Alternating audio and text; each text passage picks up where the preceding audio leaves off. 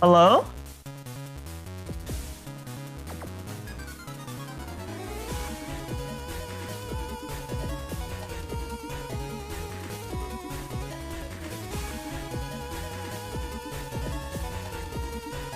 Hello? Hello, Mega Man fans, and welcome to New Moon 2023 Blood Moon 2's second stream. This is Cycle 8, by the way, in case you're having trouble keeping track. We will probably get up to Cycle 12 or Cycle 16 this year, so we will see. But I'm getting ahead of myself here. We are here for the final stream, where we're going to be going all the way up to the grand finals. So it's been, I think, a week or two since our last stream. So as a refresher, well, actually, we can do that in bracket. So before then, I want to introduce our casters for today. Hello, Neryth and SoulXCross. Hi, everyone. It's been a hot minute, but I'm back. And I'm excited to cast some of these matches for you guys. I'm excited as well. This is going to be a very, very exciting bracket climb into Grand State. I cannot wait. Okay, so with that, do we want to hop right into the brackets? I think we can do that.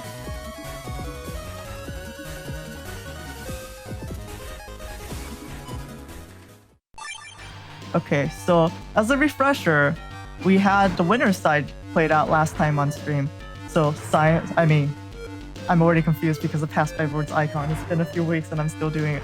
Passbyword won against ChinaTV, HonorNite won against Symes, Thiago won against osiahene, and Soren won against A4 Average.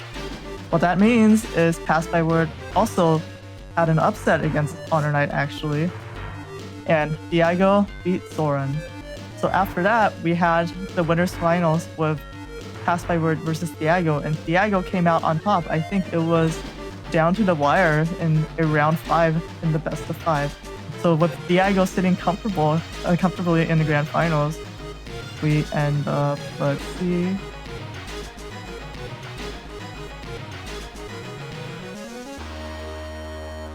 Like this. So it will be starting with Symes versus ChinaTV. We also have Soren waiting for the results of that match. And we have HonorNite waiting for the results of osiahene versus A4 Average. So it's going to be Bowser versus Bowser and Gregor versus Gregor to start. And with that, let's get into setups. Okay, we are now in setups for Symes versus ChinaTV. Okay, like Salad mentioned, it's Bowser versus Bowser to start with. We've got Symes here on the left, ChinaTV on the right. And it looks like Symes is playing a primarily T-code setup here. You've got the T brothers, Tomahawk and Tengu. Really good against Gregor. Not quite as good against Bowser, but still just really heavy hitting regardless. We see the... Oh no, hold on. I can't let that one fly. What was that? What was that you just said? I'm sorry. Can you repeat that? I didn't hear it. What are you talking about, Soul? I didn't say anything. I heard something about better then? Huh? What? Hmm? Anyways, so we see these T-code chips, Heat Dragon, Wood Dragon, solid overall selections here. Of course, Wood Dragons can be ×2 charged, but we don't see that many players using the ×2 charge of the Wood Dragon Heat Dragon combo usually. Part of the reason is just because you also get more value just being able to hit them unexpectedly with it and then follow up with the Heat Dragon for the double damage that way. Whereas if you go into Tomahawk and, you know, these are your only wood chips, the Wood Dragons are your only wood chips, generally your opponent is going to be like, okay, and they'll just stand on the bottom and try to dodge them. We do see the Z-code splash chips here, Grab Revenge and Sanctuary, overall solid options. As well as the Recovery 300s, adding a bit more chunk to the setup. It is an 1800 HP Gambling Buster setup here, so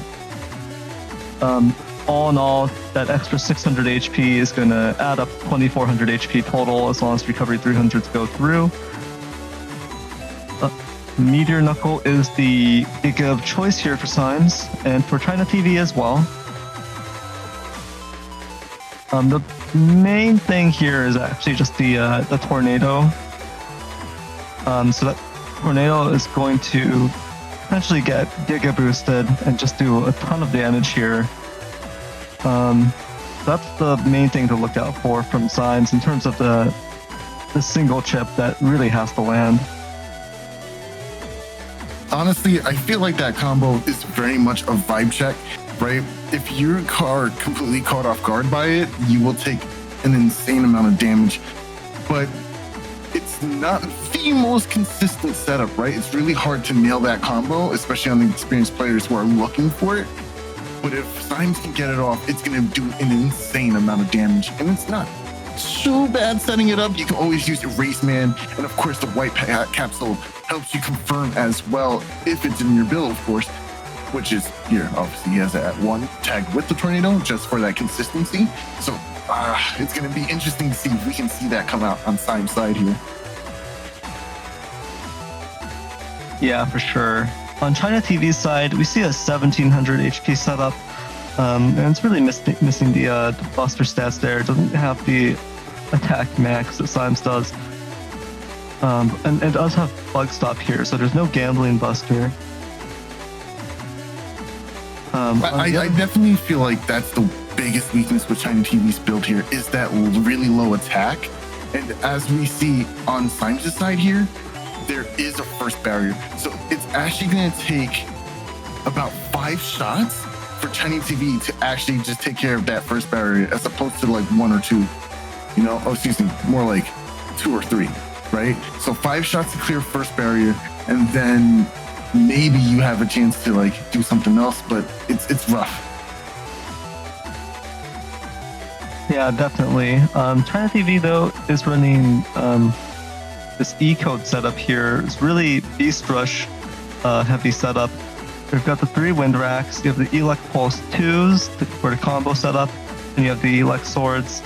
Overall, just a ton of potential for really solid combos to come out. Other than that, you see the J-Code Recovery 300s with Justice 1 and Judgment SP. Interesting choice there. This folder does have a decent amount of area control thanks to that Judgment SP. Notable thing here is that there is no grab banish or grab revenge here. So other than that, you also see the Neo variable Meteor Knuckle combination, the 2 encode chips paired together. They can potentially inflict a ton of damage on a single turn with that combo.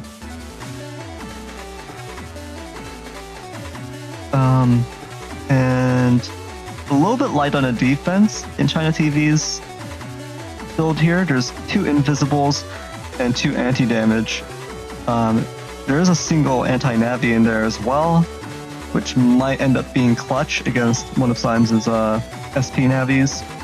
It's the same on Symes' side as well. There's a light amount of defense on both players' sides, so that is going to be very scary. Yeah, and as far as the gauges go, it's just going to be probably a fast gauge, but it's going to be up to ChinaTV on whether or not they want to pop that fast gauge, because Symes does not have fast gauge or slow gauge in folder. So ChinaTV will just be able to decide, does he want to play in normal gauge or fast gauge, and it is regged, so there's just going to be that option right off the bat.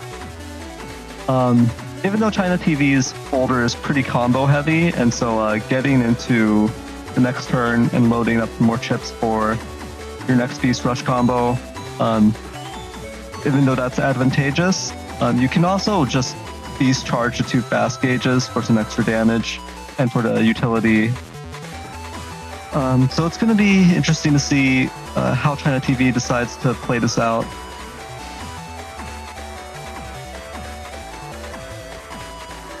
All right, without further ado, I think we've covered the basics. It's time to head into the match itself to see how it plays out.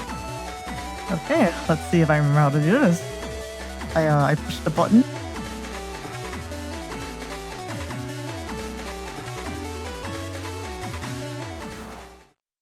Okay, we're in.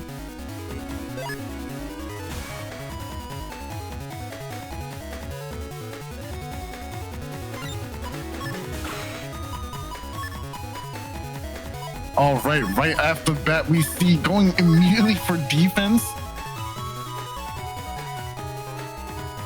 Now, I think this is interesting because you only have access to one more invisible after this, but you know your opponent has rush, so baiting that right away just deals with the problem. So I kind of agree with leading off with that invisible. Oh, this is also fine too, right? Because either way, you're gonna be able to bait rush. Oh, and looks like ChinaTV gets the back B war immediately. Fast Gauge is now put into play. Justice 1 clearing up a lot of the area, trying to put a bunch of holes into play, just barely dodging. This is gonna be a big mix-up. Is ChinaTV gonna be able to clear out? No, okay, the turn ends immediately. Wow, what an insane first start. Symes going for the digging here instead, doesn't want to waste that invisible that's in the hand currently. Oh no, it looks like he's gonna throw it away. But that means rush is gonna be in play for later. So Symes is not gonna be wary of this situation. I don't know if I agree with this, but this is so tough.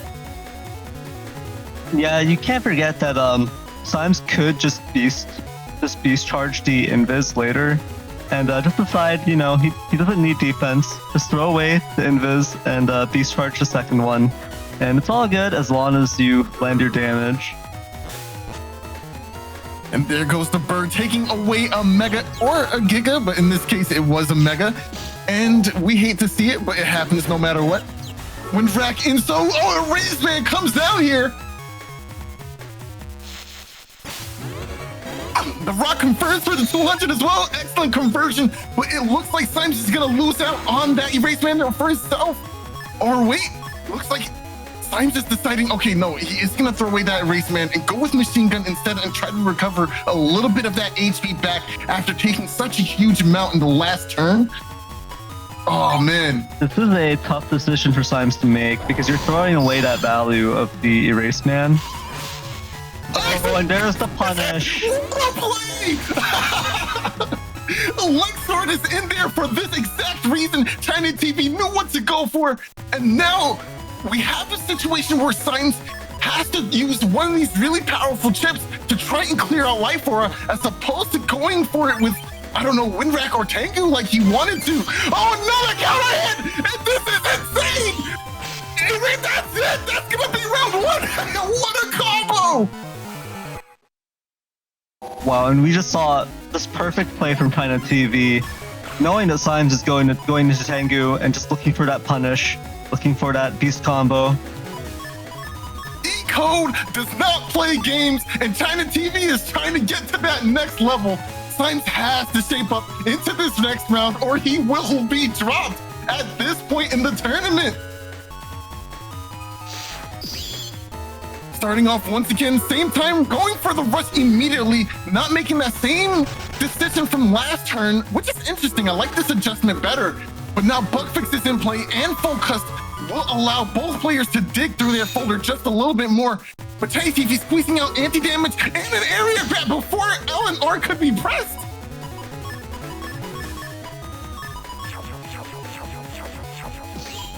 That's such excellent matching from ChinaTV. I don't even know how he got those out. But it looks like an answer has been found for Symes here. Going for this machine gun, trying to get to decross and put ChinaTV into a more disadvantageous position. Yeah, it would be great for Symes if this machine gun could clip ChinaTV. It would get rid of the trap as well. But when it does land, that's a great situation now. Gonna get that grab revenge out and his area grab, and that's going to really limit ChinaTV's options for movement. Also clearing out beat here is an excellent decision for Symes. Even though he has no more chips in the hand, the fast gauge is gonna end the turn pretty much right now. Oh, Judgment will take back these panels though. Only one of the books will hit, which is very fortunate for Symes, but now we're in the situation of, do we want to go for a beast out here, or do we switch to Tengu so we can have access to this air shoes ability? Symes throwing all the dragons back, wants to pull up. I'm not sure if he got what he was looking for, but that erase man is a solid option here. But there's also the possibility of the anti-navi, which you have to keep in mind. So hopefully Symes will check for the anti-navi. And one way of doing that is actually beast charging, using the dust beast charge with the area grab. But it doesn't look like Symes is going to go for that. That's a clever play, Neryth. I actually thought I would have thought of it first, but it looks like there goes Judgment getting tail head instead of getting the frozen. I like this decision because you don't take less damage overall, especially since you can mash out the paralysis way faster, and that's a trap. ChinaTV now being forced into position of changing into beast out in order to get back over. Ooh, can Symes mash out the meteor knuckle? He got it! 1, 2, 3, 4. Yeah, 4 at the very end there. Yeah, a little bit of bad luck for Symes there. Should have been 1 or 2 more hits there with only a 3-panel configuration, but still 4 hits.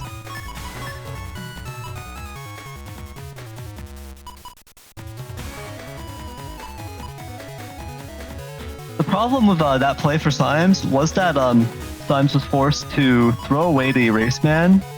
Couldn't line up for it, didn't have enough time to get value out of it. So in the end, was that worth it?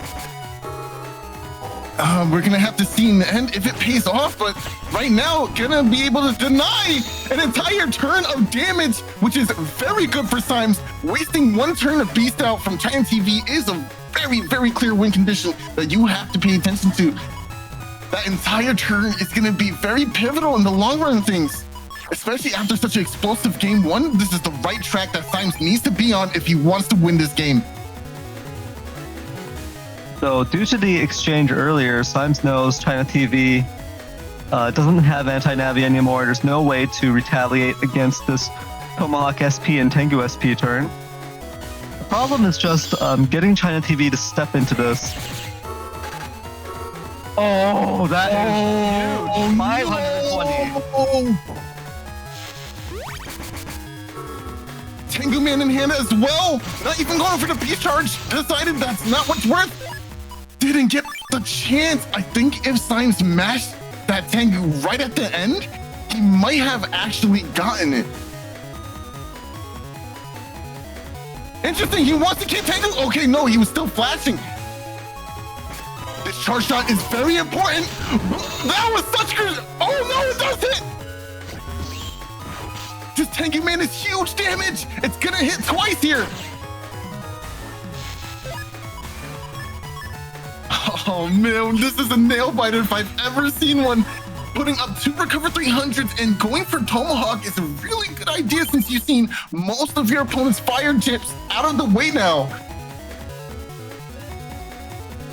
Yeah, and in this partial +1 area, Symes will be able to step forward and force ChinaTV to step onto that broken panel in the front there. Neither player will be able to really get that much movement because of these cracked panels, but there's a little bit of a possibility here of Symes forcing ChinaTV into a bad position. So we'll see how this happens. Judgment SP will whiff.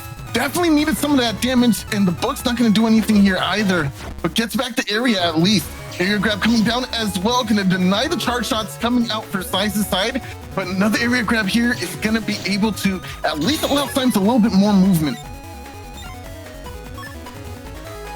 Those cracked panels certainly don't help, and I definitely agree with trying to go for this Sanctuary here, especially since we have seen most of the Element Mans already not dropping it, staying in the same turn. Both players waiting for their options, not TFCing. What a strange turn. Oh my gosh. ChinaTV throwing up the life aura, Symes at the Sanctuary. This life aura is going to be a bit of a problem. Symes choosing to wind rack right off the bat to deal with it. And now just fishing for Buster Jam procs. Ooh, ChinaTV messing up the input there for the Neo variable, but the Meteor Knuckle breaks almost every single one of these panels, cracks all the panels almost. Just 1 holy panel left from that Sanctuary. Not getting a ton of damage off, but at least dealing with the Sanctuary is exactly what you needed in this situation. Oh, nice shot! Whoa, that's the line. ChinaTV is most definitely gonna go ahead for a cross change here in some kind of way or shape or form. So This is exactly why Symes is deciding to throw away the... Okay, yes. Oh, it's over. Wow.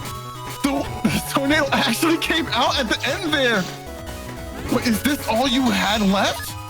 Was that the right decision? 1100 HP to go. It's looking like it's a Symes victory here. Right. Wow. And yeah, there's no options left for ChinaTV. Getting bubbled at the end of the turn into the Wood Dragon confirm. Yeah, it looks like ChinaTV ran out of crosses in that moment. It was just the only option left was the Beast over. That's unfortunate. You don't like to see that, but better to try and use Beast over in that situation than just lose outright. You never know what could happen, right? So I do respect that decision. But now we are headed into the last round for this match, and a really good start for Symes here. But is he going to be able to mash out Machine Gun and catch his opponent?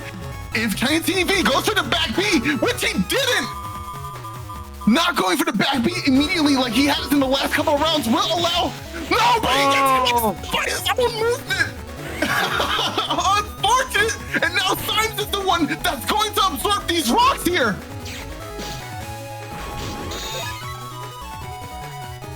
That was a huge turn for Symes. The momentum is on his side, and it looks like he's gonna put back the tornado combo for later. Yeah, Symes can't draw off his guard though. ChinaTV still has those Beast Rush combos available, still has the potential to just throw them out and do a ton of damage here very quickly. And this might be what we're seeing here of ChinaTV entering Beast out.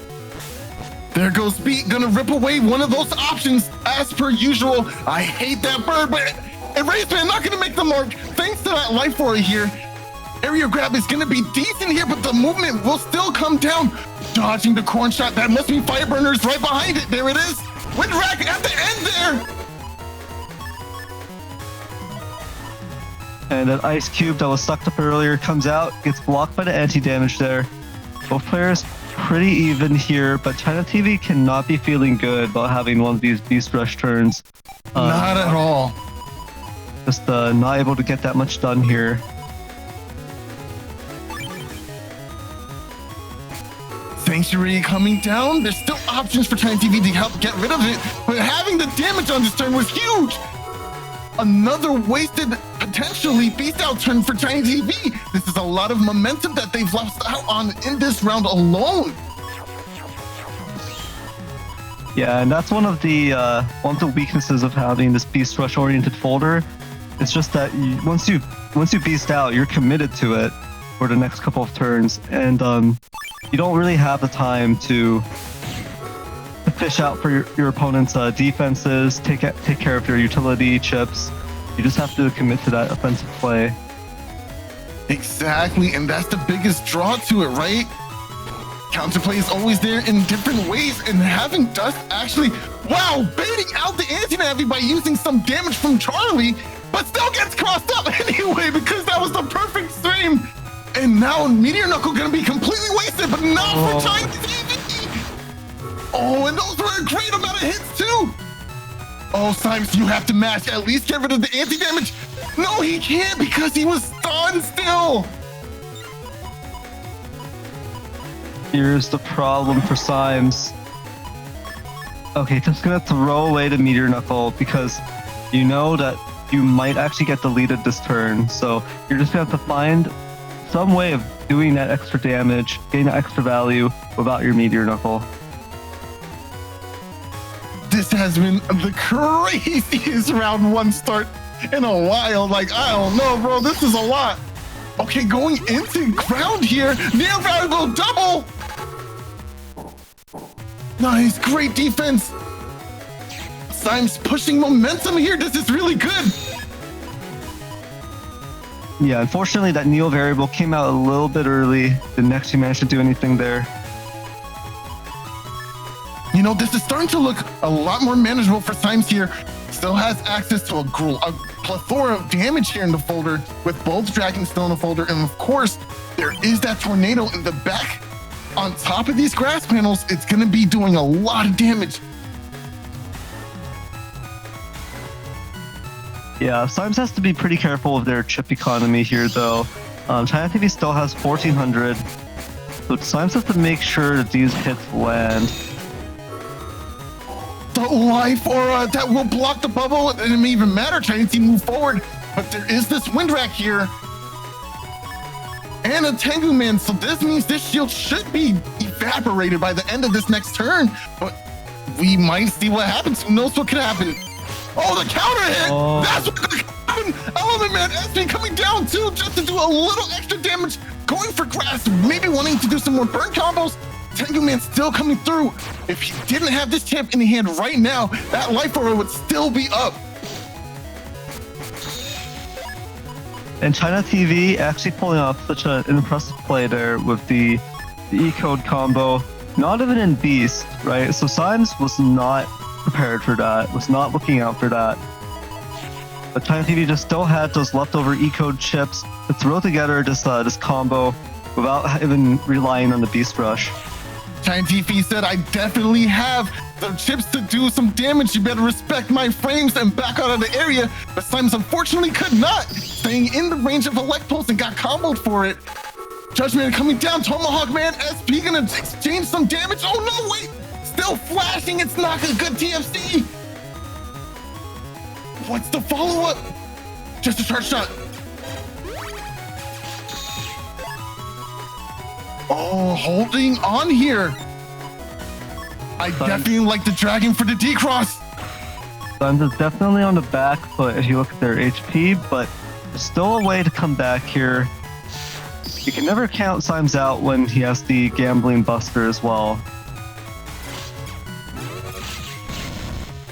Nice, there's the D-Cross on top of grass for 3 times the damage. Really, really good spot for Symes. I know it does look a little uneven in terms of damage, but this could really be it in this turn right here. Area grab comes down. It's all up to this. There's no defense for it.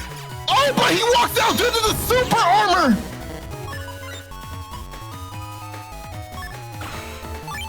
They're almost tied up in terms of HP. I'm not sure what ChinaTV has left up his sleeve either. Both players look like they've run out of resources. Symes just has this final Judge Man as the ace up his sleeve. There goes Element Man. That's it. Match a couple of busters. What a group. Buster There Jam it is. immediately. Oh my gosh, what? The immediate proc just when you need it. What a nail biter that was. Wow. Yeah. What a game. What a first set to start off with. Well played to Symes and ChinaTV. ChinaTV definitely displayed the strengths of that folder quite well, showcasing those incredible E-code combos that even experienced players just aren't able to always react to that, aren't able to always protect themselves against it. Especially with the very quick frames, very quick startup frames on some of the openers there. It can be very difficult to react to. Symes, of course, coming out ahead in that set, also managed to display some amazing resilience and just knowing that it's not over until it's over, knowing that he still had the damage left to close it out, even after having been forced to throw away Meteor Knuckle, having been forced to toss away certain chips just not connecting. Symes just played it cool, knew that there's still this much damage left in this folder. He can still make that final stretch, especially with the Buster Jam procs, especially with some charge shots at the end. You can always rely on that when you have the attack plus to just be able to compensate for a couple of missed chips. Yes, for sure. And I definitely want to highlight that comment about staying cool for Symes, right? So the reason I say that is because a really experienced player understands how Beast Rush wins and how to deny it as best as you can. We saw 2 turns basically reduced to nothing, one in the form of Sanctuary having the damage for a turn, and the other in terms of that just well-timed life aura, understanding how to use those defensive tools in order to put pressure on your opponent. It was just really good play. And that's just how you deal with Beast Rush, right? It's not impossible, but a lot of newer players don't see that option or that win con because they're just being so oppressed by the E code combo or the J code combo. It's very tough to deal with, especially when it's the first time you see it. But man, just kudos. That was such a great way to play the game. And now we're going to see Symes move on up into the next round. Yeah, definitely. Symes showing that he has what it takes still. He isn't washed up like I am. But yeah, I mean, I think a lot of players would panic when they are forced to toss their Giga away or they're just not getting good value on it. Symes, with so many games under his belt, knows that there's still hope. There's still a chance here. So let's move on to the next set of the day. I love Mega Man. I just wanted to put that out there. Me too. Okay, let's get into the setups. Give me a second. Okay, so we've seen the Falzar versus Falzar mirror. Now we're seeing the Gregar versus Gregar. And just like with the Falzar versus Falzar, they weren't actually identical setups. And this is also quite different in terms of the setups here. You see osiahene rocking the 2200 HP Chonk Gregar build, while A4 Average is running the 1600 HP, kind of a weird build with air shoes. So that is that's an acceptable build for Gregar. Getting that air shoes value can be very important because Gregar doesn't have the built-in air shoes in their Cross's Order Beast.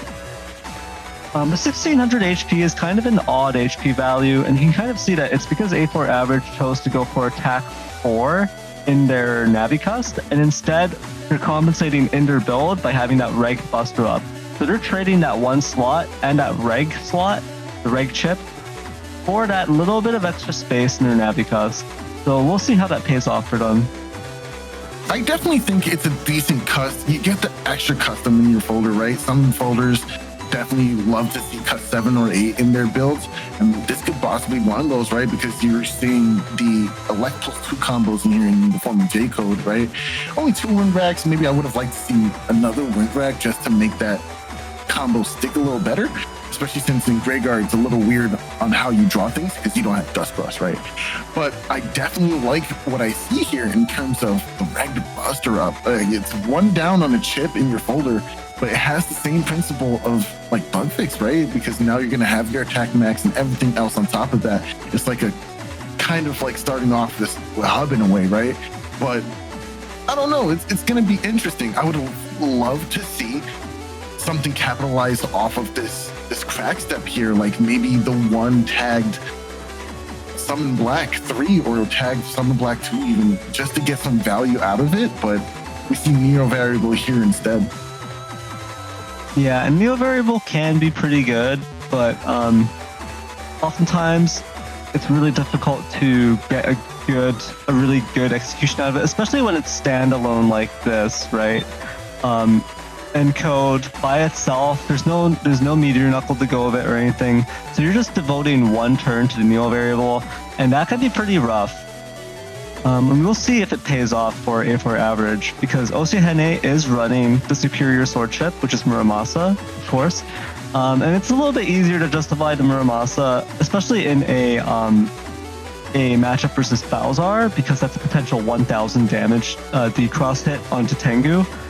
But with Neo Variable, it can be a lot harder to get a good value in that situation. It is easier to hit with it if you can just do the Supersonic Boom command, but at the same time, just not quite as heavy hitting.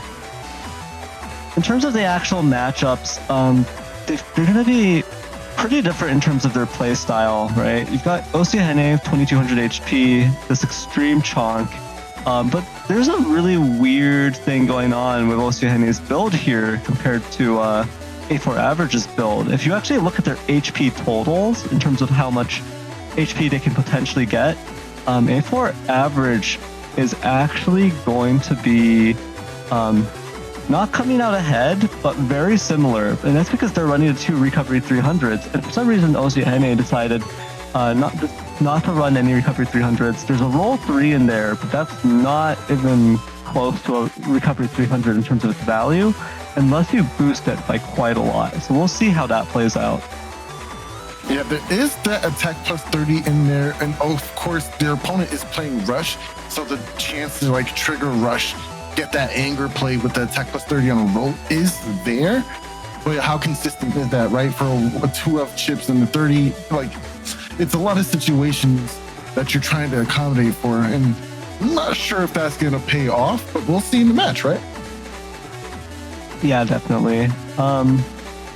So even though their starting HP totals are going to be 600 HP apart, their actual total HP after they play out their chips can be very similar. So osiahene doesn't even have that big of an advantage in that regard, as you would think. Usually with Chonk Rhaegar builds, you would see the recovery 300s because you can also beast charge them for some more offensive tempo. Just some great value there. So it's going to be pretty interesting to see how this matchup plays out. Both players, of course, just going to go for that Gundel Force combo.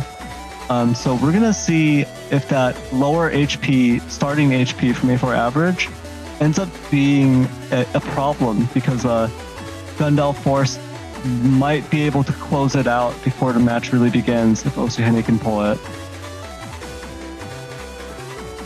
All right. Without further ado, let's get into the match and see how both players turn out at the end of this bloodbath.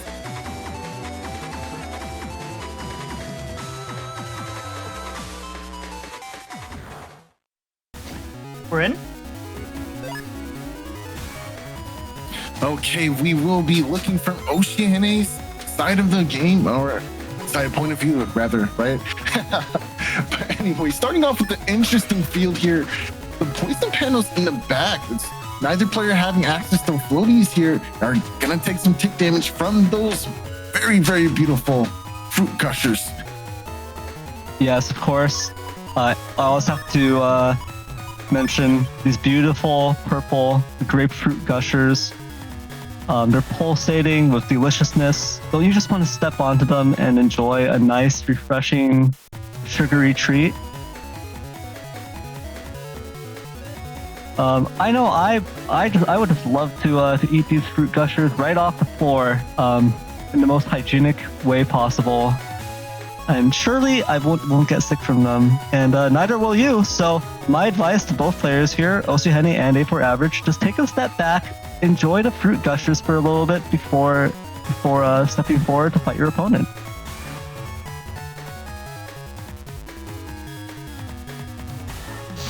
All right, now turn one starts. I'm assuming A4 average is going to be going for some of these. Oh, Eric finds a mark. Okay, so SoulXCross is going to be putting on a lot of pressure. Oh no! Oh, that's the wrong TFC.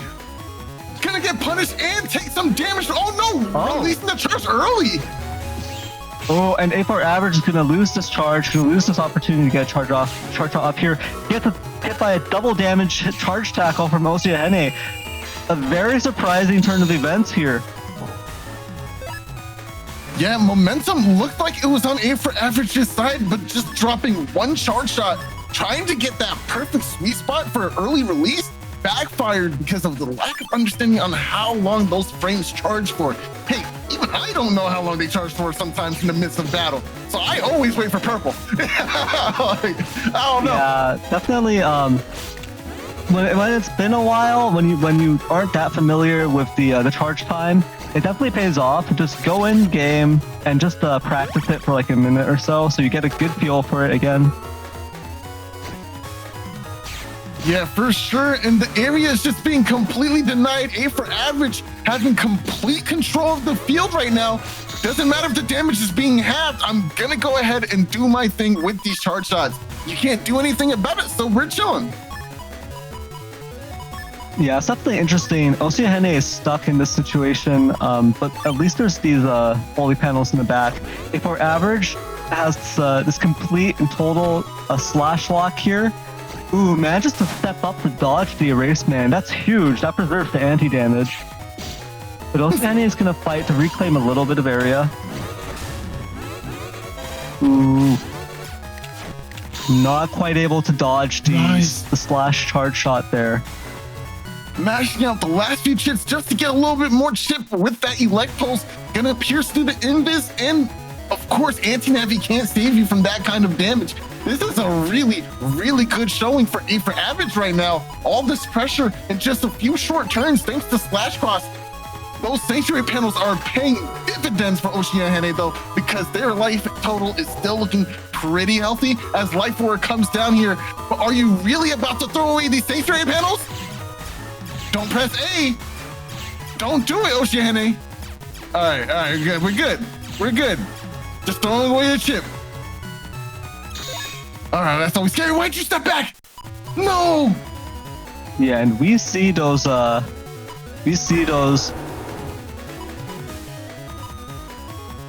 very interesting chip selection choices here being available for osiahene. There's not much that can be done here quite yet, but osiahene is going to beast over. Oh, that is okay. Both Element Man SPs getting used here. One of them kind of disappearing into the void, the other one being stolen. Ooh, the wind rack connects here. A4 average takes double damage. It's sent back into the fruit gushers, and it's really not able to deal with this life aura.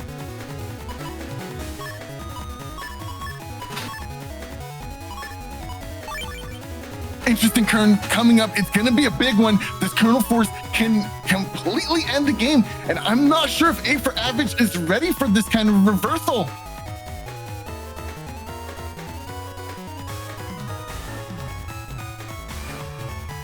This is the usual Gregor endgame here. The Grab Revenge. All right, okay, so A for average locks in. Grab Revenge will come out. Area grab as well, just wait for it, because obviously recover 300 Judgment SP, that's a very well-timed Judgment, but this is still lethal. Oh, just barely! Oh, you wanted that charge shot to deny some of that damage, but I'm not even sure if he'd get away unscathed completely, because Gundel sold just so much damage, even with 2 of the soldiers only hit. Dang, that was really close though. I like the idea of using that charge shot to try and prevent some of that damage though. Really smart on A for average's side, just barely missing out on it though.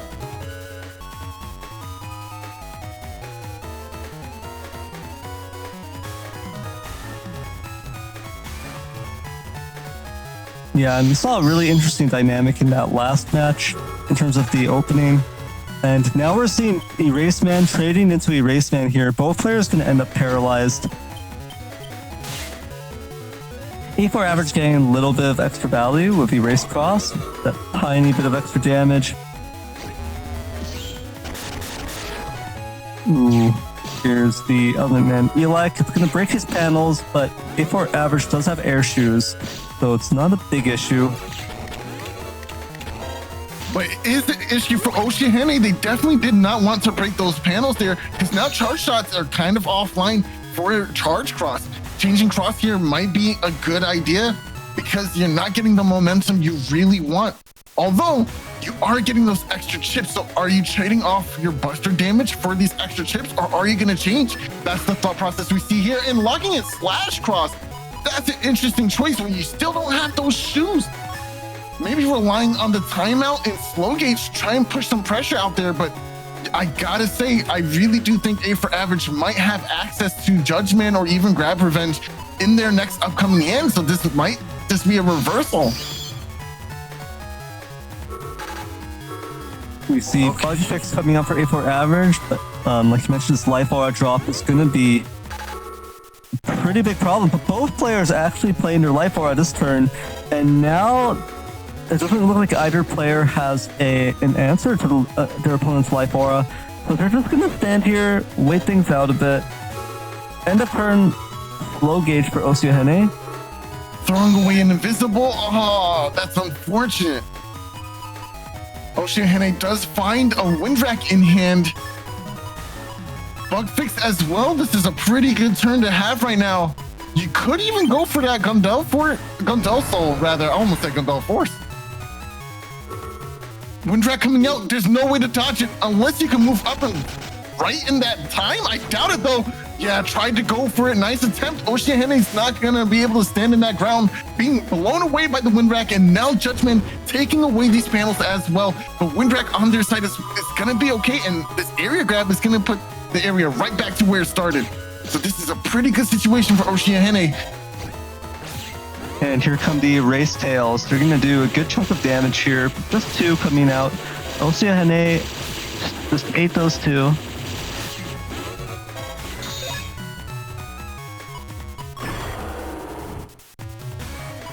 I like the going for Beast out here because you're gonna be trapped in that animation of going for a charge shot. But you also have game on board right now. If A for average doesn't have defense or something to control, this is gonna be it right here. Electable 2 comes down, gonna get punished. Nice destroy points, okay. Another area grab. Do you have something for this Colonel Force? Oh, that's it. Yeah, and Osiahene didn't even have the Beast lock on, the Beast jump rather, for the Gundel Soul, but didn't need it because there was the indicator, and also A4 average only had a single column of panels to move on. So that was just, there was no way out for A4 average there. Osiahene cleans it up, that Gundel Force.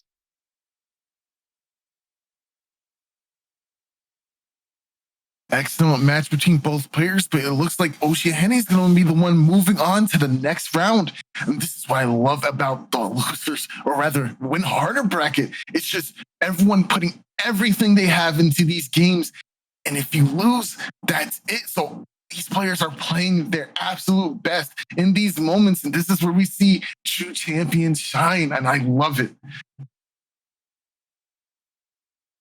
Yeah, definitely. Well played to Osiahene and A4 average, and congratulations to Osiahene on advancing further up the bracket.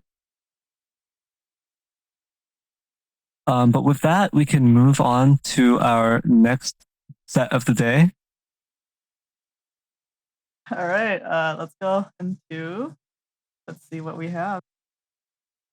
1 second.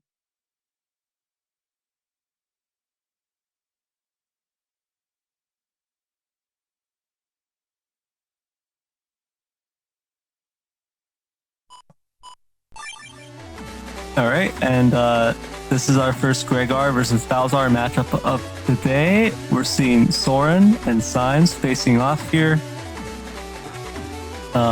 Soren on the left with this Gregar build, the 2200 HP B code. Pretty typical, pretty standard stuff here. Biggest thing to know is just this one. Everything else is pretty standard for B code Gregar. And on the right, we have Symes. You already saw this T code setup with the emphasis on the tornado. Should be an interesting matchup. And we might see that extra value from Tomahawk SP and Tenguman SP in this Balzar versus Gregar matchup, as well as the extra value from Protoman SP, Blastman SP, from Soren's B code, the B brothers, right? It's going to be the B brothers versus the T brothers matchup here. Both of them getting the favorable potential double damage. So it should be a pretty spicy set here.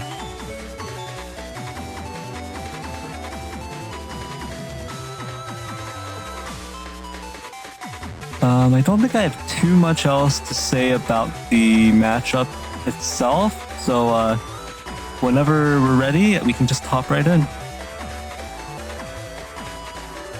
What happened to Soul? I'm here. I'm ready to go. Let's do it. Oh, so, okay, I see how it is. He just didn't want to say anything to these players, huh? Just have nothing to say. Neryth got it. Okay, we'll go with that. We'll go with that, Soul. You don't have anything against Symes at all, do you? No, not at all. Not even slightly. Alright.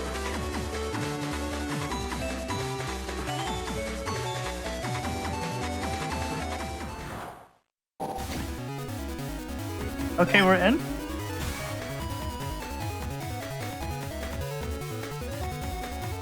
All right, now we are here for the next round. Looking at the perspective from Soren here, but man, Symes is looking really good in that last round. I gotta say, I really think he's in rare form. It's gonna be a little tough match for Soren, but we'll see what they can do.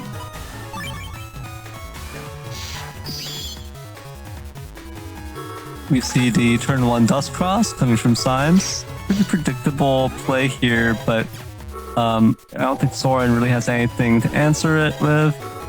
We're going to see the Protoman SP take care of Life Aura right away. Here's the machine gun. Let's see if it connects. Oh, nice. Dodging all the machine guns here. It's really profitable for Symes, especially with all that area. You had so much movement available to you. You were just able to avoid so much. But now, Charlie putting in so much work breaking up these panels, especially since Soren does not have any access to ear shoes. It's going to trap him up, and it's going to allow Symes to control the movement and get some damage down in the next turn. This is not what you want to see, especially if you're playing against Tornado with Wood Dragon Elect White Capsule, and it's just too much damage to even fathom, and no defense to stop it either. Okay, Judgment will come down. That's gonna force either a beast out from Symes. I do expect a beast out, in all honesty.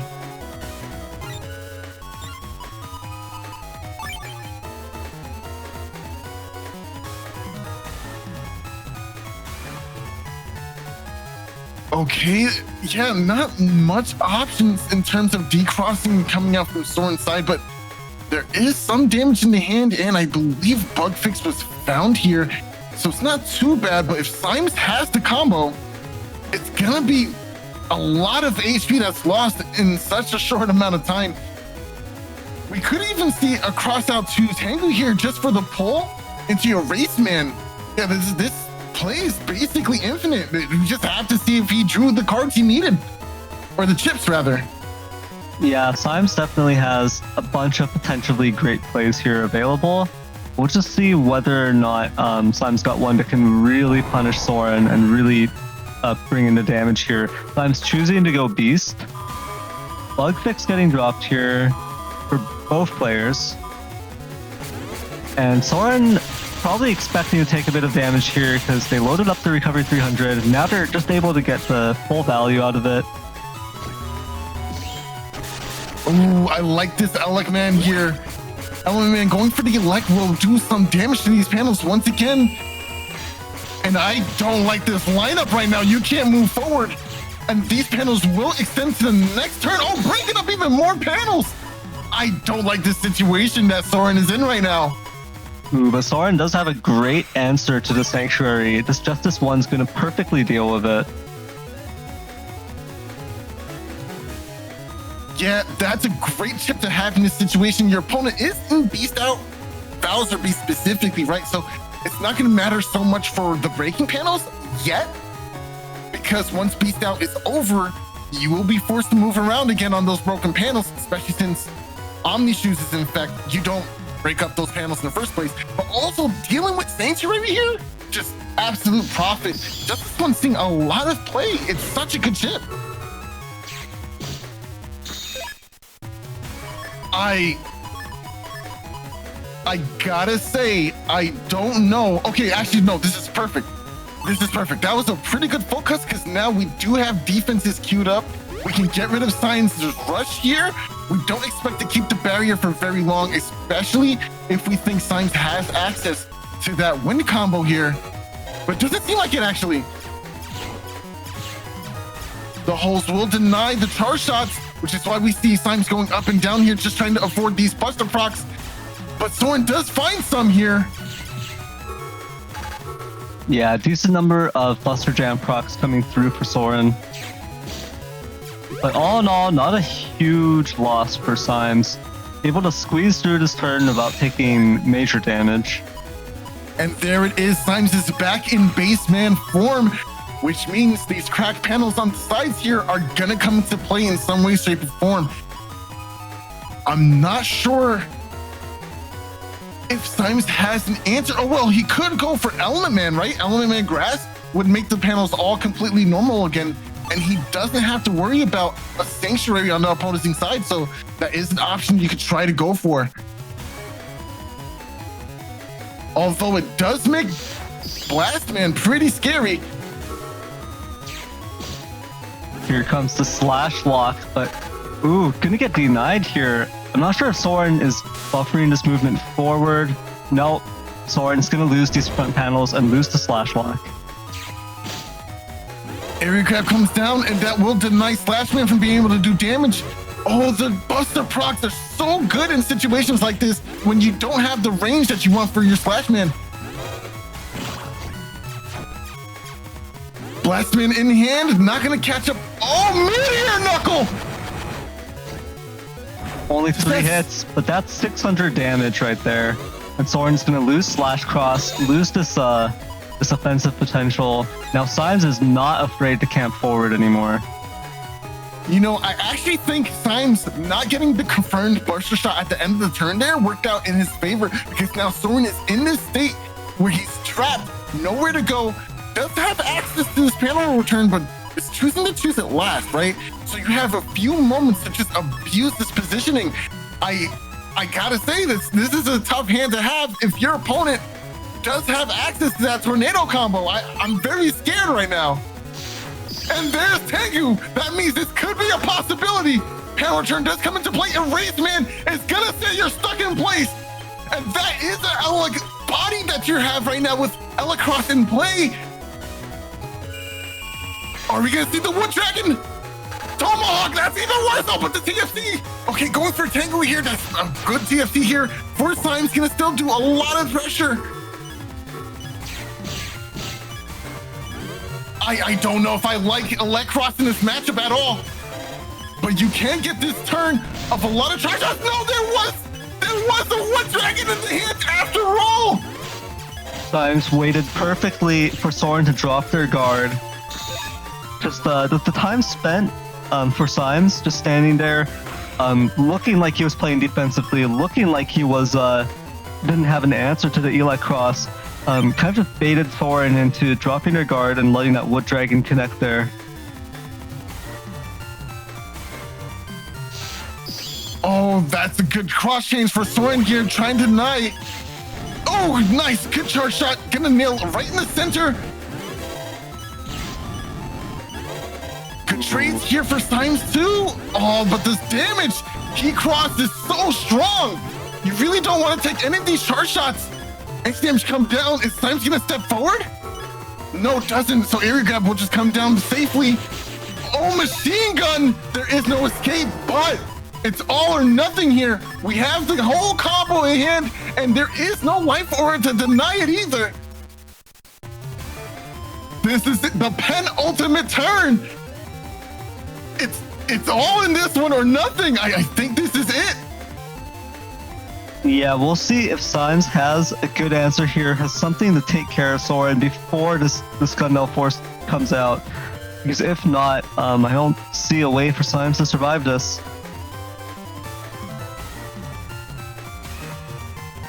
I really am scared for Symes, but that tornado combo is still there in the wings, waiting for that opportunity to strike. I still don't think we've seen Judgment or Erase Man from Symes at this point. So, no, we have seen Erase Man, but I don't think we've seen Judgment, so that's still a possibility, especially since Soren seems to be camping forward a little bit more anxiously here. Ooh, there it is, the Beast Over. I was wondering about that. Oh, that's it. Wow! What a Beast Over play! What a beautiful turn from Symes. I was wondering whether or not Symes would go for the Beast Over, because Symes, for sure, he knew that was it. That was the last turn. And if he didn't manage to clean it up, if he didn't manage to get through that turn, it would just be over on that turn. And it's such a great mix-up, right? Like, you don't usually expect your opponent to just beast over at 560 HP, and that was the decision that just sealed it up for Symes in that round. It was such a good reaction. Colonel Force is just that powerful. You have to respect it, just like ChinaTV did earlier, right? Trying to get around that powerful combo, and it worked, right? Yeah, now we're seeing Soren and Symes facing off here with these volcano panels, the geyser panels, up in the front here. And let's see if they do several hundred points of damage. Oh man, this is such a good game, man. This is why I love Battle Network so much. It doesn't matter if you see some of the same chips or combos. It's just the way you play around it. It's just so beautiful, man. Okay, going right into the next round. Gonna try to use some of these buster shots to try and clean up, but life forward comes down. Doesn't even matter anymore. Not even moving. Oh, got mixed by the slow fireball here. Trying to hit center this whole time. Good movement. Dodges one of them. Good mix. Symes putting on a lot of pressure here with that Charlie charge shot. Yeah, and we've seen this before. Symes just getting great value out of the Charlie coming out here to break some panels up. And it really puts Soren on the back foot here. Not able to get the movement they want, not able to preserve their movement options even. I like this turn from Soren. Gonna try and get rid of the barrier and get this area back at the same time. Maybe lay down some of these charge shots from ChargeCross, of course. You are a little scared of the one bubble star in the folder, but it is the one-up, right? Is it likely to come out in this next coming turn? It could, you could not. We really don't know. We don't. Oh my gosh! And it did. One, let's go! And now you're trapped up by Charlie, of course. Wood Dragon also gonna make a connection. That's Rush. This is not a good situation you want to be in. Does Symes have it? No, he doesn't. He does. He's just going for more charge shots. Eraseman is in the hand. Wow, Symes being very wary of Eraseman here. Just goes for the Tango Man. Not even stepping down there, and the mix! He dodges it! Oh my gosh, this is what I love to see! He knew that Eraseman was in that hand, and now he's completely safe here. That was such excellent play from Symes here. Yeah, definitely just a really good defensive play from Symes. Maybe he didn't quite know that it was there, but he knew that the possibility was there for sure. And so he just played defensively, didn't give Soren the opening that he needed, and ended up just dodging it. And here we go with the Beast Out here. I really like this Beast Out decision, trying to get some damage in with this Kernel Force. It's a little unexpected, but now you have to hold your B button in the center. No! That's not what he wanted. The Tornado coming with, and you're not in the space that you want to be. That's a ton of damage right now. Just keep going for your B left. Yeah, camp down below because you don't want to take the damage from these fire panels. Using these volcano panels, rather. That was a really good turn for Soren. And now we have access to our crosses once again. We can get some beast charges here. Maybe from Erase. I do like that. However, we do know that Tengu is still in play here. Tengu Man SP will do a lot of damage here. Oh, this is kind of scary. Soren can't let their guard down. Even though they got a really solid turn off, Symes could definitely take it. Here's the Meteor Knuckle, and it got through because of the chip lockout from recovery. The charge shot here does deny any possibilities. Goes for the anti-damage. Invisible. I'm still gonna keep dropping these charge shots. I don't care. This is our life now, and we're living it, my boy. Trapped up, one buster to go. The beast jump into the volcano panel. Oh my gosh. He said, I'm choosing the way I go, and that's gonna be that. What a game. That invisible was so key to keeping Symes' Tango Cross in play here. Oh, that was such a good turn. Wow, what a game. What a game. Yeah, what a perfect punish and the perfect answer to the anti-damage from Symes there. Just because of the way those chips lined up with each other, Symes was able to really punish Soren for that positioning and really punish Soren for just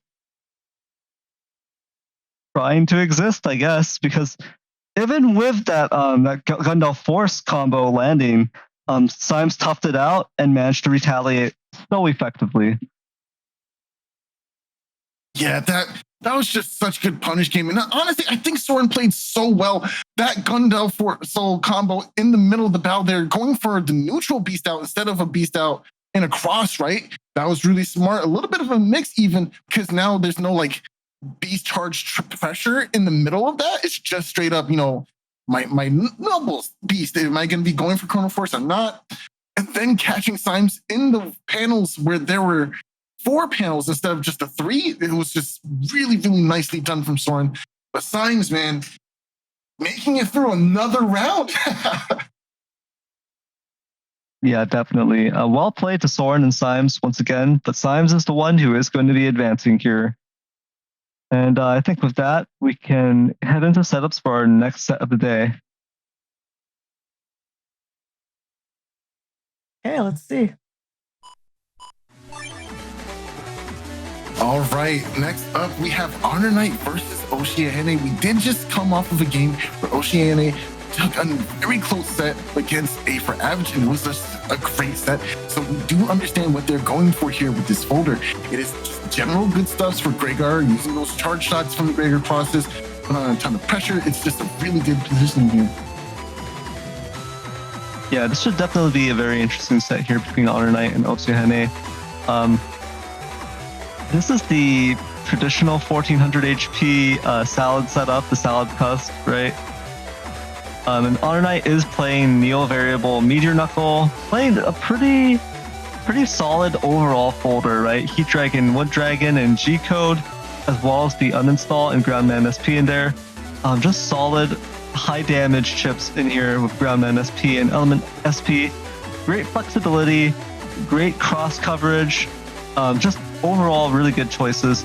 The double magnums as well really can really get a lot of value against Kernel Force and also an opponent's Dustcross. And then that Barrier 200 adds a little bit of reliability to Dustcross, potentially protecting you from a turn 1 D-Cross. So lots of great chips. Just none of these chips in HonorNite's folder are dead. All of them are useful. All of them are really solid. Biggest downside to this build is just the fact that there's no high HP to lean on, right? This is a 1400 HP build, so if you have what it takes, if you have the defensive play and the knowledge and the reactions to really minimize the damage your opponent is doing, then this is offering such a great selection of Navicus programs, right? Rush, Beat, custom 1 and 2 in there, giving you the custom 8 for your hand. A good amount of attack, especially for Falzar, where, the difference between attack 4 and attack 5 for Falzar isn't that big a deal. You're not hitting the threshold where, wow, now your beast charges are breaking Life Aura. Instead, it's just a little bit of extra damage, and that's fine. And osiahene, we saw osiahene with that 2200 HP build, the Muramasa, the Gundel Force, all really solid options as well. Going to be an interesting matchup, I think. Definitely going to be an interesting matchup. And of course, HonorNite is a long-time vet, but osiahene has been here for a while too and has made it this far as well. So it's going to be such an awesome set to see. And I don't think there's much else to go over. Let's hop into the match and see how it plays out.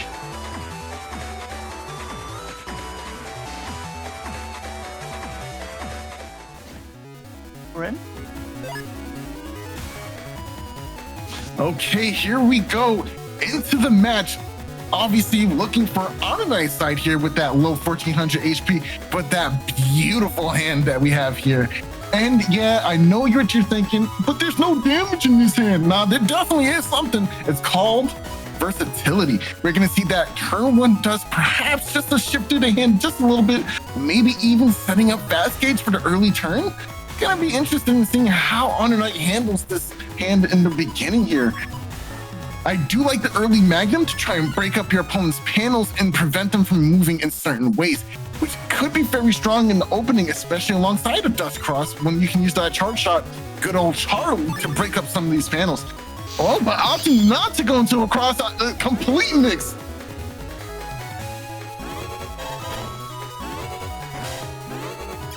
Trying to lock down this charge shot, maybe. Oh, good movement. Oh, just got mixed by the movement from osiahene. Gonna deny losing that anti-damage at all. And of course, now we get to go for a trap. Nice.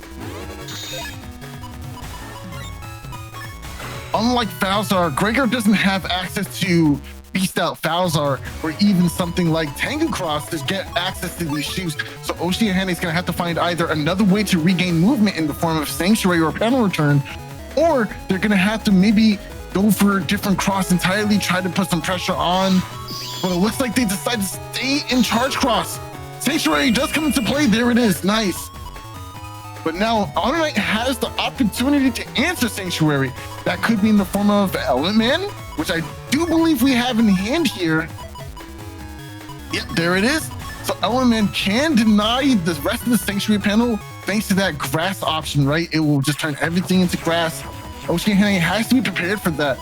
But does osiahene have a follow-up? There is Element Man SP in their folder, so they could go for that to punish a grass-formed Element Man here. And this is why using chips is always advantageous, right? Just because you use Sanctuary and it gets answered by Element Man, you can still use that information to your advantage, right? And this is exactly why we see HonorNite going for Barrier 200 here, trying to cover that asset, trying to make sure he doesn't take that massive damage from the Element Man, possibly, and protecting that anti-damage of his own. Nice. Raceman does land here.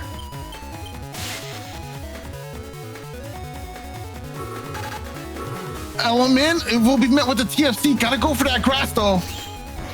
Very nice.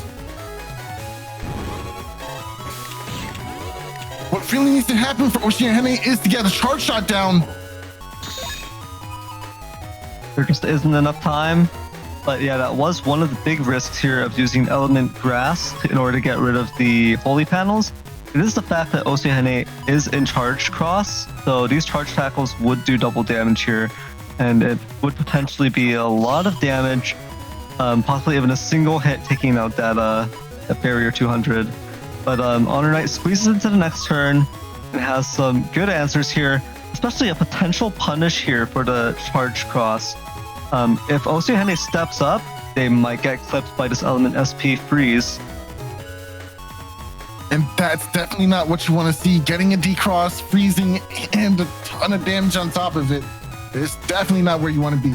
But luckily, osiahene can just step forward one panel and use that row entirely to try and pressure with the charge cross, or just change crosses completely. What do I know?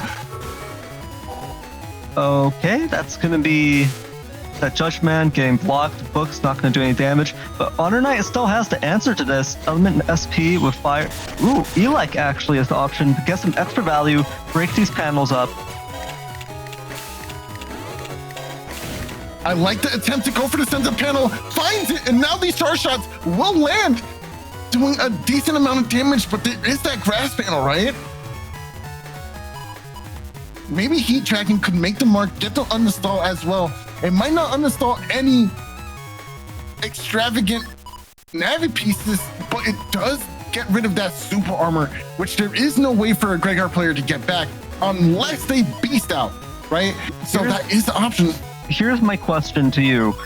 Do you stay in Dustcross here? Because you know that your opponent is in Erase in the front row. They could go into Erase Beast and start charging tail arrows. And that one Invis you have carried over is not going to help you there.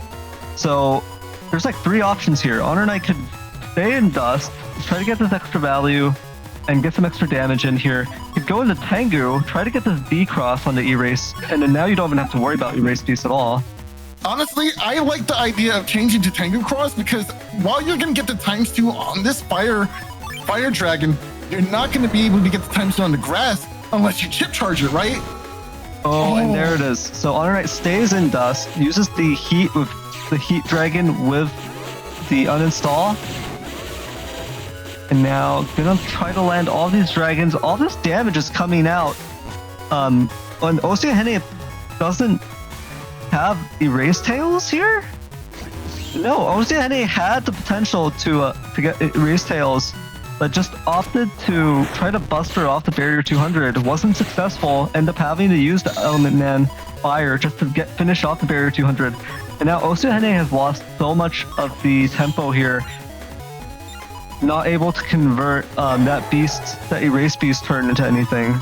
Meanwhile, HonorNite, in typical HonorNite fashion, still maintaining to that 1400 HP, hasn't dropped a single point yet, and is playing defense immaculately. But there is a nasty habit that HonorNite does happen to have, unfortunately, and that is just completely dropping it in the middle of, like, late game. Is HonorNite going to be able to keep this lead and stick around? He is dodging the race. Muramasa with that beast charge here. Now he's going to go ahead and limit the movement just a little bit more. Oh, making it extra hard with this wind rack here. We could get a decross, and there it is. What an excellent turn for HonorNite. Oh, man. Only losing 5 HP from a singular buster shot from this beast out, excuse me, on the opposing side. What an answer. That's what I like to see. And now we can keep our dust because there's nothing threatening to decross us anymore. Maybe there is, I don't know. No, there doesn't even seem to be a machine gun extra in this folder for osiahene.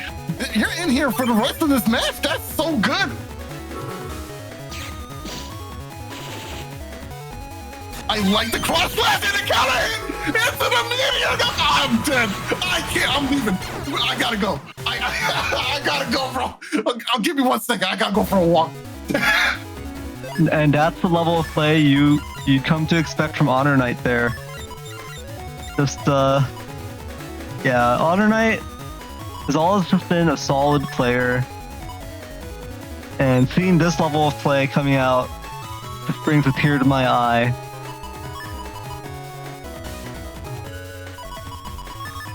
I went on a short walk. I feel calm and ready for the next game. Here we go. Area grab coming out from osiahene, trying to put a little bit of pressure with this life for as well. Gonna get these charge shots, maybe trying to get HonorNite. Okay, I thought that was rush on the opposite side. There's just no rush for osiahene. Ooh, that was scary for a second. You don't want to get caught up with a charge tackle on grass here. HonorNite with such a clean punish for that charge tackle, able to get the area grab. Got a little too ambitious there. Could have safely went for that supersonic boom in your back row or in your mid row, and still have it. No.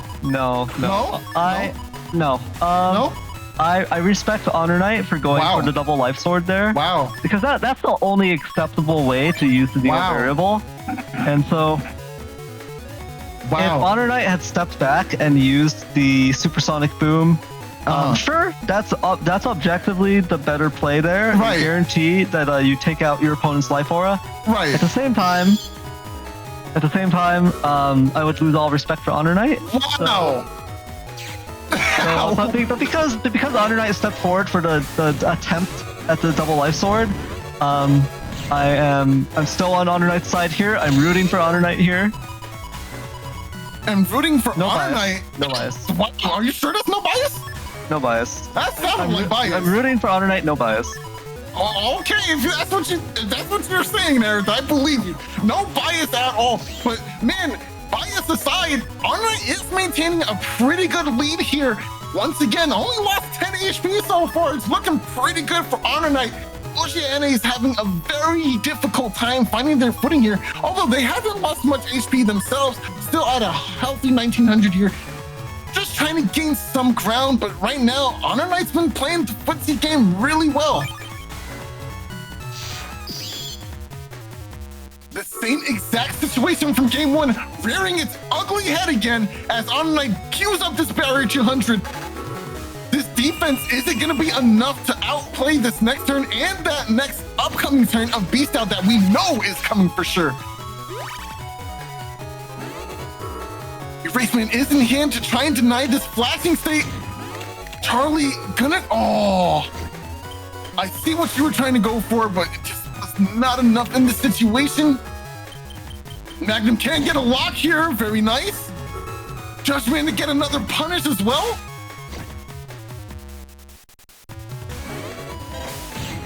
Wow. Getting all this value from Charlie. Oh, this is so good. Looks like Oceania has made a choice, stepping down, choosing to be trapped in the center here.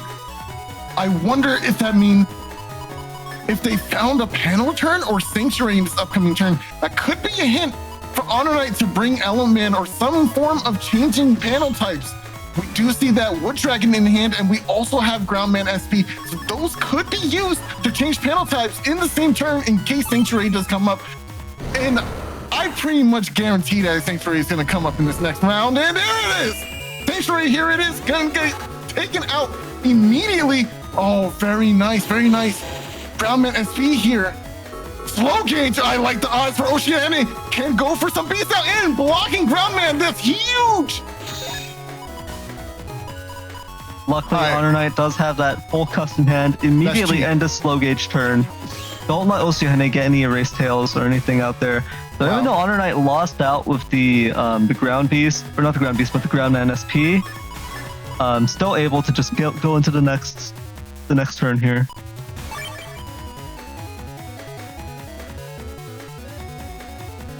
I gotta say, this is a pretty peculiar position to be in as Osiahene. Grab Revenge coming down. Hold on.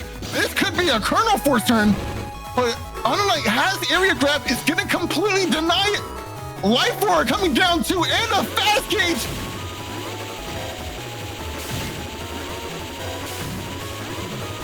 Oh man, that's just wrong. Now going for all these charge shots, denying area and breaking up all these panels. This is such great play here. I just can't fathom. HonorNite specifically not landing that last hard shot, letting it go to the end of turn, because now this opens up Osiahene to a lot of combo potential. HonorNite could lead with this Meteor Knuckle and then go for the Element Man follow-up, or could go for the Element Man freeze into the Meteor Knuckle. There's a lot of potential here. And we're gonna see this Osiahene have defense. Okay, that was such important defense. Not gonna get decrossed here.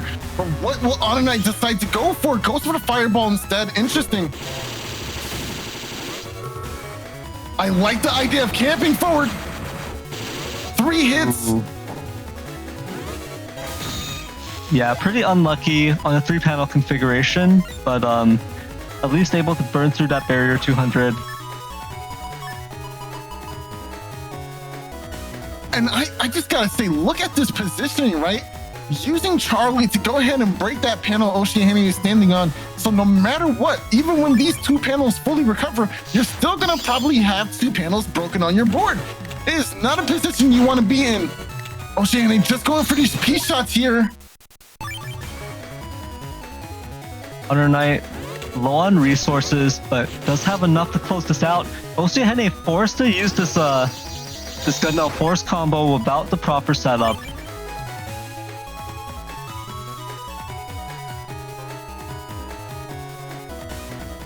Man, this is a really tough situation for Oceania. They were probably holding on to those chips for the last few turns now. There is still Muramasa. There's still ways to capitalize on damage to try and close this gap between them. And it's not even that great of a gap to begin with. It's about give or take 60 HP. Raceman meets the mark, gonna get rid of that trap. But this Magnum, it's gonna break up the panels and destroy the trap at this point. Nice, nice. Gonna keep him safe, keep himself safe.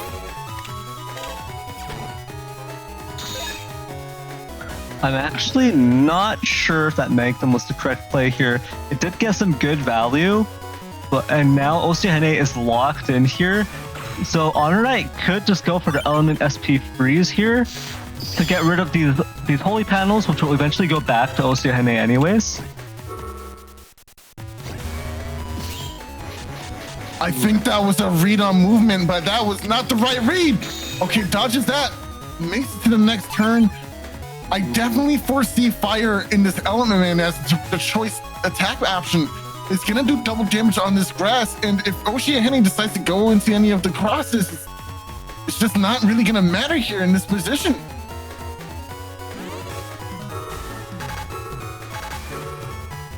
Throwing away the bug fix. Is that a decision that's going to win you the game? Judgment coming down, going to go ahead and throw some bucks into the void, unfortunately.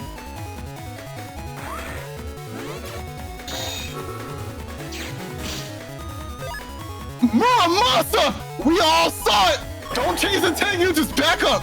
Back up slowly, but I don't think he can dodge this. I think he's just going to get clipped. I think HonorNite does have the time, and osiahene canceled it. No, why? Why? No. Okay, this isn't terrible, but still. Oh no. Excellent use of grab revenge to stuff out that charge. Buy you a little bit more time. You should be going for charge shots. 100% going for charge shots. What are we doing? No, osiahene, you're doing so good. Charge shots, you have to put on pressure. HonorNite completely out of chips here. It looks like this might go to damage judge. But osiahene, charge shots. Your charge shots are so strong.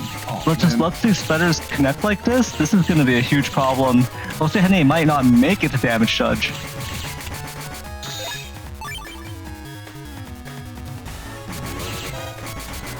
There we go. Yeah, step forward. Don't be scared. Step forward. Walk forward and get your shots in. Walk forward and get your shots in. Nice. Okay. Keep going. Nice. Okay, there we go. We should have been doing this a long time ago. We would have been. No, come on. Oh, you hate to see it. Oh man. Oh, You okay there, Soul? It sounded like you like hit your hand on something. I'm not gonna sit here and say HonorNite did not deserve that. But you gave it to him though. Oh, come on. So did you like get up from your computer and just did you just walk around? I did. I was pacing. Yeah. Yeah, we could hear it. That was storytelling right there. Yeah, well played to HonorNite and osiahene. HonorNite coming out by a huge margin on that damage judge. But like Soul said, osiahene didn't adapt to the situation, didn't have the proper reaction at the end. I don't know if it would have changed the outcome, right? I don't know that osiahene would have been able to do enough damage to get through the Sanctuary, or on top of the Sanctuary panels to actually finish HonorNite off there. Right, but that was still definitely the correct play, is to just go for the charge shots from the beginning, right? So definitely I understand where Soul's coming from there. So osiahene definitely had a late reaction on that, but in the end, HonorNite does take it by a very large margin on the damage judge, and we just saw a spectacular play from HonorNite. Spectacular play. Honestly, I'm not even trying to make it seem like osiahene did something wrong there, because at the same time, right? Because as a player in the situation playing the game, you don't know what you're thinking. You don't know what it's like, right? As a commentator, I can be saying, hey, yeah, go for charge shots. But in that moment, is that what osiahene is thinking about? What is the fear, right? What are they scared of? And that causes you to play and react in a certain way. And obviously, I can hindsight it, but we don't know what osiahene was thinking there. And that's just unfortunate. And you don't also know if HonorNite could have dodged all those charge shots, right? Maybe none of them would have hit. But you don't know now, right? And that's the sad part about it. You don't know if those charge shots hit or miss, because you never. There's a quote from Ultimate Marvel vs. Capcom 3 Days that I love to adhere to. You miss 100% of the helm breakers you don't throw out. and if you play that game, you understand that quote. But anyway, excellent match. Let's move on to the next round. So before we do that, first of all, I realized I forgot to go into the bracket screen between stages of the elements, so I got to catch up on that. But before that, I actually want to take a short break to see if we can fix something up. Some of you might have noticed what's going on. If not, don't worry about it, Ikushi Smile. Okay, hello Net Battlers, we're back. I'm not sure if you were able to fix the problem, unfortunately, but again, if you know, you know. If you don't worry about it. And with that, let's go into brackets to do a quick update. So we saw the losers first round play out with ChinaTV versus Symes and osiahene versus A4 Average. So the results of that are as thus. Symes won over ChinaTV. So that was Symes versus Soren next. And then we had osiahene win against A4 Average. And so we saw both Soren versus Symes and also HonorNite versus osiahene just now. So this is where we're currently at. We are currently now at the losers finals. So we saw both the... No, we are at the losers semifinals. Haha, that was a pop quiz. Did you get it right? Ha ha! I know what I'm doing. Okay, so we saw the losers first round and the losers quarterfinals. Now we are in the losers finals, which is going to be HonorNite versus Symes. And with that, are our casters ready to go into setups? Yeah, I'm ready to go. Okay, let's go. I honestly think that this is the ultimate grudge match between players. These vets have been neck and neck in terms of competitive play for the last month and a half now. Not with just our tournaments, but also with Demi's tournaments as well. These players have been going at it, man. And honestly, I wouldn't even mind a Symes upset today. Like, that's kind of how I'm feeling. HonorNite for the last few tournaments has had his mark. So is this going to be Symes' time to come back and get some revenge that he so desperately wants in order to move on to that final opponent in Grands? Eventually. But of course, HonorNite has been, as usual, playing so well. That defensive play, the calculative decision-making that HonorNite makes in every turn, it adds up really quick, and it can start to feel a little oppressive when you're on that losing end. And he's in that high seat.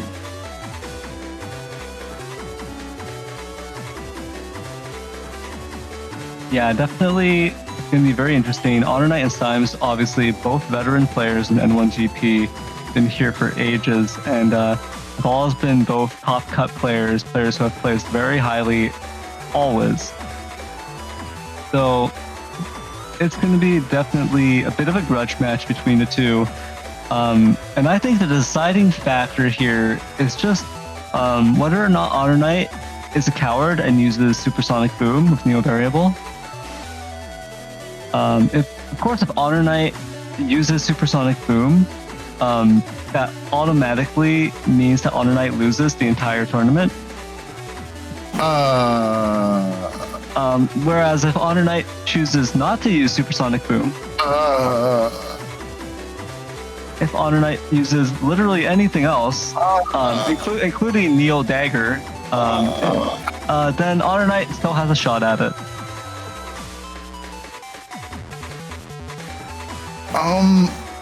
Hey, Symes. No, Symes is definitely gonna. I don't know. Are you sure? All right, let's go. All right, let's go. We're going in. All right, let's go. Let's get right into it. What did I miss? Biasisms. No bias. No bias. Our Let's go. casters are completely objective and definitely don't have any biases or preferences. I don't know what you are talking about, Soul. As the head caster, I thought you of all people should know that. Shame on you. Oh, cheer.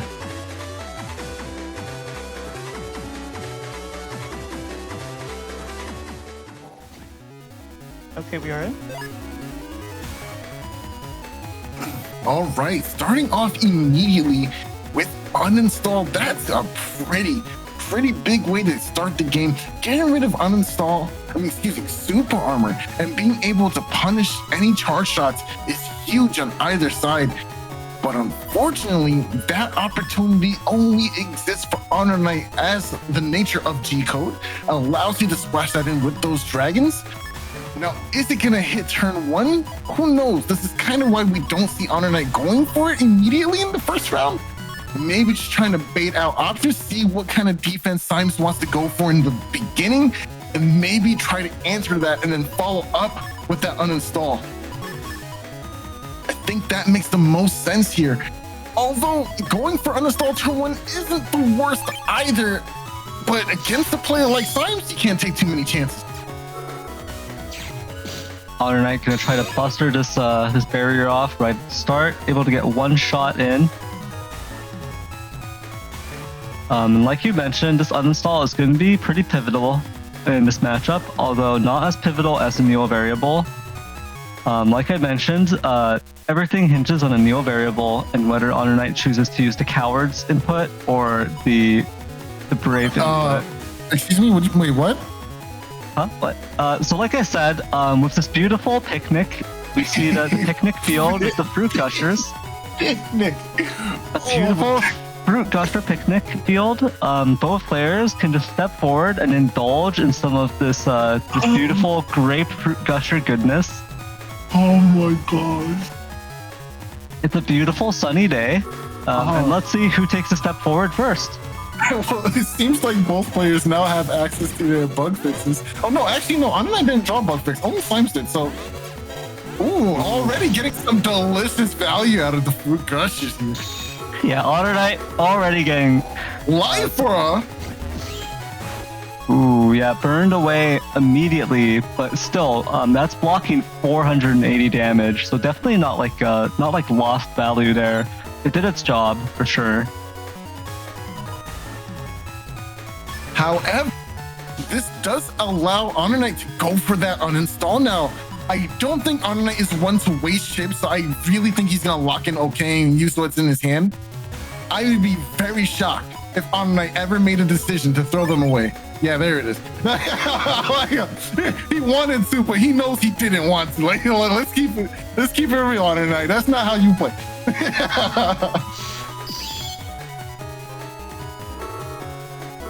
All right, both Russians going for this crosses here. Tengu on the left, Aqua on right. Beat rearing its ugly head as per usual. Dodging these hard shots were pretty huge and baiting rush here. Wow, not a bad turn for HonorNite.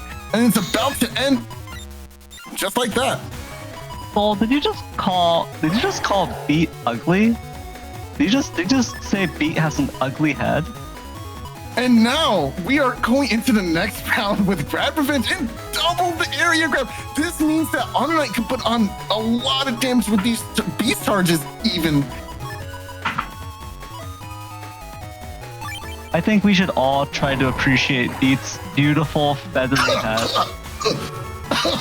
Oh man, and now we go into this next round. Hold on.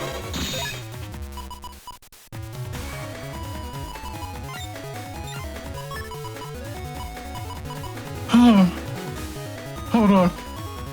I'm laughing too hard. Okay, give me a second.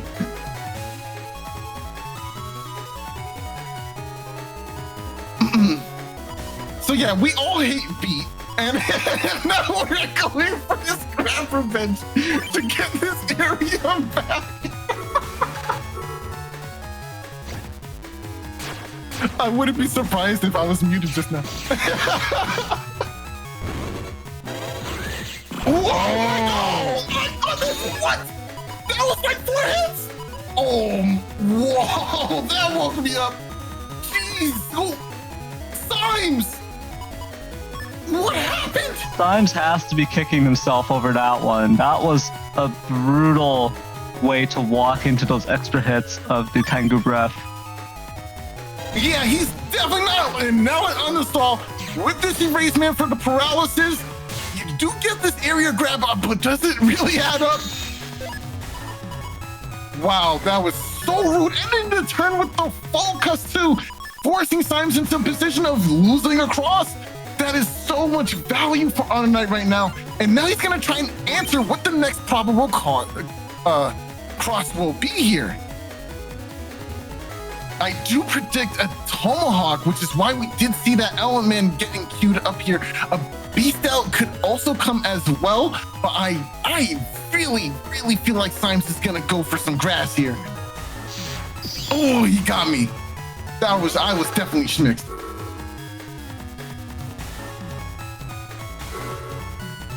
Judgment coming out from HonorNite here. It is going to pop the anti-damage, reclaim some of these panels.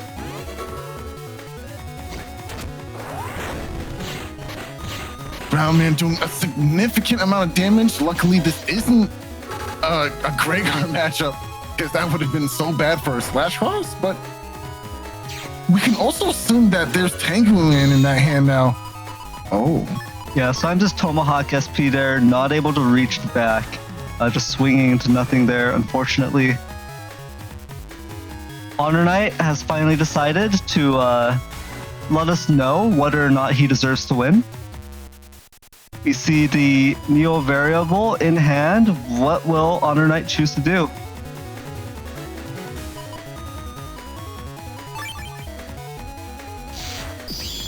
And there it is. We do finally see the arrival of Tomahawk Cross going for a grab revenge and what might be an area grab follow-up. There it is, going for these short shots to nail a decent amount of damage and get some recovery thanks to these grass panels.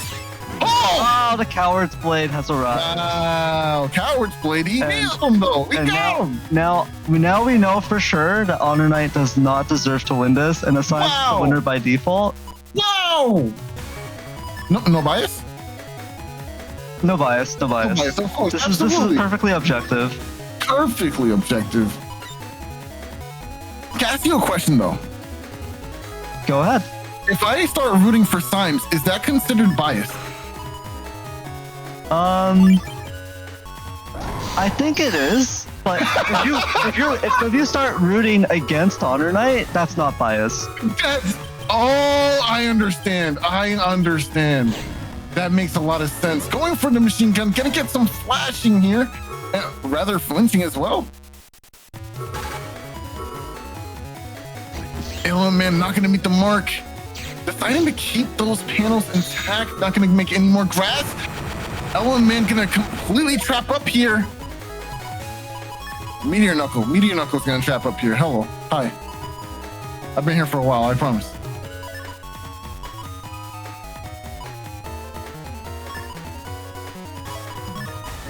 Yeah, I definitely like the Sanctuary play here. Element for the D-Cross, but I guess the read is, will Symes stay in Tomahawk? I kind of doubt it. Symes knows that there's an element still somewhere in HonorNite's folder, so changing here is definitely preferred. Ooh, oh, gets crossed up! Accidentally taking the damage from the anti there. That's a really big bumper you don't want to take in this low HP environment. Now Sanctuary coming up as well. This is definitely looking a little more hopeless for Symes. Yeah, definitely. Symes couldn't let that anti-damage land on them in this economy. Yeah, on a $200 budget, I don't know about that one. That was a tough buy. I don't know. Yeah, for sure. But now HonorNite is looking to close things out. Has this huge advantage. Gonna go for the Magnum. Ooh. Gets blocked, but the Element Man comes in anyways, finishes the job. And so with that, Symes has taken the first round with a moral victory over HonorNite.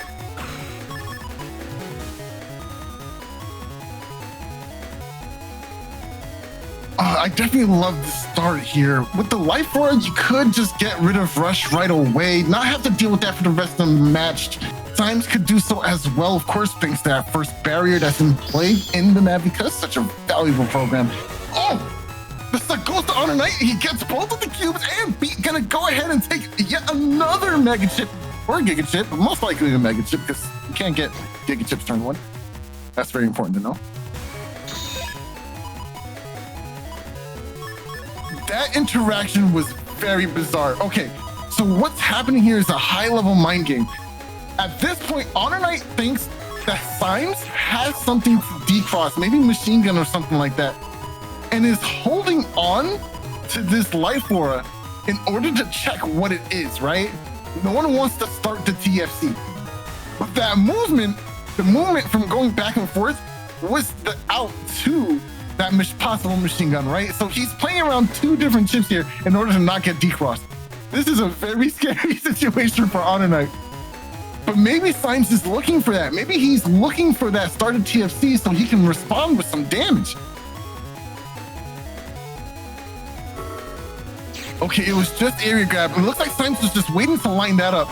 And now we see the movement significantly reduced. But it looks like it's way better for Symes now. And there goes Rush.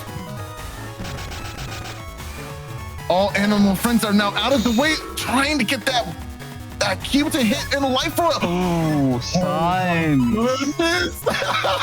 That was nice. How did you get out of that? That's correct. That was so perfect. Wow. That's so lucky, dude. Luck had nothing to do with it. Symes Earned that. For sure. So Symes earned that one, and rather, you know, I think that happened because HonorNite used that supersonic boom.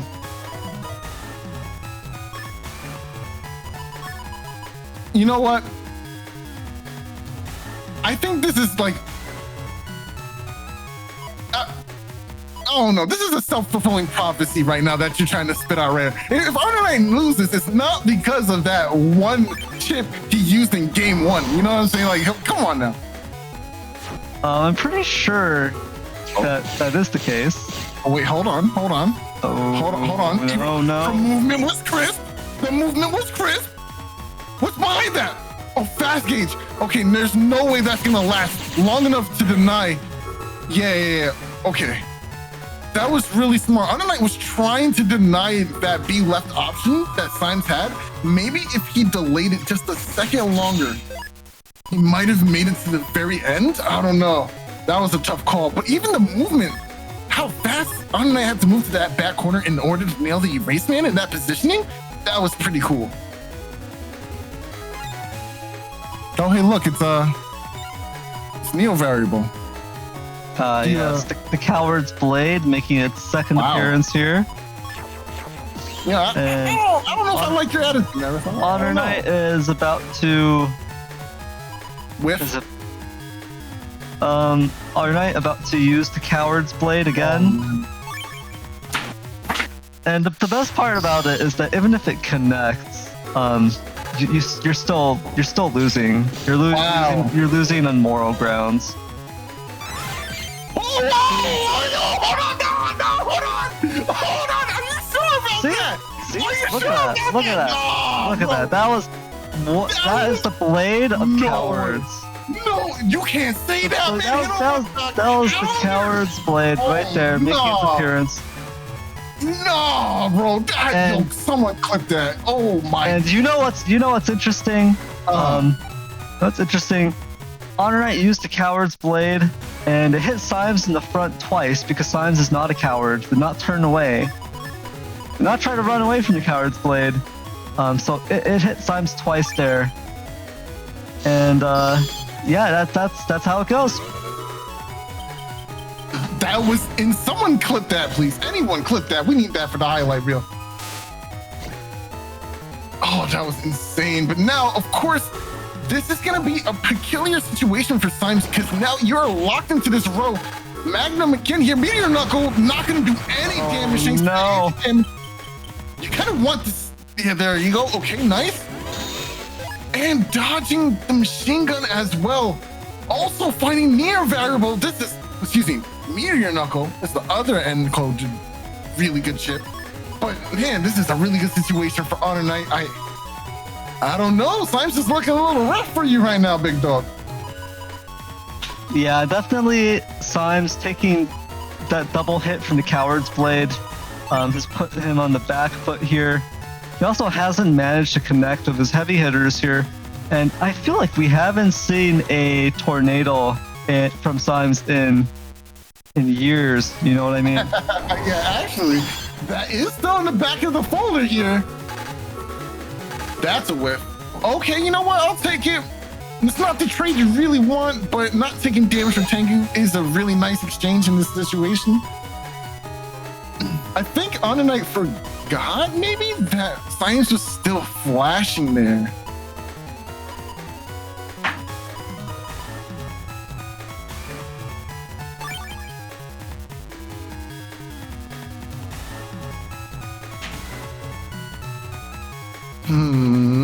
This is looking really rough. I think Symes still has options. We do know the tornado is there. Attack plus 13, attack plus 30 on a tornado. With that, Wood Dragon would do a lot of damage, but just trying to find that combo once again is really hard to do. It's not something you can just do at the drop of a dime. And now giving your opponent sanctuary panels. It doesn't really matter if a wood dragon hits on those panels anyway, or if you have a grab revenge. So this is really good. Also getting rid of that trap. And they crossing here, frame trap from the anti-damages. This is looking really good for Symes all of a sudden. Definitely not a bad situation. Symes does have a lot of advantages with +1 area and the sanctuary panels. HonorNite, on the other hand, running out of options a little bit, but still has enough damage, still has some answers for this sanctuary. We're gonna see I believe this is a wood dragon coming out this turn with uninstall attached to it. If it hits, Symes is gonna be in trouble.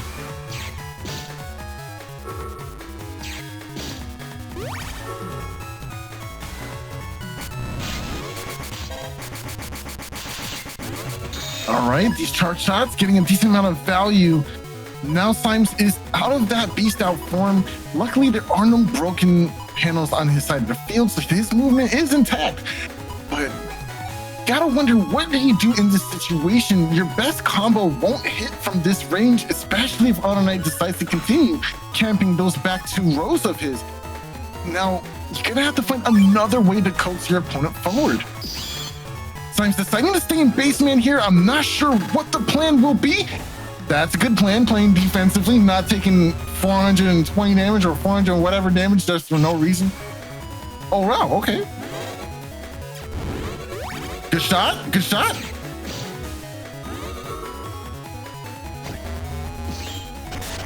Oh, I like that change.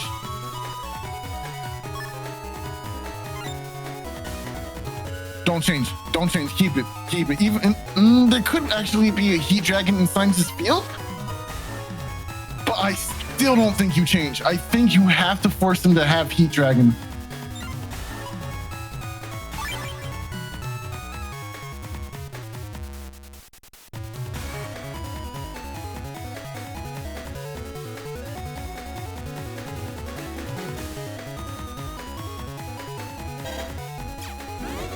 Okay, Sanctuary going down. Erase smash from Symes. Gonna do a quick 60 damage here to HonorNite. Into the Heat Dragon for the D-Cross. Rush. On top of Sanctuary, it's just not doing quite enough. Ground Cross does give access to super armor again here. Well, it's not like HonorNite ever lost it in the first place, but these charge shots are what we're really looking at here. This positioning will allow HonorNite to do a lot of damage with that charge cross and have momentary safe frames, right? Tornado also cannot hit from this range once again because it only hits the second space or the space after the one in front of yourself, right? So it's not gonna be able to confirm here. So okay, this is one way to scare your opponent out, but that Heat Dragon in hand waiting for its moment to strike. Gonna do double the damage, remove the anti-damage as well, but those panels do recover now, so it will allow Symes to at least do some movement to avoid these charge shots. But Groundman SP can't be avoided in this situation and will possibly make another hole in the center. So this will allow for more than shot, but the wood rat. Go for the grass, go for the grass. Goes for the thunder, keeping him at bay, but that won't do the trick because once again, the jump from the ground cross will avoid the holes altogether. I really think going for grass here was probably better just to at least get rid of all those sanctuary panels.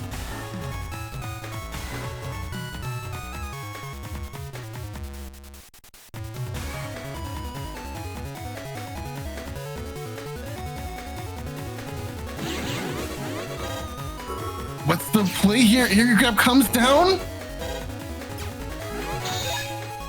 This area grab is actually huge for Symes. It makes it so HonorNite's ground cross is not going to be able to reliably connect anymore.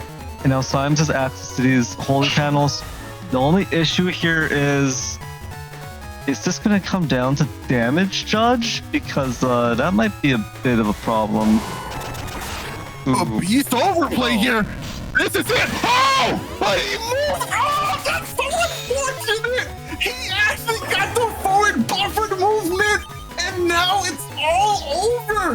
The rapid HP drop. 10 seconds on the last turn, Symes has to dodge all of these. And there's a pause! Yo, Symes wanting to hit the reset. I'm dying. No, he hit the pause button. Oh no. No, Symes, he said, I just want it to be over, bro. It's GG, I guess. Oh, man.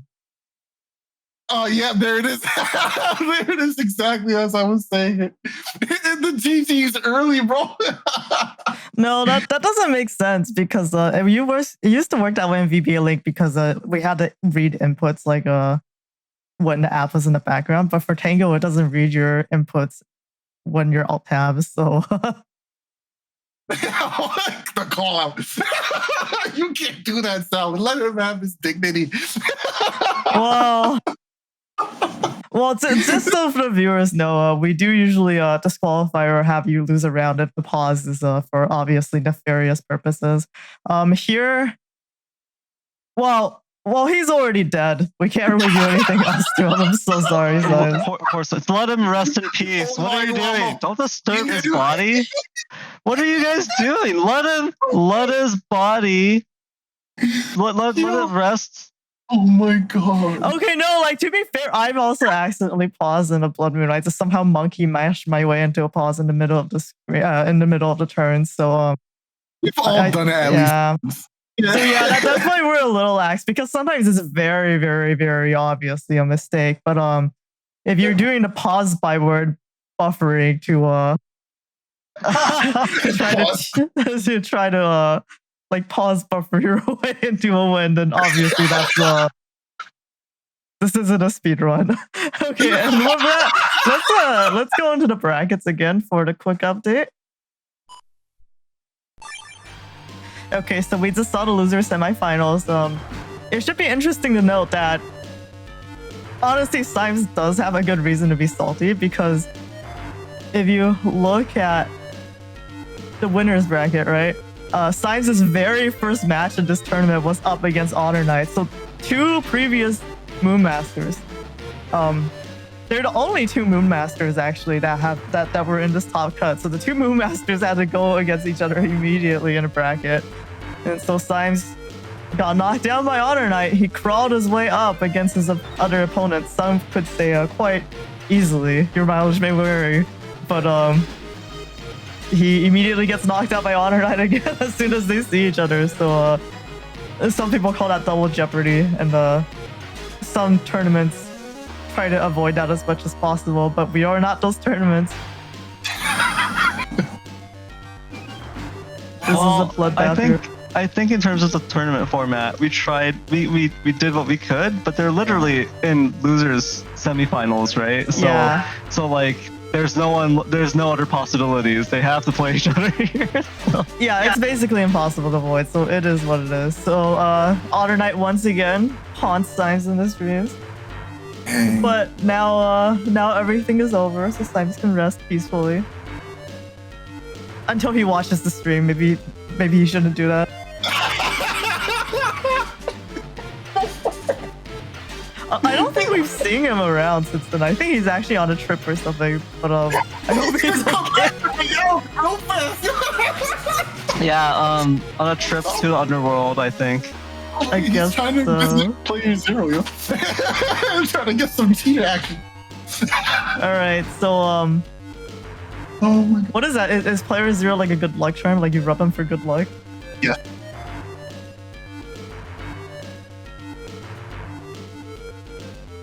We're just leaving it at that. Okay. All right. So it won't be the losers finals. It will be HonorNite versus Passbyword now, who got knocked down by Thiago in the winners finals. Passbyword and Thiago were the finalists in the big kickoff tournament we had earlier in the year. So it's interesting to see them ranked so high up. So will HonorNite be able to do it because Thiago and Passbyword have been terrorizing the last few big tournaments we've had in between the kickoff and I think some side tournaments. Was it in Uranum? I can't remember. But yes, HonorNite I think is hungry for that win. Hungry Knight has been waiting a while to get his Moon Master title back. So it's pretty interesting. We see that HonorNite took care of Symes new, and now he's facing Symes old in the losers finals here. Based on the profile pictures, that's what it looks like. He's taking care of the first Symes, now he's taking care of the second Symes. That's a good point, actually. HonorNite also pointed out that if you look at the winner's bracket, he was knocked down by Passbyword, so this is actually a grudge match. Symes was in his way. Symes is out of the way now, and it's now time for the rematch. Alright, and with that, are we ready to go into setups? No, but let's go anyways. Yeah, what he said. Okay. Alright, it's been a hot minute since we've seen Passbyword, also known as Passbyword, also known as Silly Rusty Sussy Player, also known as Symes 2. Or I guess Symes Old, since he took Symes' old profile picture. Yeah, it's Symes Old in parentheses. Alright. We've just seen HonorNite play. We know this build. We know this folder. 1400 HP. Just solid chip selection. And it's taken HonorNite this far. Let's see if it can take HonorNite one more step back up into the winner's bracket to face off against Thiago. Meanwhile, other side, we do have Passbyword rocking that Tango Cust. Special Cust here with the custom, obviously, and the super armor. But the best part is the lack of bugs thanks to that bug stop in that Navi Cust as well. Also still getting value out of having the extra attack and charge max as well. It's deceptively high amounts of HP here thanks to that barrier 100 and HP 300 regeneration that Tango gives. This is a very solid custom. Yeah, definitely when you look at it, you might think, well, it's a Tango Cust. It can't be like that good, right? But it is pretty tanky. It offers a lot of what a Gregor player would want. So it ends up being a pretty solid choice here. Deceptively strong, deceptively tanky for Gregor. And we've seen Passbyword before. We've seen Passbyword with this B code. B code Gregor, of course, pretty solid. Last man SP, Proto Man SP. And they're gonna have, those chips are gonna have some extra value here against HonorNite, who's in Falzar, right? So it's gonna be an interesting matchup here. Honestly, I do want to say something. And this is actually a page out of your book, Neryth. And we've been seeing a huge amount of Recover 300 play. A lot of builds, even if they have HP 400, like we've seen HonorNite play Recover 300s in this build before, you know? It's not today, but he has before. And that just paves the way for niche battle chips to resurface, kind of like a familiar chip called anti-recovery. Now, I wouldn't be surprised if we see a slight shift in the meta because of all these Recover 300s. And what anti-recovery brings to the table is not only does it deny the first Recover 300, it deals 300 damage. So the second Recover 300 brings them back to a neutral position, as if no HP was ever gained in the first place, right? And that is kind of scary to deal with when you're on the back end or on a low amount of HP, and now you're being forced to play around that kind of option. Obviously, not a lot of players tech this option because, I don't know, I think people think anti-recovery is a little niche as a pick. It's not very strong. It is a chip chargeable battle chip, so you could use that as a Gregor player to some advantage if it ends up dead and your opponent doesn't have any recoveries in their folder. But I've been seeing so much of these Recover 300 recently that it's probably not that bad of a tech right now. Yeah, anti-recovery, like you mentioned, is great in terms of value. If your opponent does run any Recovery 300s, you're doing a one for two exchange right there, where you're canceling out their Recovery 300s as long as you can get your anti-recovery to pop on one of those Recovery 300s. So it's a 600 value right there. So yeah, it's definitely a great chip depending on the meta. And it also makes it more difficult for your opponent in terms of playing around traps that you have. You've got one more thing in your hand that they can't be certain of. So there's a bit of a mind game there as well. And finally, there's the most important and the biggest thing with anti-recovery is the psychological damage of expecting to gain 300 HP and then just losing 300 instead. And, you know, even being deleted by it, that's a tough one. that leaves a mental scar on your opponent. And, if I remember correctly, Flow Shoes doesn't even prevent the super piercing on that poison panel that spawns under you in that moment either. So you really just lose out to that shit no matter what, which is pretty crazy. Yeah, I'm not 100% on that last part, but I do know that the damage from the anti-recovery pierces green invulnerability. So even if you're in Beast over, it will delete you. You know, I'm glad you said that. I might be tripping. I could be thinking of Battle.net 4 and 5, but I'm pretty sure it still works the same here as well, where it pierces the Flow Shoes as well. Yeah, I can't confirm or deny that last part, but I think with that we are good to go into this matchup between HonorNite and Passbyword.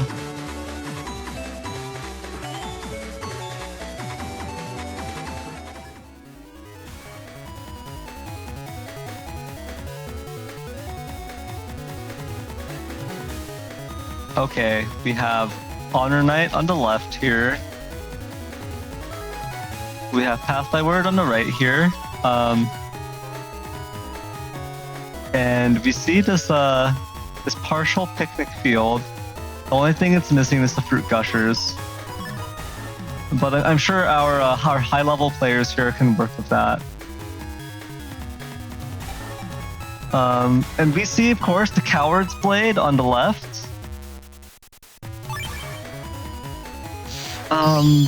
And looks like Passbyword's going to go into Charge Cross right off the bat, get some value, remove some of these grass panels, potentially get a double damage charge tackle on one of them here.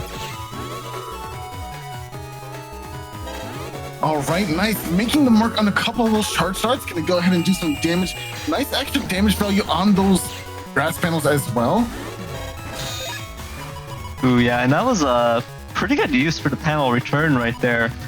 Making sure the HonorNite doesn't get that double damage from the element fire. That would have been extremely painful.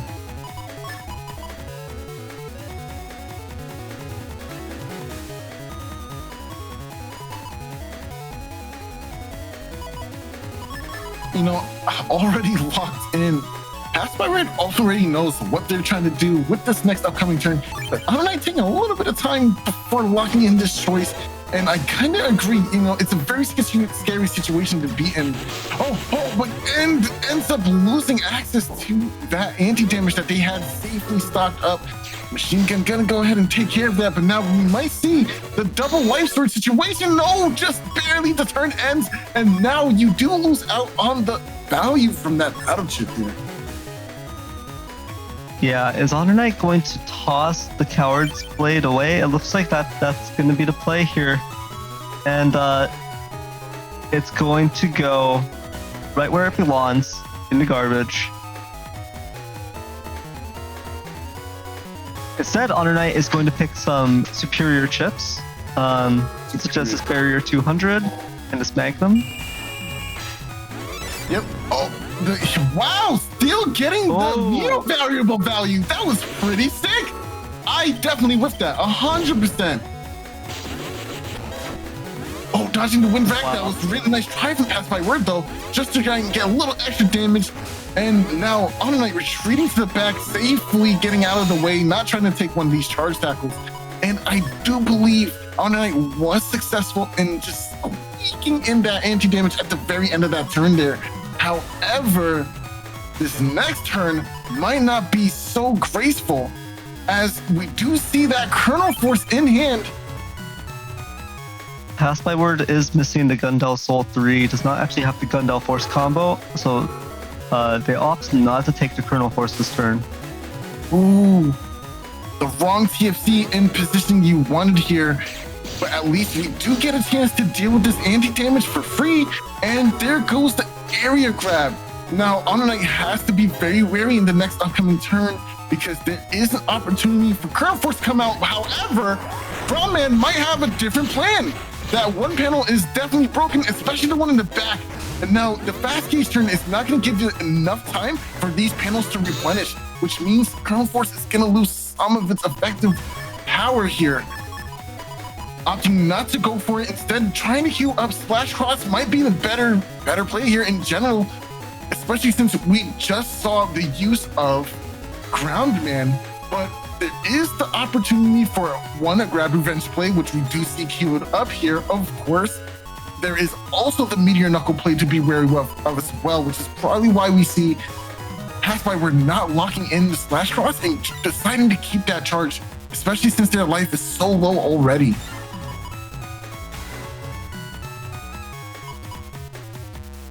Yeah, definitely a little bit of an awkward position here. Passbyword burning HonorNite's beat here. Take that bird. Invis. Ooh, but not a good exchange there. The grab revenge is going to nullify this Invis. Ooh, but we do get some value out of the Sanctuary, and with those two recovered 300s. Oh, but HonorNite denying the usage of area grab with their own area grab. That's going to allow HonorNite to keep all this area to himself, which is very greedy to not share your blessed panels with your opponent. You know, it's supposed to be our Sanctuary. So true. So true. But all's good and fair in love and war, and this is definitely a war that, you know, HonorNite is trying to win, which is why we do see queued up next is that Magnum gonna not only trap the opponent and just toss up their movement, but can also deny them from moving forward if the circumstance is correct. And this is an even scarier position. Oh, but wait, Life Aura is in effect here. Rush also getting burned here. One more thing Passbyword won't have to worry about in the future.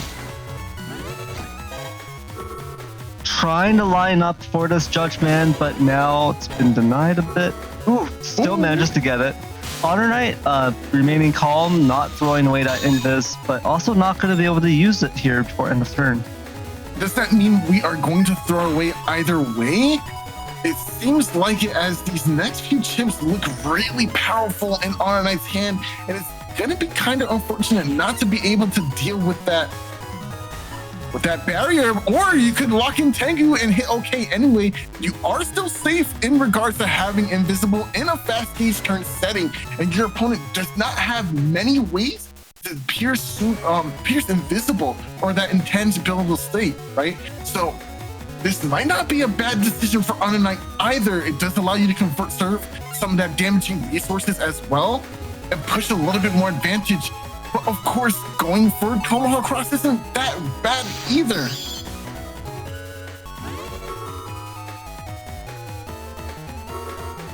Proto-Man SP is gonna be denied moving forward. There is a hole which will not allow Proto to appear at all. Both players dropping at end of turn Invis.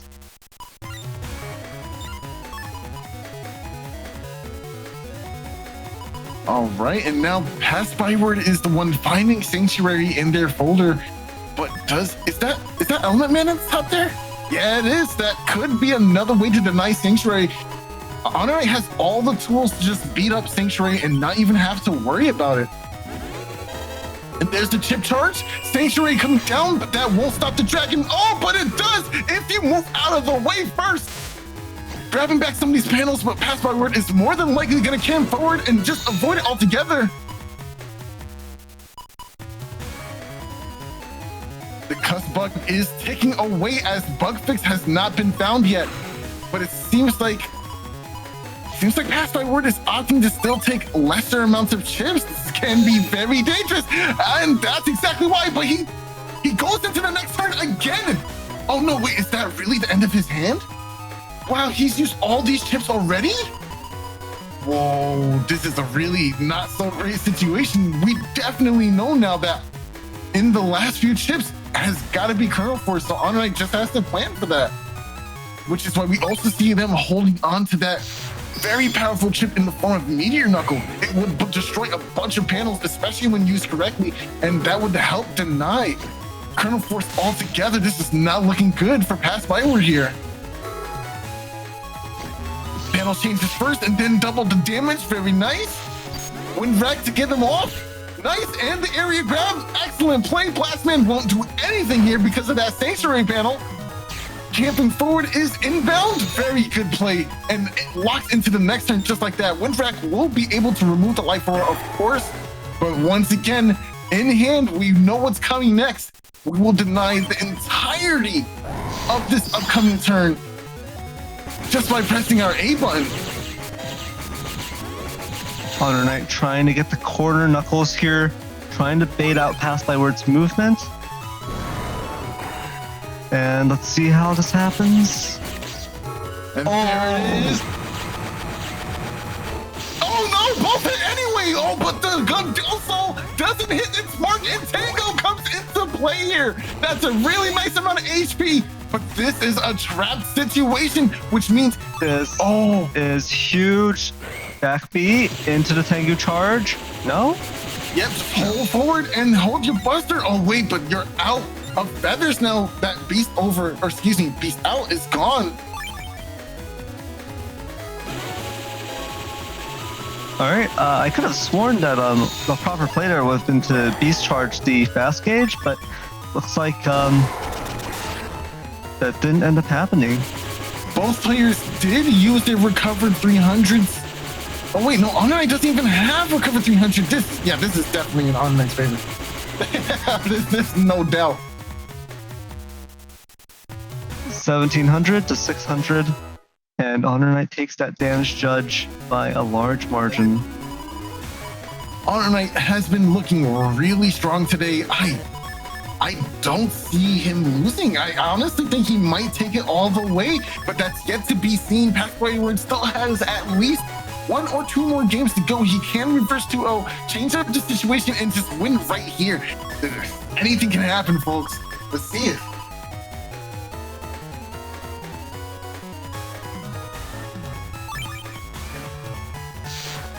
All right, going right into charge cross just like the round before. Trying to get a charge tackle on the grass. Invisible will deny that. Wood Dragon coming out. Is he going to make the mark? No, dodges it. B coming out. Going to take away this Mega Chip, of course. But does he dodge the Heat Dragon too? HonorNite trying to get the Buster. He does find it at the end there, but will Passbyword be able to move out of the way in time?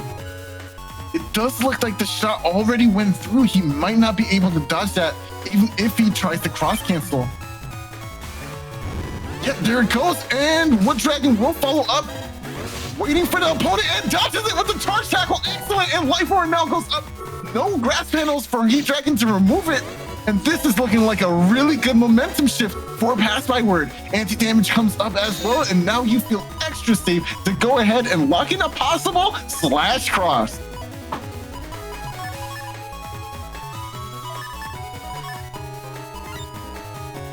So here comes a slash cross from Passbyword, but HonorNite has some good answers here in the form of the Grab Revenge, in the form of the Wind Rack, and then one area grab as well. So I'm not sure that Passbyword will be able to maintain this area lock for slash.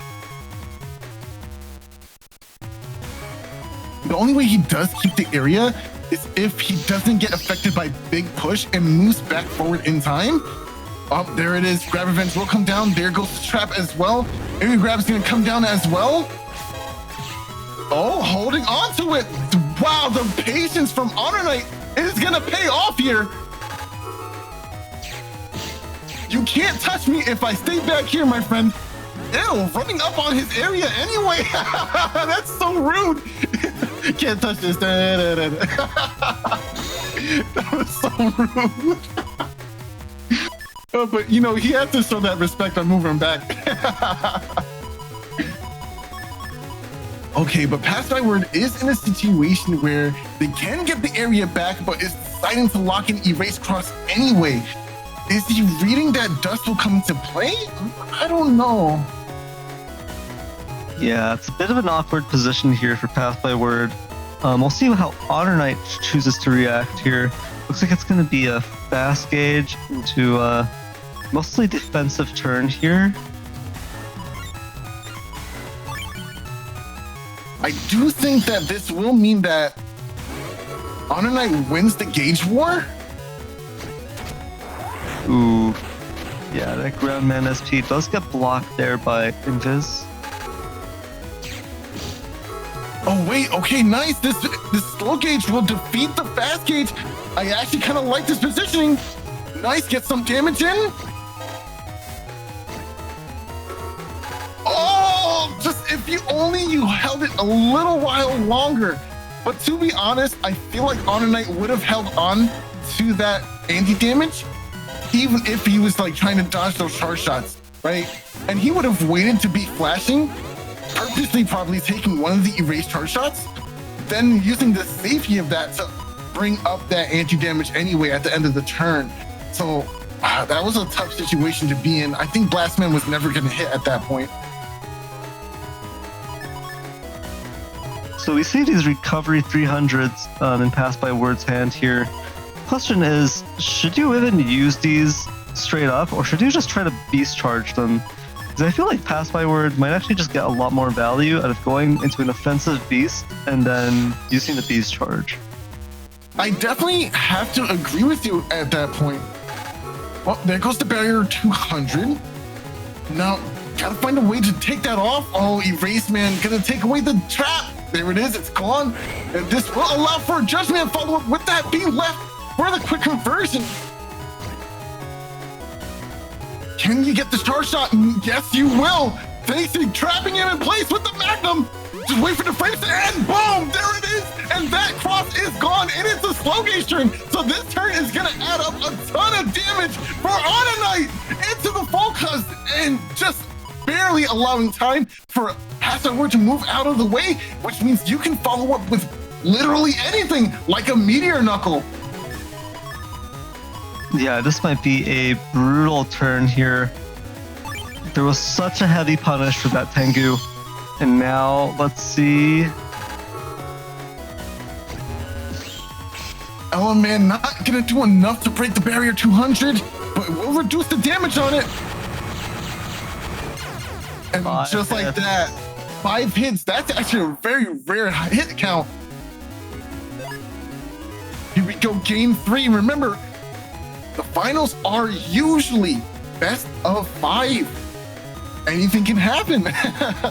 So, if HonorNite does win this best of 5, we would see a bracket reset. Right now, it is 2-0, favored in HonorNite's positioning. He's threatening that bracket reset. I would love to see it. I want more Battle Network. I'm here for it. So let's see if HonorNite wins here.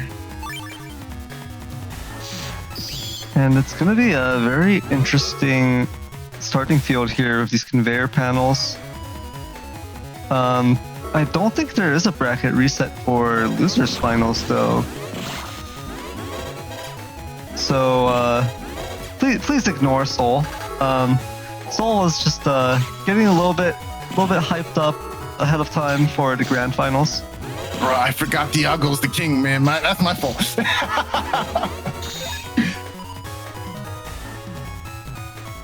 All right, so yeah, this is you can see that their movement this first turn has been really awkward, and their cross selection as well has been a bit strange. You usually don't see this kind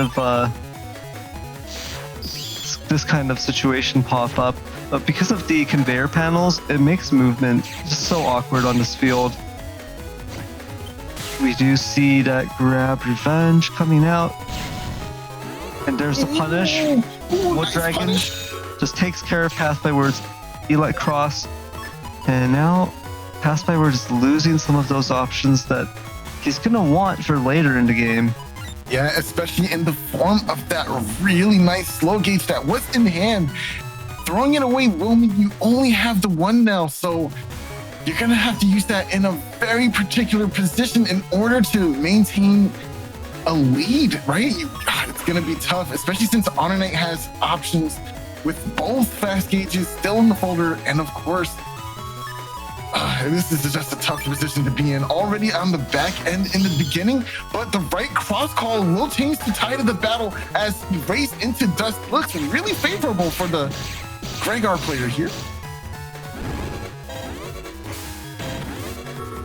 That definitely is gonna clip. And a free invis too. Nice.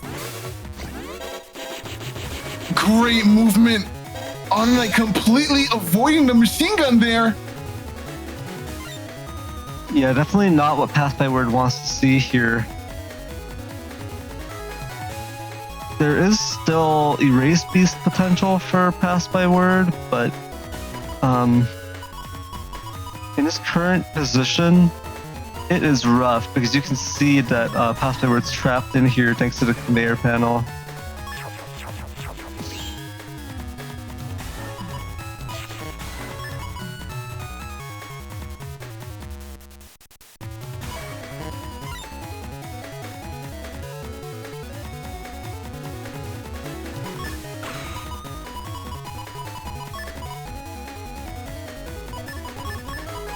HonorNite getting this chip selection just right. Gonna carry 3 in over here.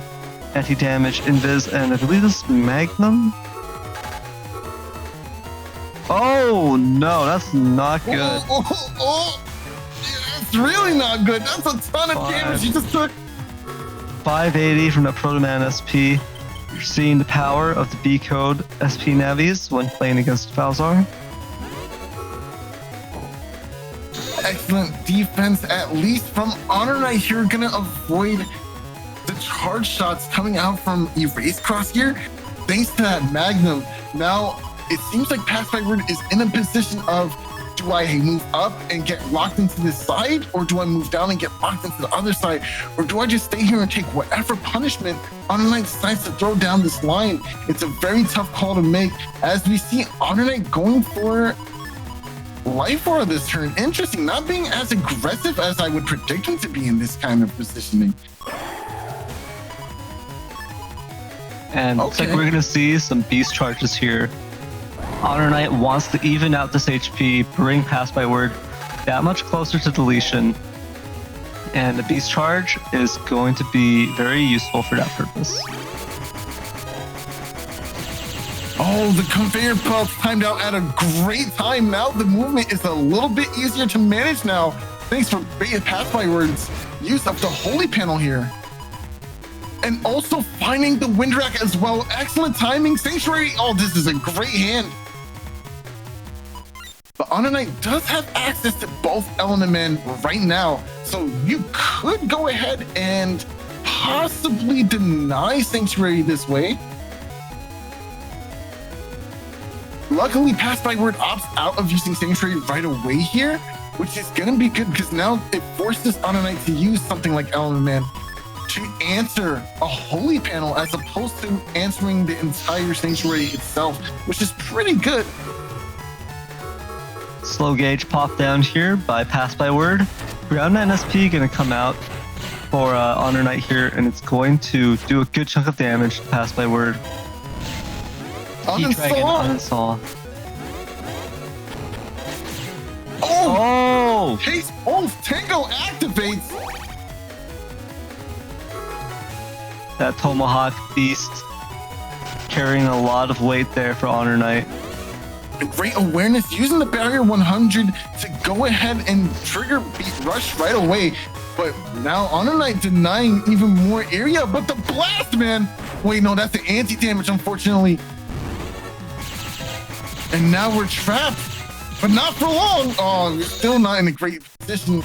Although these panels are starting to clear up just a little bit, we could see a possible Kernel Force, but maybe that doesn't make sense yet. Yeah, I think rather than the Kernel Force, it'd be better to just try to get as many beast charges out as possible. Okay, and now we hear the music ramp up. Low HP music intensifies as the tip charges are landing. Oh, great bait. Invisible, though, will be able to defend HonorNite's few points left. Judgeman, gonna go ahead and get back these panels.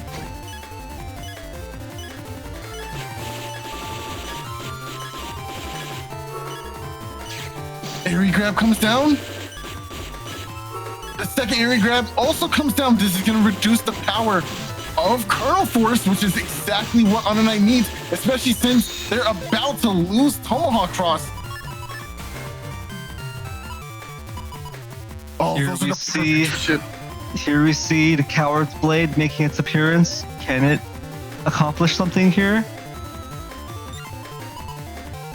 Meteor Knuckle is going to be fantastic for stuffing out the Colonel Force, but oh, double life sword. And the Meteor Knuckle also coming down, but survives just a little while longer. But it's a slow gauge turn. There's no way you could have lived the feathers by the end of the turn. And that does bring HonorNite one step closer to the grands.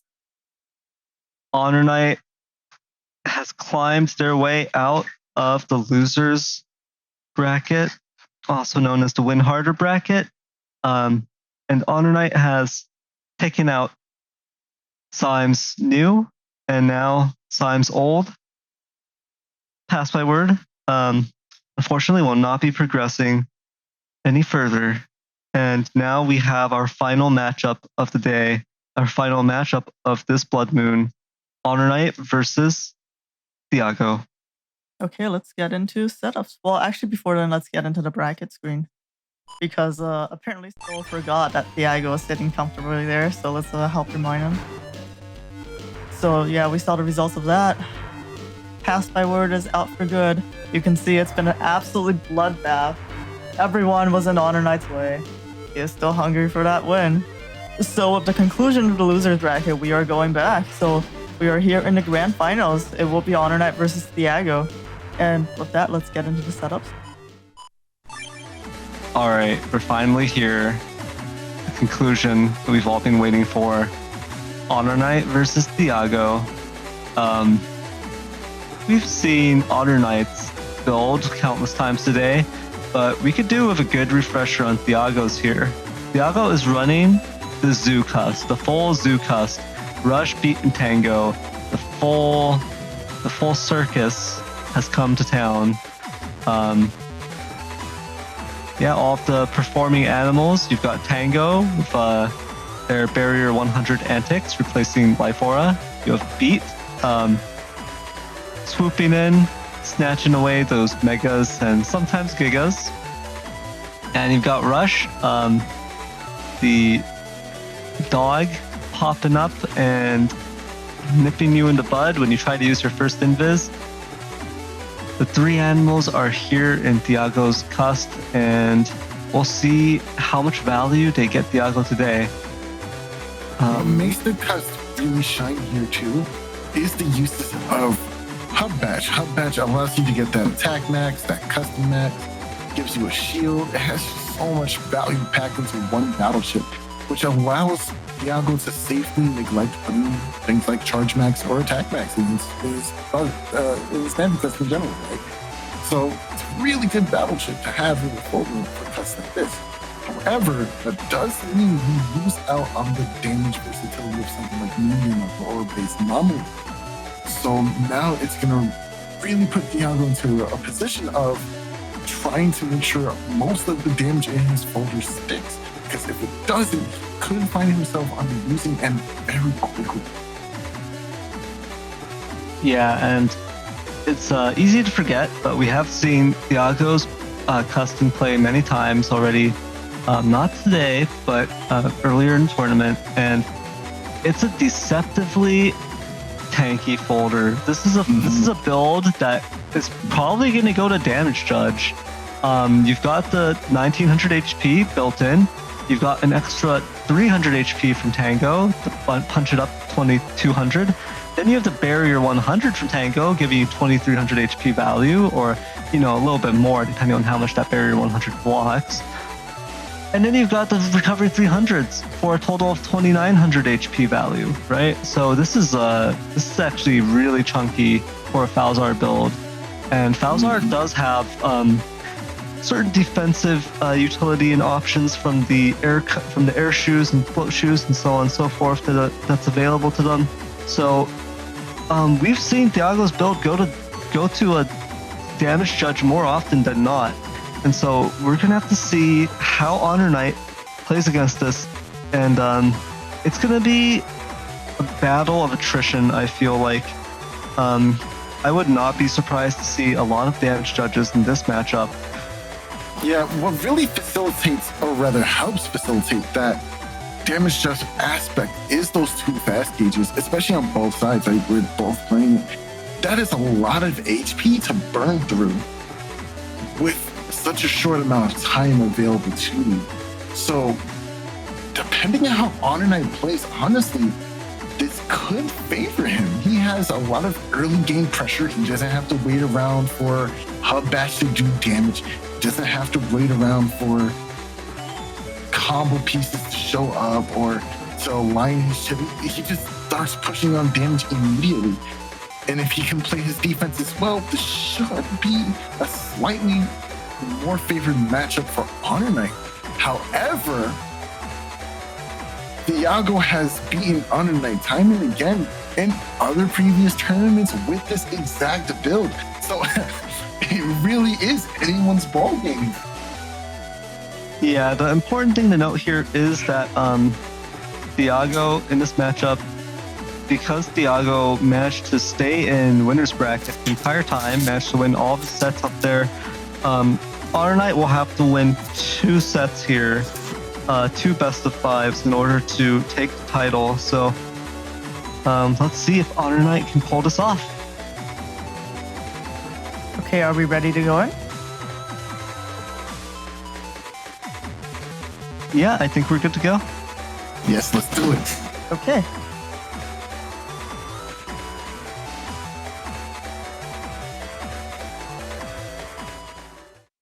And we're in.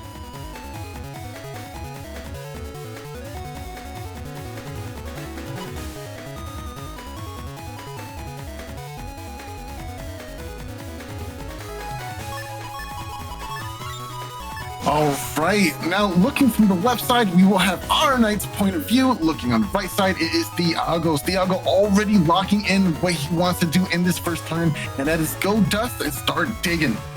Now, however, HonorNite being a little bit more thoughtful, definitely wants to start off with his life aura, but doesn't want to lose it to something like Element Man so early. Although Beat will come out and take away a mega from Thiago immediately. Area grab coming down. Fast gauge is now in play as well. Element SP does come out. Oh, Life Aura gonna go ahead and stop himself from taking a massive amount of damage. Although, wait a minute, I just got deja vu. Well, anyway, this well-placed ice panel is actually pretty pivotal. This means you can't touch the center at all if you are playing as HonorNite. That can allow for some shenanigans to come into play for Thiago, allowing some setups for Magnum to be a little bit more difficult to navigate. Also, there's Elect Dragons that are now going to be a little harder to dodge because of the way this positioning field is. But we're going to have to see how HonorNite handles this field in the first place. It seems like going Tomahawk and maybe just keeping the tips from the previous turn might be the strategy here. Not sure how much I like this strategy, but we're just gonna have to see. HonorNite going to carry over with this Invis. See how much value he can get out of it here. Both players camping Invis, as a matter of fact, but both players have Rush, so this is a very interesting thing to see right now. Oh my gosh. I wonder who's gonna press the A button first.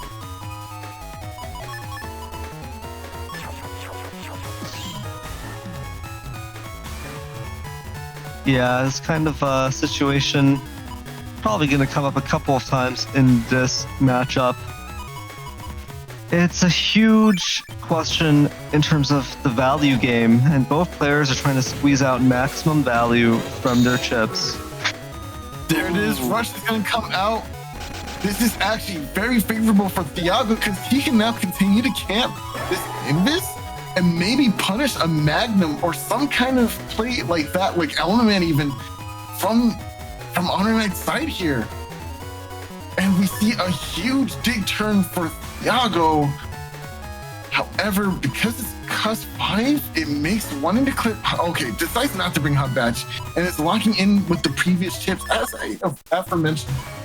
That's pretty good though, because you do have the Invis. It can deny a Magnum. It can deny some serious damage. But does HonorNite queue it up? He does. Okay, another Invis in hand for HonorNite, and he locks in that Magnum. Now this is interesting because now Thiago could be waiting for an opportunity to try and TFC, but if he goes for this instead and ends up TFCing incorrectly, he might be in some trouble and might face a decross for it. The turns are ticking fast, Gage, already making us go into turn 3. Yeah, this is definitely going to be a damage judge game. Although, in Thiago's defense, 1400 HP is not that much HP to get through if Thiago can find the damage that he needs. There goes the Magnum. The tricky part here is that it's HonorNite we're talking about, who tends to have pretty sharp defensive play.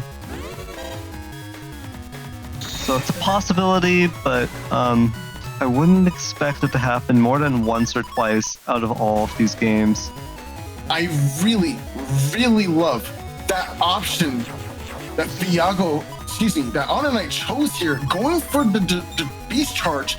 Not only denies Ground Man, but lets you come into the next turn with invincibility. Those iframes are so clutch right now. And then following up with the barrier, that's so safe. Oh, excellent. Thiago runs forward instead. That was so smart. Gonna go ahead and get the value here. However, can't stop the Magnum at the end of the turn, deals with the trap as well. And this is a really good position for HonorNite as well. Not a lot of ground was lost here. Although he does have lesser HP, but he always started with less HP in the first place, so it's not even that big of a deal.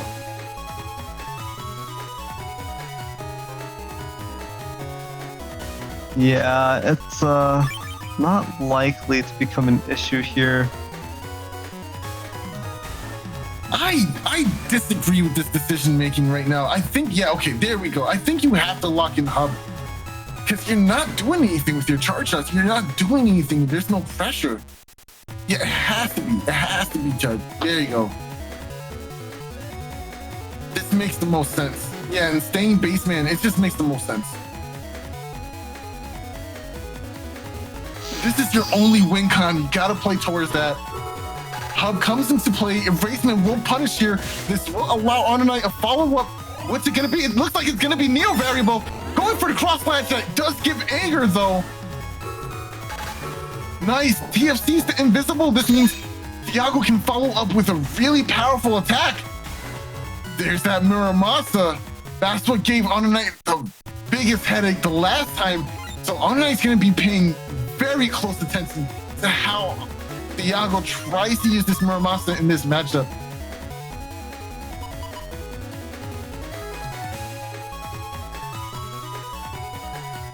Okay, looks like he's attempting to lock it in. There is that barrier that's gonna give Thiago a little bit of problems. Maybe this isn't the best opportunity for a Muramasa. I think you just don't take it this turn.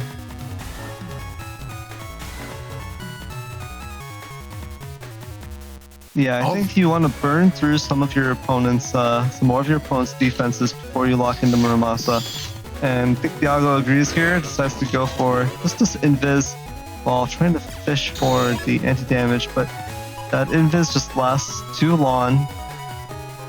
You know, even if invis wasn't in play, Thiago doesn't have an access to something like Buster Bug to try and pry off that anti-damage that HonorNite is so graciously latching onto.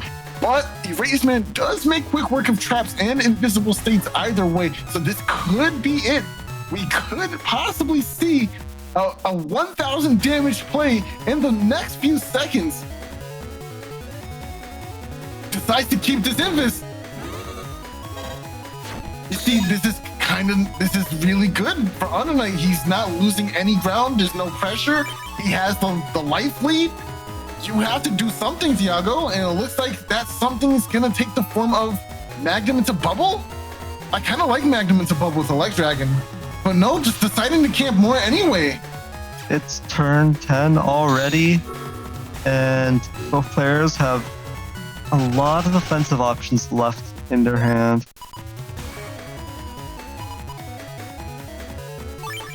HonorNite hanging onto that charge, going for the life right here.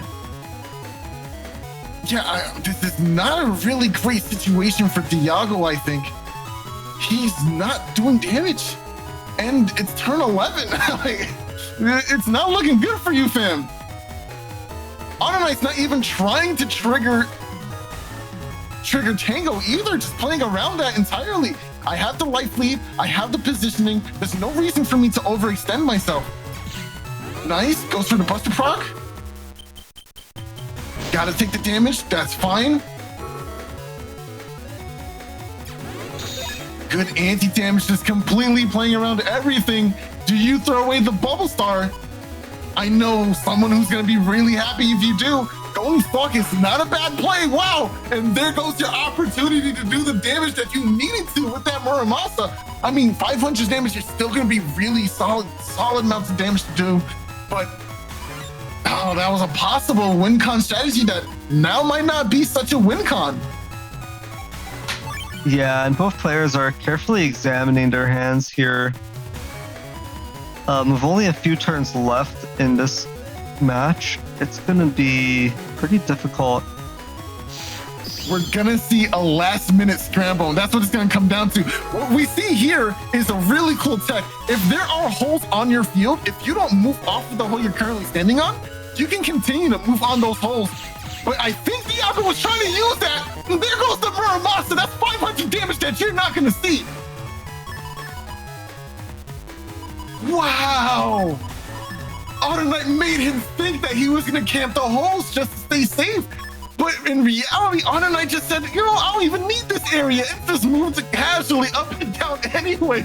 That was such a good mix. And now Thiago's gonna lose so much value for that.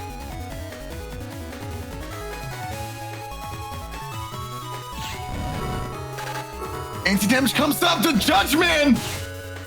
Excellent. Nice. Crown Man, that's huge. Go over the Magnum. But because he moved forward, Grandman's still gonna find his mark. That's so much damage, and now the damage judge lead is in HonorNite's favor for sure now. That Elect Dragon doesn't even matter. Thiago just doesn't have the offensive options right now. Going for the beast out. And oh, he's gonna rip this turn away from him. Oh my gosh. He said, I've played this matchup before, and I'm playing it properly this time. You're not gonna get a win where you don't deserve it, and you're gonna have to earn it, my friend. That's crazy. He denied everything from him, and he's gonna take away his barrier anyway and try to do more damage. The recover 300s cannot save you. You wanted the damage judge war, and now you got it. Eat this, Knuckles. Just 2 hits, but that should be more than enough here. 5 seconds left on the clock. And let's see the numbers. As expected. You know, I actually had a little conversation with HonorNite about this match, and he said he threw away the game the last time they played. He knew how to play this matchup, but didn't navigate it properly. And he said, if this does come up again, I know exactly how to punish this game and punish Thiago's playstyle to the letter. And this is what he's showing us today. He's showing us that he wants that run back. He said, put the sticks on the table. I'm trying to play, bro. Where your coins at? And here we're seeing turn 1 opening up here. Beat Gonna go ahead and take away Thiago's Mega there. Fast Gauge being dropped right into a full cast.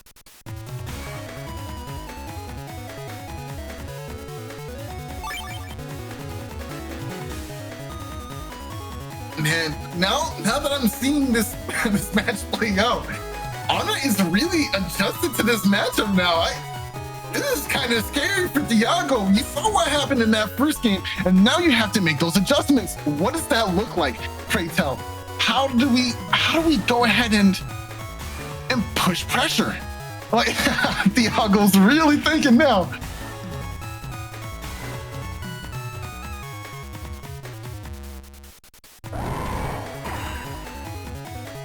Going for the early beast out, trying to use that beast over strategy for the late game once again. Ooh, Groundman SP is going to get blocked here. HonorNite's solid defensive play coming into action here.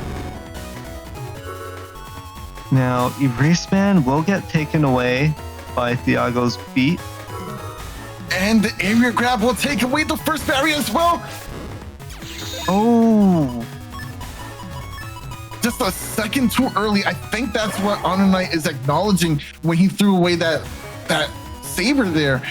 I think he wanted to wait a half a second longer. Maybe that's too long. Just a fraction of a second longer, and he would have got that supersonic boom to hit at the very end.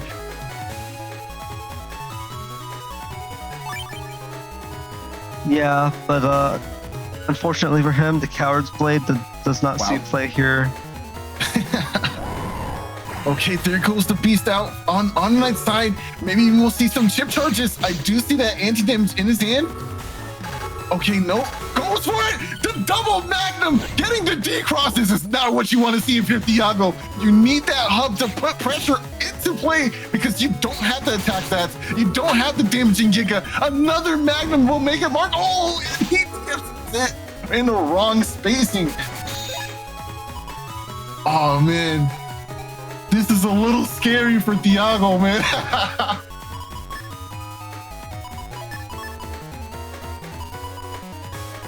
Oh, Thiago was flashing there. Okay, that makes a lot more sense.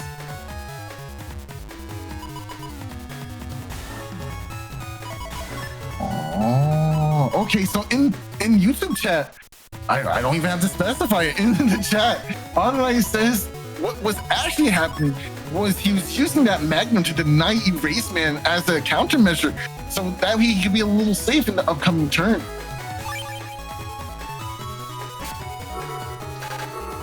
Ooh, this magnum is going to get rid of this anti-damage, but the grab revenge is going to come through. Rush being popped here. HonorNite's going to be paralyzed for just a moment. Going for ground. Oh, are you going to see some drill drives? The spacing is prime for it. You might not be able to get more than one, but one solid drill drive is all you need just to do a massive amount of damage. I think the drill drive does what, like 400 damage? Not sure about that, but I do know it does an absolute ton of damage when it fully connects. I guess we're gonna see in a moment as HonorNite has queued it up. Barrier 200 is up.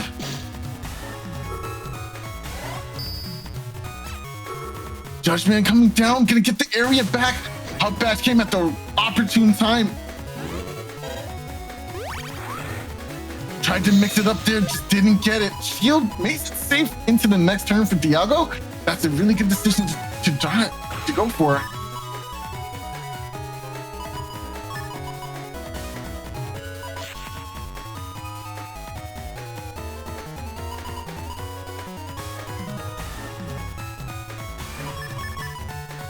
Meteor Knuckle. Okay, that's a really good chip to have right now, but not necessarily the right panel configuration for the job.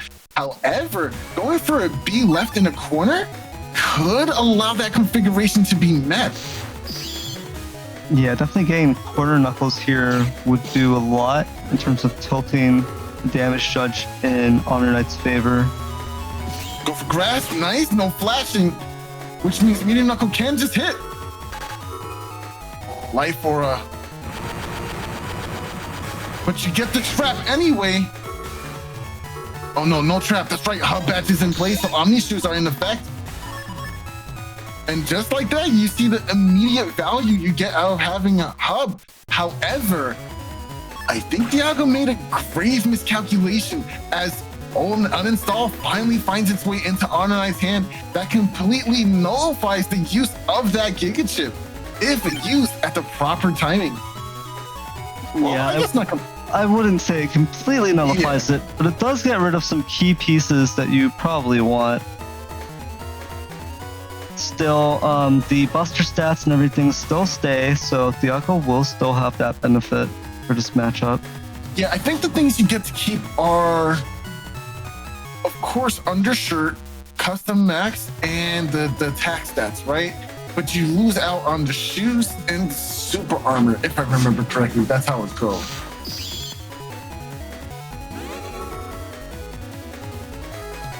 Anti-damage comes up, not TFCing, just hanging onto it. Judgment coming down. Will all the books go into the holes? They sure will not. Okay, got hit with the fairy tail end there. Every grab is going to deny all the damage. And honestly, it's still looking really good for HonorNite. Only lost approximately 390-ish HP. Meanwhile, Thiago's pretty much bleeding here. Oh, but that is a Muramasa in hand. Element Man into Muramasa could be a very, very powerful combo.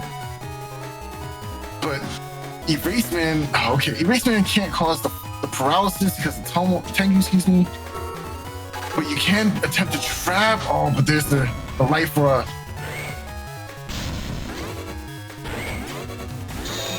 There's the Invis coming out there at the end for HonorNite. And the uninstall, of course, hitting on Thiago. Now, there goes those beautiful programs that you wanted.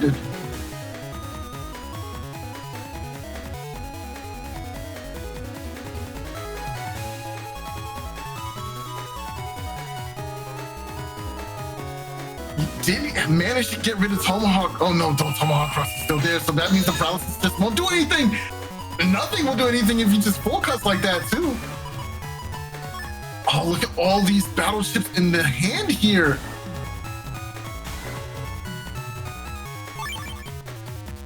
HonorNite about to start their retaliation here. They do get clipped by Erase Man, but like you mentioned, Tomahawk, it's not gonna. Ooh! Did I hit? Yeah, that actually hit. That was a solid combo from Erase Man into Muramasa. Because of the uninstall landing earlier, HonorNite did not have the super armor to be able to avoid that. But Nice. still, HonorNite's got a good chunk of HP left, and Thiago is running out of steam here. Yeah, the sanctuary panels really helped for that, and this invisible will also deny damage even further.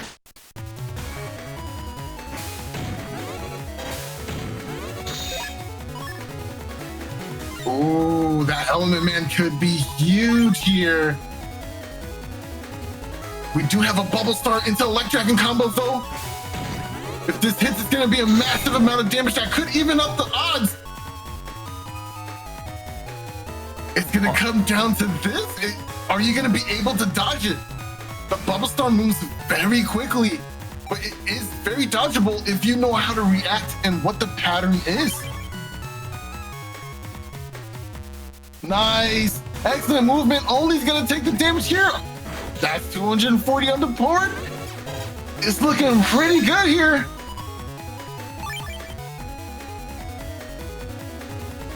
And with that, both players have exhausted their final resources, and there's just one more turn until damage judge. Nice. Final turn, beast over. And this is it. Damage judge turn it is. This is much closer than the last time. Or is it? Oh, this is so close.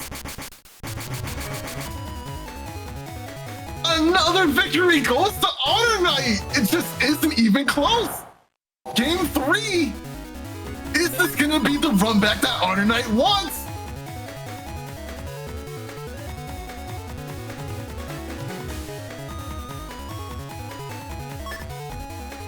In the last 2 games, we saw HonorNite play the game that Thiago wanted. Yeah, you're playing fast game? Sure, I can play with that too. I'm gonna use that against you in every foreseeable way that I can abuse and win at the end too. Because hey, your fast game stratch can be my fast game stratch. It's quite unfortunate. I really think what's happening here is that the early game momentum is in HonorNite's favor because he doesn't have to wait for a badge. He doesn't have to wait for something like bug fix to get damage. He just has access to it all the time. And even with that 1400 HP versus the gargantuan amount that's in Thiago's disposal, it doesn't matter if you can't win the game, if you can't do more damage than me. Beat coming down here, taking away Thiago's Mega right there. Rush popping up, taking away HonorNite's Invis. Ooh, Groundman SP is going to come in, get a good chunk of damage onto HonorNite. That's good news for Thiago right there. That is a huge number. I mean, in the last round, he had a 900 damage total versus HonorNite's 1400, right? A little over 1400. So that tip hitting is immediately an extra 300 to that total. Well, more like an extra 390, but you know.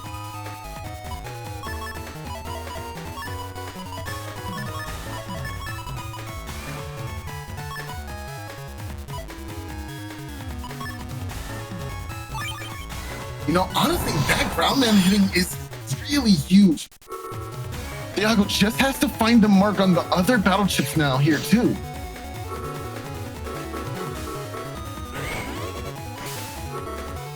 Oh, dodging the erasement, that is so huge. Yeah, that was a critical maneuver from Thiago right there. Oh, that's huge. That's not the whip you want. Okay, it's not like you lose the option to get rid of the life aura in the next turn. However, not getting it in that last turn is pretty yikes. There is a focus though, so that could prove to be advantageous for HonorNite. You're still going to be able to deny another turn of Beast out. Grab Revenge coming out, gets rid of the anti-damage. Rush also going to be taken away as well. Oh no! This is going to... Oh. Oh no, yeah, okay, never mind. What was I thinking of? Oh, you scared the hell out of me.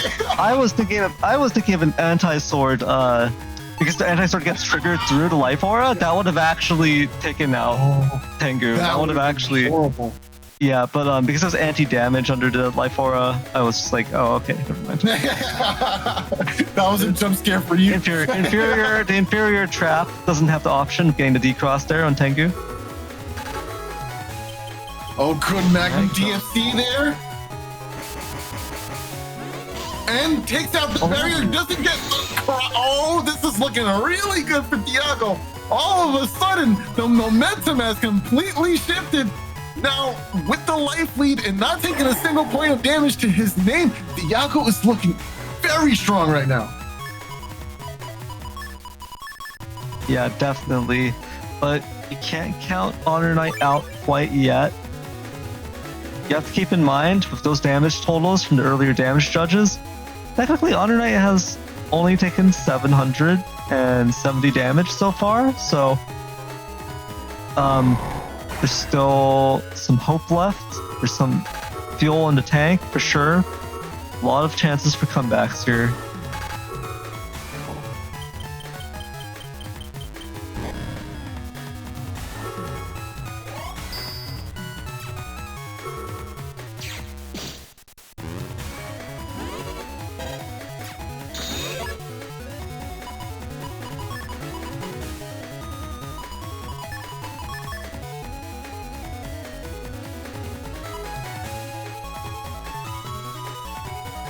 HonorNite thinking about this utility-oriented turn with the Grab Revenge, Sanctuary, and Area Grab, just setting up for the next turn.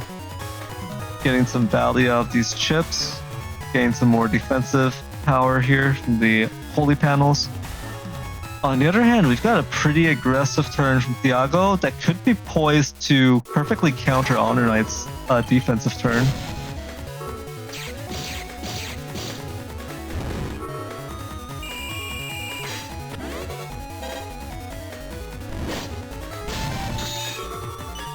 There's the Elect Dragon uninstall, comboing off of the Bubble Star, getting a ton of damage there, removing a good chunk of the Holy Panels. And now we see HonorNite struggling here at 310 HP. They haven't really managed to dent Thiago at all, but they have their offensive options here still available. Can they make something happen? Can they make something work? I mean, 1890 is a lot of HP to get through, but it is possible. However, looking at this hand, I think Thiago's trying to end it all right now. Not tomorrow, not after breakfast, now, and shielding that dragon is the excellent first step to getting that done. Okay, gonna get some value here using the Elect Shock from the Element Man. Erase Man will whiff here.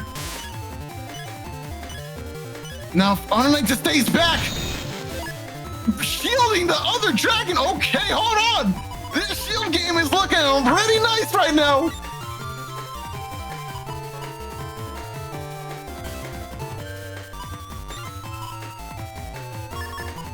This is literally anyone's game. This is too close.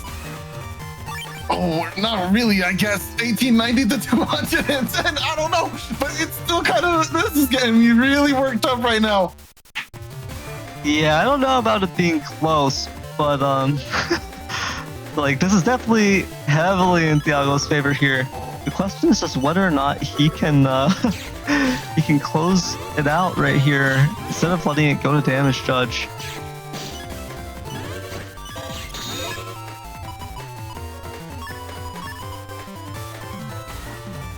If Thiago takes a step back here and uses Element Man Elect, that would... Actually, I'm not sure how that would work out. You might want to just go for grass. Try to line up and go for the grass here.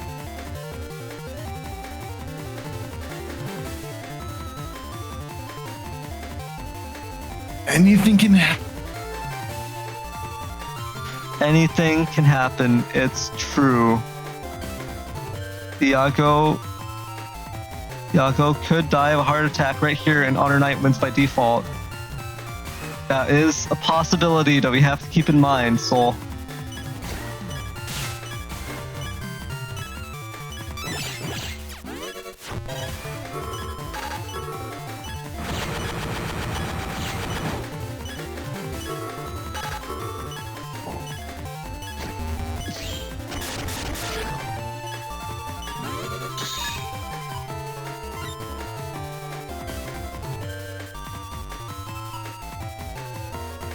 Interesting. Thiago only has these recovered 300s left.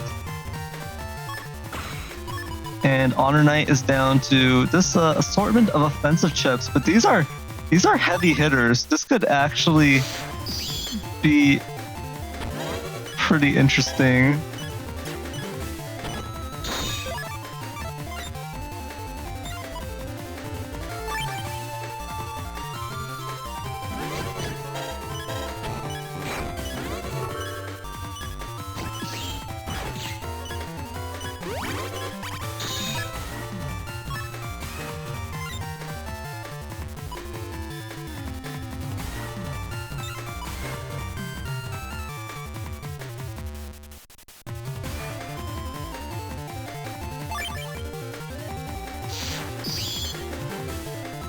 Alright, here comes SoulXCross, a much stronger choice here for the end game.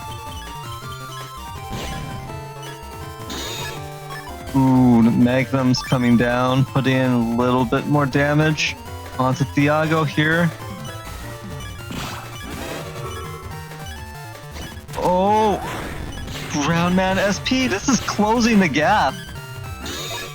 This damage judge is actually going to be very, very close.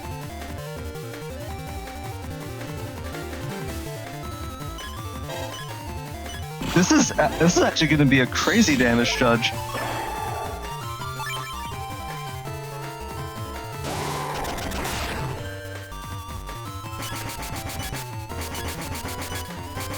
And double beast over, of course. 3 seconds, 2, 1. And HonorNite still takes it by about 200 points. Thiago put up a very good fight, had some perfect play early on. But you know, HonorNite just has so much value in their folder. HonorNite has so much, like their chips are just so good in general. That ground man SP value, that element man SP, and just such a good selection of offensive options there. That really ended up making a difference.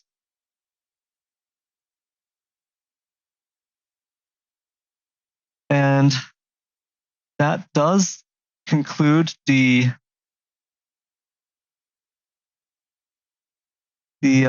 first set of the grand finals. HonorNite taking this does mean that there is a bracket reset, I believe, in which they will play again, another best of 5, and the winner of that will actually determine who becomes the Moon Master.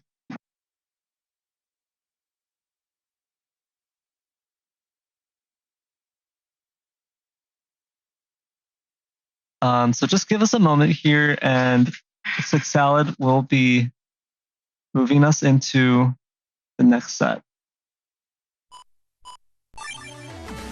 Well, Soul was deleted, but I'm still here. Soul faded away into oblivion, unfortunately. So he's not here with us at the moment, but I'm good to go. I'm ready. Wait.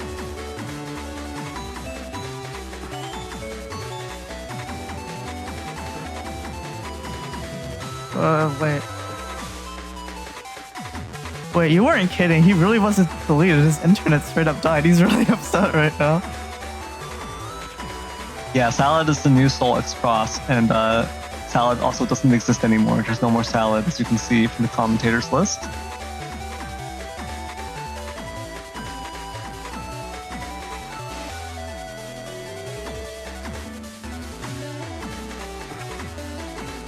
I just want to say that was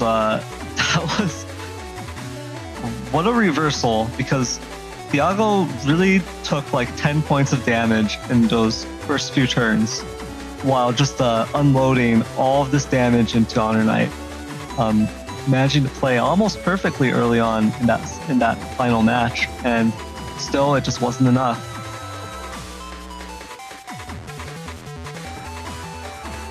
Wait, hold up. So we'll still be back, or? Oh no, I see. So he's on his phone now. Dang. Okay. All right. Well, I'm sorry. I can't be nearly as hyped as Soul. Okay. So with that, we will go into the bracket reset. Though you guys have to be hyped now. Sorry about that.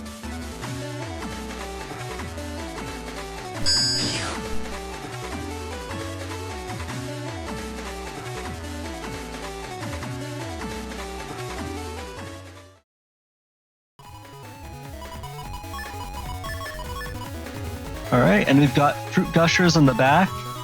We've got some rock cubes in the front. This should be a very interesting set here.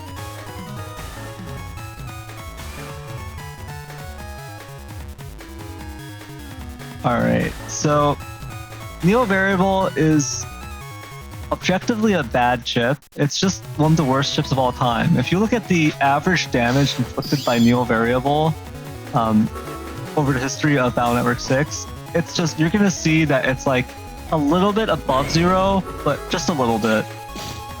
Ooh, Wood Dragon coming out, Heat Dragon coming out. There's the uninstall attached to the Heat Dragon. Thiago has been clipped by it. But this is before Hot Batch or anything has come out, so pretty spicy opening already. Thiago not losing too much damage from that because the Heat Dragon was off of the grass panels and the Wood Dragon didn't manage to do damage. So this is going to be... I wonder what kind of adaptations Thiago is going to make here.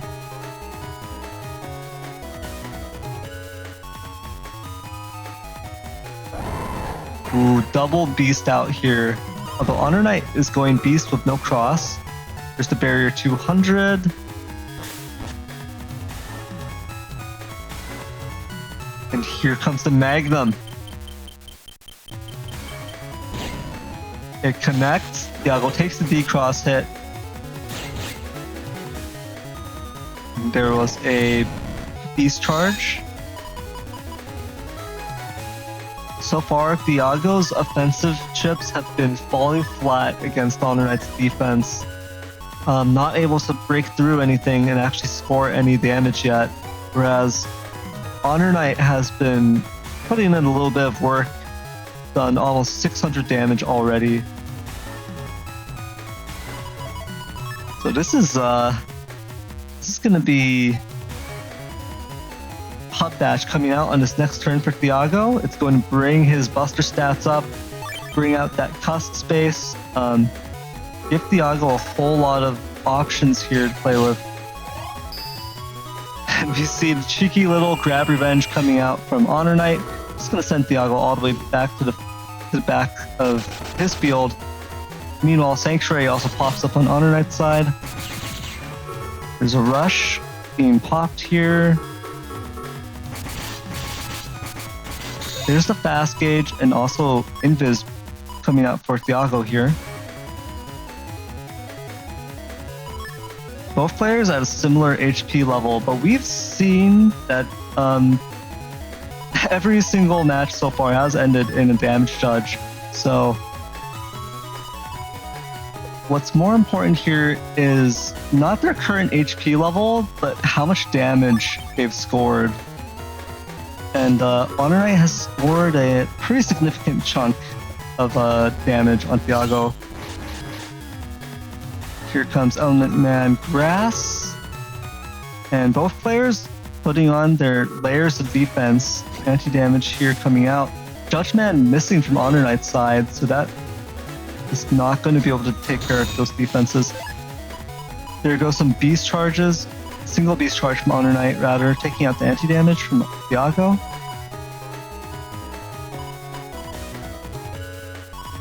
And both players loading up. Ooh.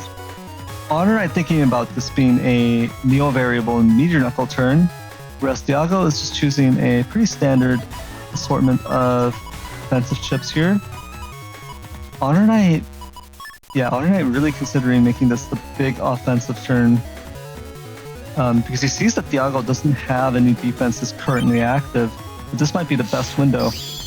Oh no. Thiago goes into Tengu. There goes the Coward's Blade, and it's going to do double damage and decross. There it goes. And Meteor Knuckle coming in as well. No defense to stop it. Only 3 hits, but 3 hits on 6 panels is good. Tango activates for Thiago, and it's going to keep Thiago in the game. But Thiago needs to start scoring some damage back onto HonorNite. Otherwise, we're just going to have a repeat of the previous set.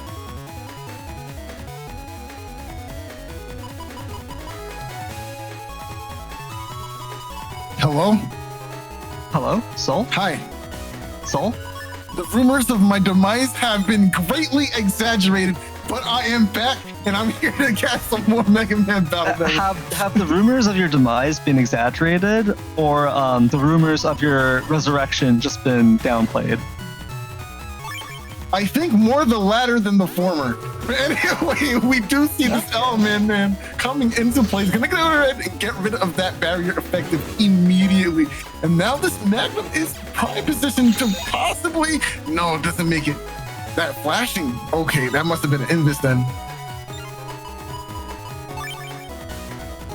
Yeah, this is a very rough position for Thiago already. He has had so much damage inflicted on him. Tango has already been popped as well. Meanwhile, HonorNite has taken 300... less than 300, 251 points of damage. So the damage judge is looking like it's going to be badly skewed. Yeah, and you know, this HP pool is very telling. Only having lost about 250 HP at this point. Yeah, it's looking really good for HonorNite. He's got this build down pat. Kind of why you kind of want to switch things up between tournaments every once in a while. You can't usually just keep winning with the same setup. People learn, and they learn real quick. I believe that was a full cast being played there. And Thiago really has to break through these defenses. Really has to start scoring some heavy hits on HonorNite right now if he wants to stay in it. There's been all of these defensive turns, all of this usage of invis and anti-damage. But what's the point of staying alive when you can't delete your opponent? And in fact, you can't even match your damage judge, right? Yeah, it's a really one-sided matchup. I think, okay, as I said earlier, right, the biggest weakness is the early game for this build, right? You have double fast gauge, but no pressure. The ships don't really do as much pressure as you would want. There's no buster strats to give you pressure. But meanwhile, this fast gauge is just accelerating turns. And if your opponent does have the early game lead with the build that they have, it starts to get real dicey real quick. Missing that erasement is huge as well. All right, goodbye. Ooh, oh, nice shield. Oh, baby, go for the elect. Go for the elect. No, goes for the fire instead. Okay, doesn't want to trap them in. Dang, that was a good shield. Oh, that was beautiful. Yeah, that was definitely very well played.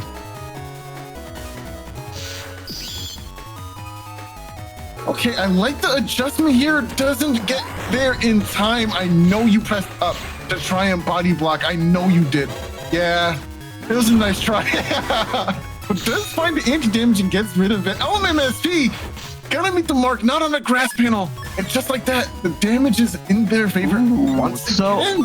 HonorNite is out of resources, down to Magnum here. So even though HonorNite has scored so much on Thiago in terms of damage, and also managed to keep her own HP up so far, Thiago's gonna have about 2 to 3 turns of just a freedom to just wail on HonorNite here, and we'll see how that plays out. But that's huge. The Magnum denied the Groundman by breaking up the holes on the field as well. That is some much needed damage that Thiago needed there. Oh, excuse me, not Thiago. Wow. HonorNite needed there. But dang, wow, okay. Thiago's folder is looking primed. If he can get these attacks to hit, that is most assured a clinch victory. But will they hit is the question. The Magnum will allow Thiago the ability to trap and guarantee that the Elect Dragon hits. So you can safely get this damage down, right? But what about the Muramasa? What about the Windrak? Maybe, okay, you beast over Windrak Muramasa to combo? Yeah, this is basically guaranteed here. If those front panels don't clear up, okay, they did not. And now your opponent's trapped, so this could be a great opportunity. But beast overing now sounds like a crazy thing to go for. You could also try to go for a raw Muramasa. Hopefully it hits. And if it does, you're really primed to get the win, even by a knockout for the first time in the set. HonorNite has used 0 crosses. Look at that. HonorNite has used 0 crosses so far. If HonorNite just goes into Tengu and steps back, then there's nothing that Thiago can do. But I don't think HonorNite was cognizant of that. I think this is a statement. I think this is an absolute statement. I don't know, because Thiago actually can delete HonorNite here. If these chips connect, it's over for HonorNite. But if they don't, though, think of the mental damage. Think of yo, hold on. Yeah, okay, did Thiago use the 2 recover 300s? Thiago did. So Thiago's only hope here is getting this deletion here. And there it is. He got the hit. Final turn. That might be it. I don't think that's enough. You don't think that's enough? That can't be. Well, we're gonna see in a second. 7, 6, 5, 4, 3, 2, 1. Who is the winner? Who got it? No way! HonorNite. Still, he didn't even use the cross. He took the damn. That's a statement. He said, "I took everything you can dish and won." What are we doing? What are we doing? He did that on purpose. He said, "Bro, your build is trash. I can win." That's terrible. Oh man, that's not good. Oh no. That's crazy. That's some DM, HonorNite. That's some DM. That's some real BM, dude. 100%. That was on purpose. No way. Yo, wow. What is Thiago doing here? What?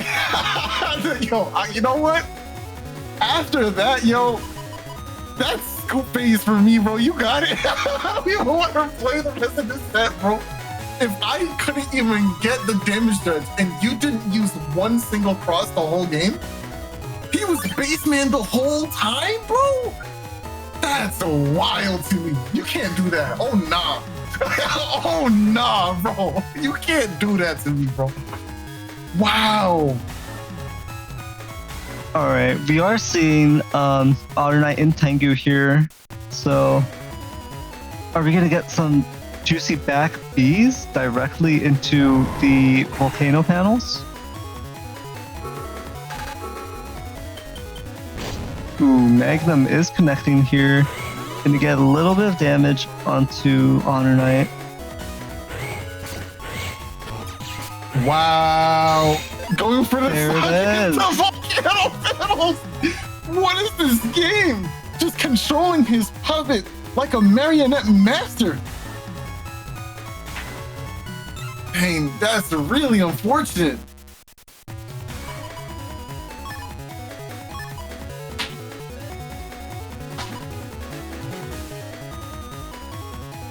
Player zero in chat saying, I don't think that's BM. By doing that, HonorNite didn't take any ×2 damage, which is what allowed him to win. A single ×2 on any cross would have lost the damage judge, I think. Except for the fact that HonorNite could have just avoided all of the final bits of damage there, just by going to Tengu and stepping in the back. There was a safe panel there where nothing could reach. So there was literally nothing he could do, even if he was in Tengu. Yeah, I guess maybe HonorNite wasn't keeping track of the area grabs that were used or something, and was scared of, or maybe it was just scared of like an early beast over Muramasa play, something like that maybe. But definitely there was that one safe panel there.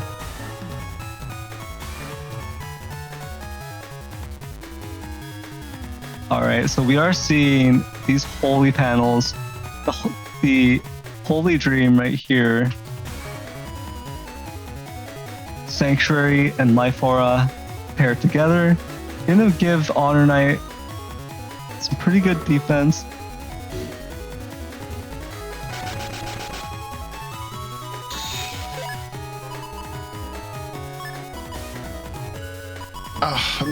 No comment. Anyway, we go into the game, bro. This is looking really good for HonorNite with the Holy Dream setup already. Obviously, there is an out in the shape or form of Tango Cross here for Thiago, so that is an option to get rid of the Life Aura. Gonna have to find something else to get rid of those Sanctuary panels, though.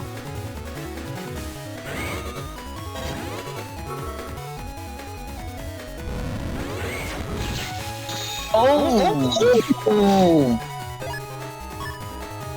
Well then. Oh, okay. I mean, oh, all right. Like, okay. What's happening? Yo, what? I'm perplexed. I am perplexed. Didn't she say Muramasa was better than Neo Variable? Huh? What? Yeah, Muramasa is much better than Neo Variable. Isn't Neo Variable up 4 games right now? What's up? What you trying to get into? What you talking about? What you What are you saying about Neo Variable? Excuse me? Huh? What? Soul? Hold on. Okay, well, here we go. Right back into it. Magnum coming down. It's going to get rid of that first row of Sanctuary panels here. Oh, excuse me. I presumed. Okay, well, okay. Yeah, you could get rid of them now. All right, there it is.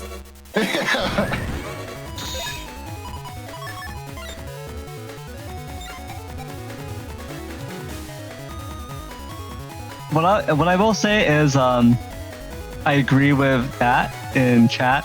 Wow. Moonblade is the most stylish sword chip of all time. Honestly, the most stylish sword chip of all time is Yo-Yo. Don't at me. No, it's Moonblade. No, I think you're wrong. I think your opinion is not fact. I think your opinion is not fact. Actually, my opinion clearly is fact. Moonblade is the best sword chip. No, Neryth, you're just wrong, dude. You don't understand. Like, it's Yo-Yo. Judgment coming down. Not gonna be able to. Oh, not gonna get rid of any panels because that was his judgment. Excuse me. Grab revenge. Taking the 3 hits. The fight's over, bro. He has the moral high ground. It's over, bro. You can't just take the 3 breath hits there. Like, step back, move around, at least try to stop it. HonorNite, he's just a boy, bro. He's just one man. Oh man, Neo Vari coming in hot once again, but is it gonna meet the mark?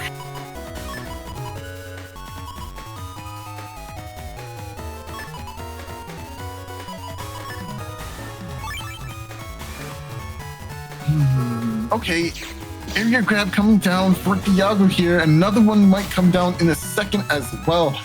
This could put a wrench in the plans for HonorNite trying to land this Neo variable. Or not. He can just take 270 damage. There goes the Coward's Blade, as usual. Wow.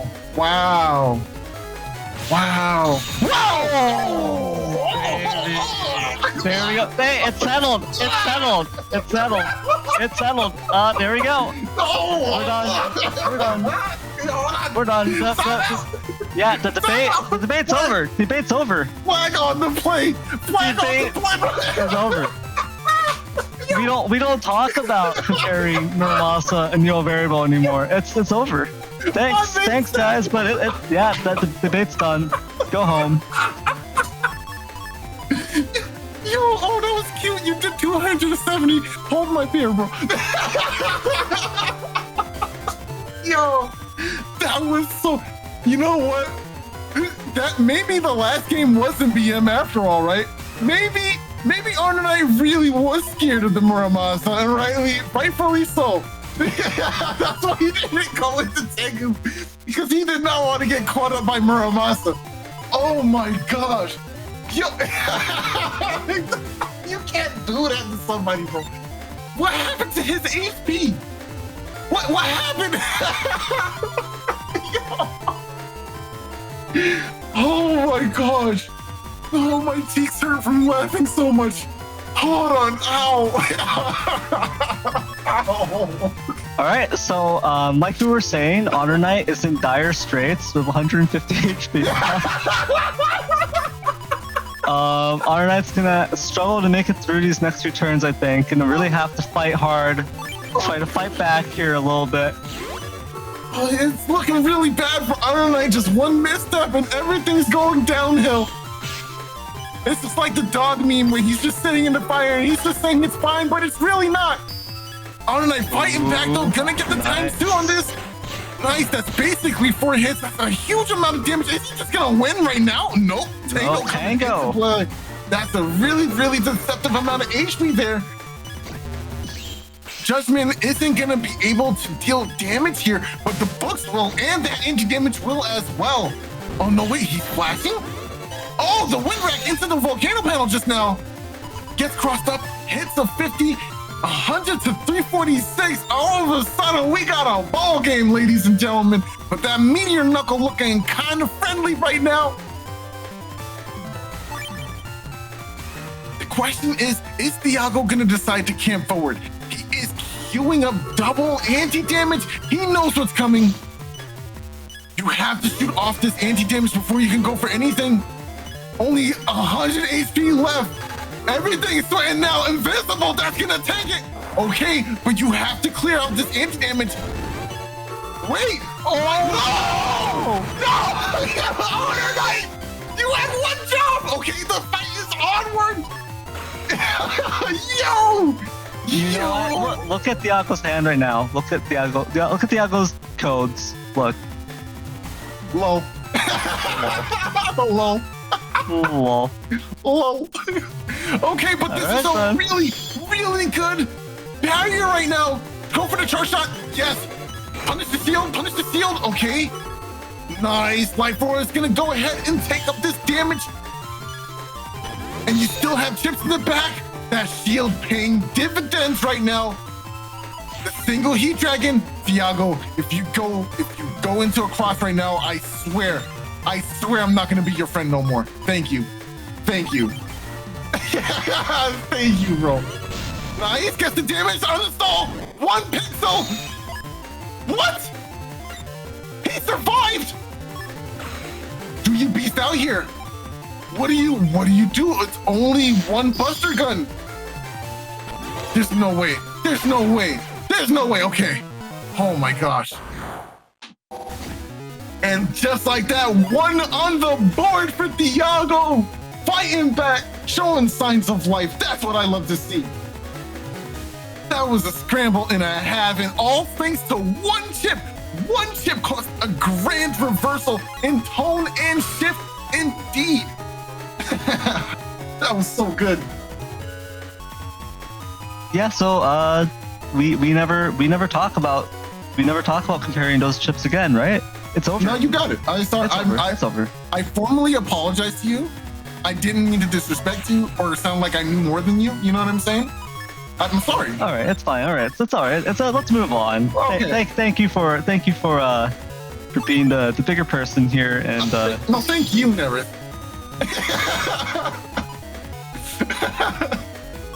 Oh man, that's so terrible. So it does look like Thiago is getting the dust suck up here. Gonna get these cubes in his mouth and spit them back out.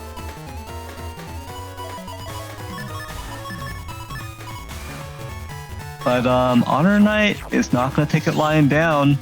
There is potential here to get rid of this dust cross before these cubes come back right out. So here's the magnums lined up for HonorNite here. That maybe this momentum shift is exactly what Thiago needed to snap back into reality, right? Now that he has a win under his belt, he's probably feeling way more confident in himself and can probably close out the next few games. There goes another Drown Man. Again, that hit is pivotal to adding up to that damage win con at the end of the game. But once again, threaten that Muramasa for the late game Tengu. It's definitely sitting in HonorNite's mind right now.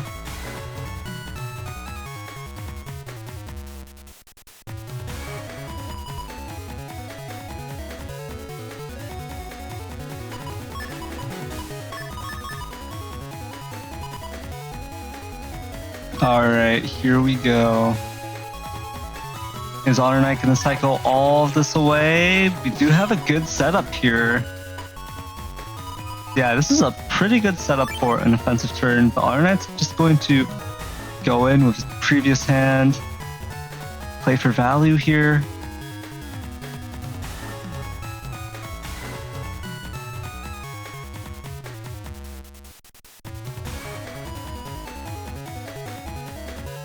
It's a tough call. I do kind of like the Life Aura incident in this.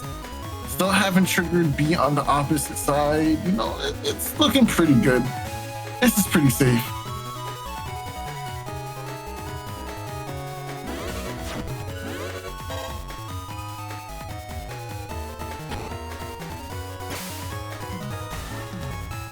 There goes one cube. And yeah, HonorNite just playing it safe here.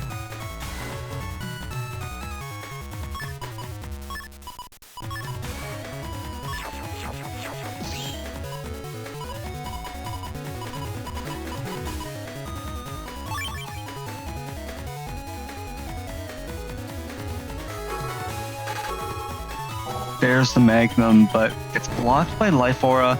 Thiago playing quite well defensively here. Gonna go ahead and burn through that rush. Ooh, but the cube does not connect. Dodging that cube was kind of huge here. Gonna get ahead and keep access to that Life Aura.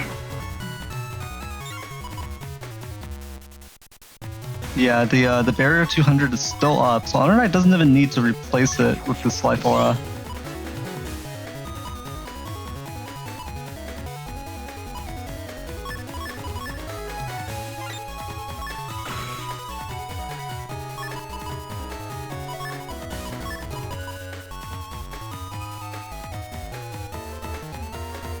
All right, we're seeing Magnum potentially going to come out for Thiago here as well, try to get a V-Cross hit, but that's not going to happen because HonorNite is already switching it up to Tengu.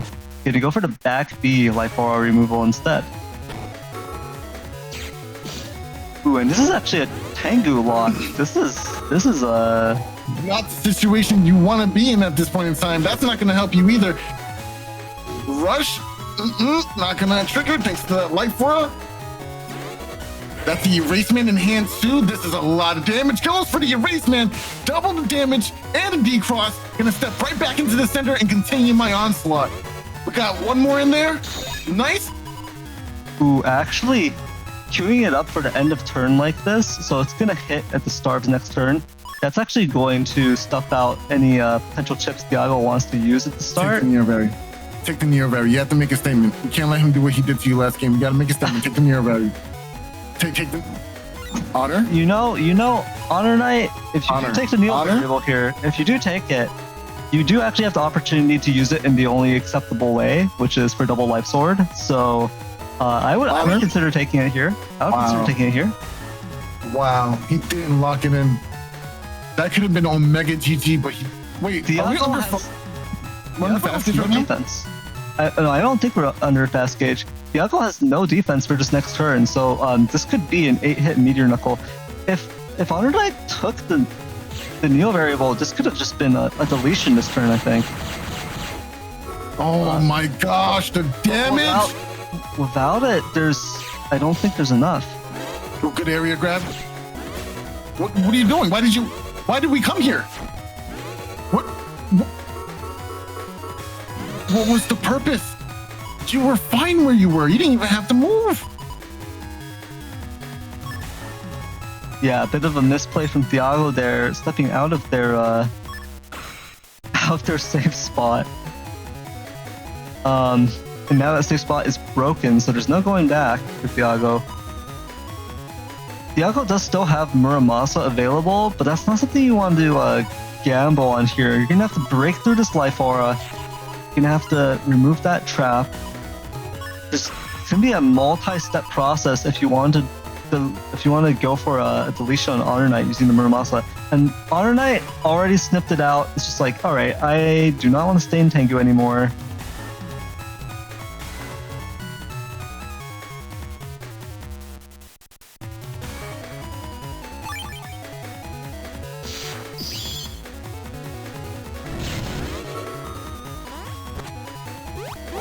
Nice, gets the uninstall. Beat coming out, gonna take away Hot Batch! No! Oh. No way! No way! Oh no! Oh no, Thiago took that ground cross charge shot head on. I'm telling you, this is not where you want to be right now. It's not looking good in the slightest. With no hub bash, Thiago has no hope of getting buster stats, no hope of getting this cusp space. So Thiago still has hope of closing it out. There is a way, there is enough damage in Thiago's folder to knock HonorNite out, but everything's gonna have to land perfectly here, and already that might be an issue. The bubble doesn't even matter. You can't stop me, but this charge shot's gonna come through. Yep, change that cross. It's the only way. And now that Muramasa doesn't have a hope or dream for doing the 1K it did, but at least doing 500 is something. Throwing away. Does Thiago still have Tomahawk? Yes. It seems like Thiago could go. Well, no. I was thinking if there's a timing window to actually trade the Muramasa in here, but yeah, there isn't.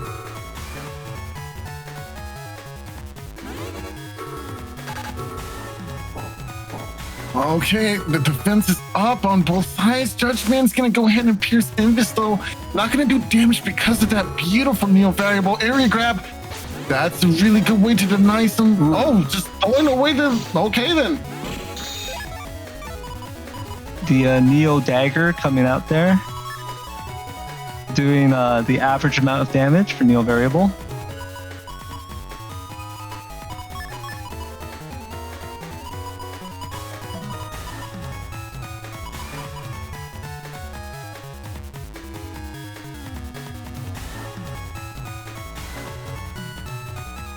And we see this is the Muramasa turn for Thiago, but I don't know if this is going to connect.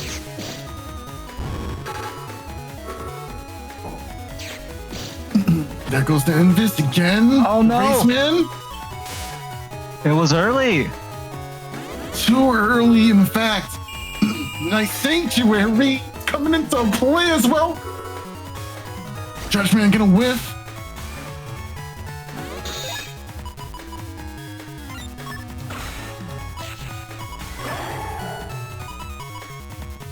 Element in hand can help you deal with this pesky Sanctuary field, but it is still a difficult task to try and circumvent a win here. This is just looking like another game for HonorNite. This damage judge situation is just not playing out well for Thiago in the slightest.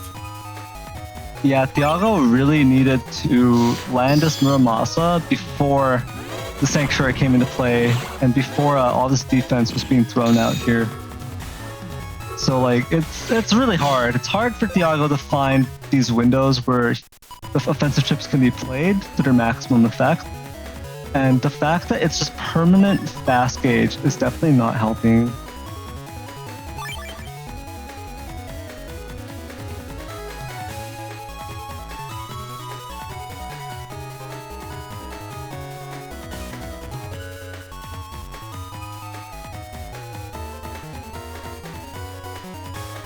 Okay, I like all the defense. I don't know that I do. I feel like Thiago doesn't need defense. Thiago needs offense. All right, that's what I think. I agree with you, but at least he didn't take the times two from that Element Man, which was in prime position to do some damage. Not going to be able to deal with the Sanctuary either. Fast Gauge doesn't do anything. Okay, this is not bad. We can definitely challenge the last bits of Sanctuary panels on the opponent's side. I kind of like going for Falk here or Tomahawk Cross. It's just not enough, I feel. Nice, gets the D-Cross. Panels are dealt with. Okay, that's some really good damage. Oh, you can't even beast over. Neither player can, so this is actually pretty good. Element SP is going to deal a decent amount of damage. I just don't think it's gonna be. Actually, no. This might be close. This might be very close. Yeah. If Unless... Oh no! But Groundman SP.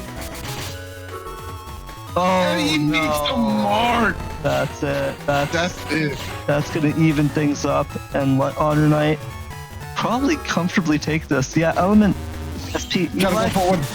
Okay, Alekis gets two. But the damage is just not enough. HonorNite should be taking this one. Wow, Yeah. look at that. A gargantuan damage done on 2,500. That's a record for the set. Both sets. Dang. Oh my, this is a brutal set for Thiago. This is a brutal set, but this is still doable. We have one game win. It's only 2-1 right now. He can still run it back 2 games in a row, right? It's possible. Thiago is not out of this tournament at all in the slightest. He can bring it back and bring it to a game 5 situation. That's your best bet at this point. I think Thiago's really got to look at exchanging after the hub batch pop. Thiago's really got to look into exchanging in those some of these defensive options, some of these defensive utility chips, and getting some good beast charges in, because without it, I just don't think there's enough damage to guarantee the HonorNite actually is going to get pressured into a deletion here. And there's the Magnum. That's not what you want to see here. Not at all. HonorNite has taken already just a huge chunk of damage from that Element Man SP though.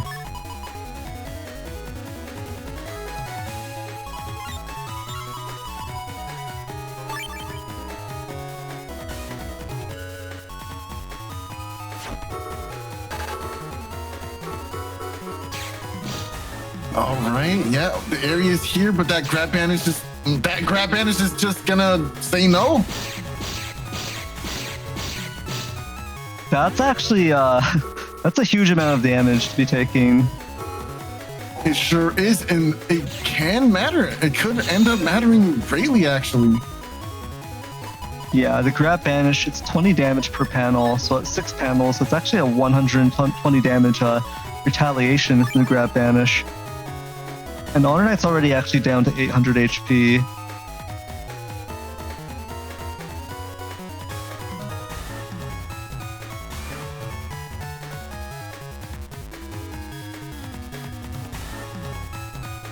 You know, I think another key aspect to this game right now is the pseudo alphabet soup that Thiago's dealing with. You have only cut 5, and a lot of the times you have these chips sitting in your hand that you don't even really want to play.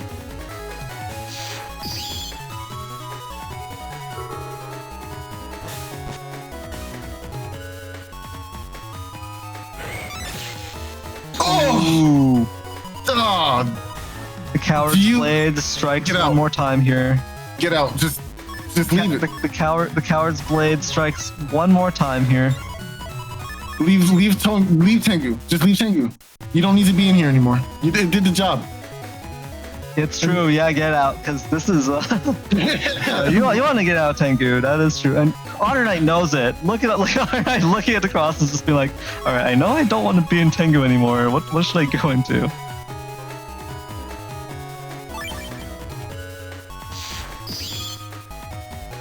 Yeah, that's a lot better. That's a lot better.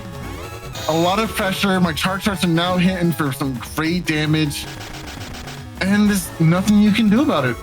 And now I'm gonna mash out the Magnum before you can hit your L button. Ooh, or not. Or not. Yeah. Got me, I guess. Can Thiago get their hub batch?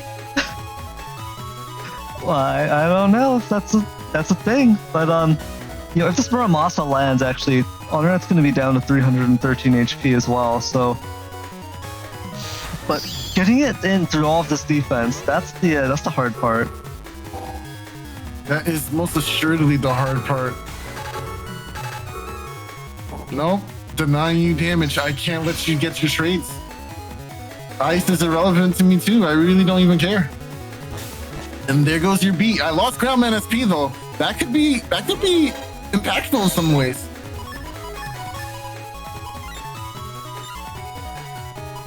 It's so slow, Thiago. The search for your hub is so slow.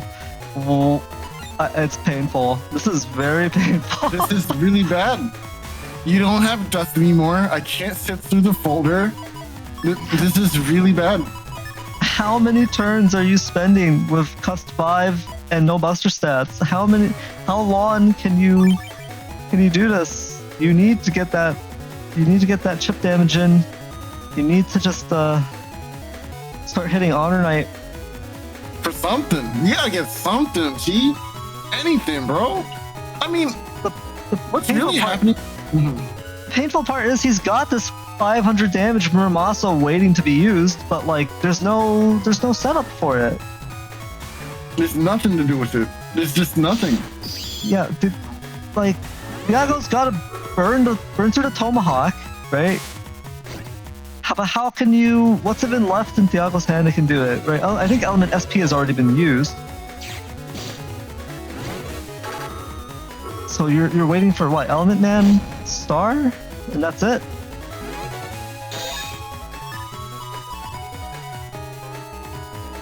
Yeah. That's it. It's exactly as you say, dude. Wow, this is just tough to watch. Basically, what we're seeing here is exposure of the build. I don't even think this is like a Thiago's fault kind of problem. It's just a lot of redundancies are about this build that just don't quite add up. Like, you have the fast gauge with no early game pressure, no way to really push advantage. But you have all the right trips in some aspects, right? You have the uninstall, you have the Elect Dragon L's.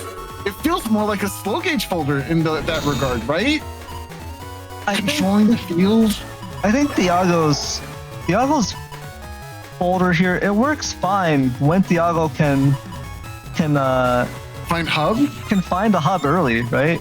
If Thiago pulls the hub early, it's fantastic, to be honest. And the value is great overall for the build.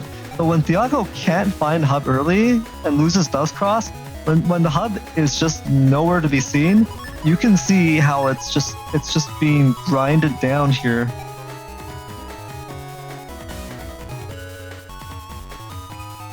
Yeah, I kind of have to agree with that. Finally popping the hub batch here, finally getting the value. But it's been so many turns. Is this going to swing things back in Thiago's favor here? Because Thiago popped hub batch and there's 6 chips left in his folder, so he got one cust space worth of value from the hub batch. Wow. And that's not great because a lot of the value of the hub batch is in the buster.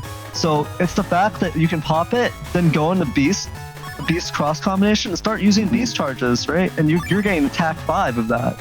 I mean, to be fair, he has done at least 900 damage at this point, so it's not looking too bad. And it keeps going up here, right? But it's just that HonorNite is doing so much damage with what he's got. Okay, that's not bad. Get a freeze here. Freeze. Ooh. Okay, you see, it's looking good. Oh, but that's a Meteor Knuckle in hand and an uninstall. If you can chip charge this, that's really solid value. And now we're seeing 1400 HP circumventing and overcoming these really chunky builds. Oh, that's a big spiral. Okay, so he loses. That's a very spicy, very big hit there. HonorNite can still pull this off. Okay. Meteor Knuckle can do the job. Element SP can also do the job here. If this is a corner Knuckles, that's... Oh. That's huge. Now just step back and just... That's 5 minutes. Just step back. Tango kicks in. Doesn't matter. It doesn't matter. Tango kicks in, but that's just, I mean, it's just delaying the inevitable here. We're going to go to a damage judge, and that's going to be it. Step back. Yeah, there you go. Step back. Yep. Mm-hmm. Right, yeah, that's it. That's it. We go to damage judge now. Wow. HonorNite even gets this final bit of damage. There's a common freeze. You can get one charge shot in. Wow. And now it's completely over. Now, there's a little bit of a stigma going on in the N1GP, and it's about Aqua Spiral, right? If you ever use Aqua Spiral in a match, you automatically lose that set. It doesn't matter. It's a death flag. It's a death flag. It's not a winning. You don't ever go for Aqua Spiral. I don't know what it is. It's incredibly powerful. It's not weak by any means. But if you go for it, you lose. I don't know what it is, and it happens every time. Every time we see Aqua Spiral in a match, that person loses. I don't know what it is or why it happens, but it does every time. That's just how it is. That's how it's programmed. It sets up a death flag for you. That's how it's programmed. Switches it on. That's how it goes. Congrats to HonorNite. That was a very, very, very good showing to both players. But unfortunately, it just feels like HonorNite had his ticket punched. There's nothing he can do about that this time around. And he redeems himself from the last time Thiago won. Thiago took a game off of him in Grands, and not that long ago, as a matter of fact. It was a pretty tough matchup. But he got the run back. Congrats to HonorNite.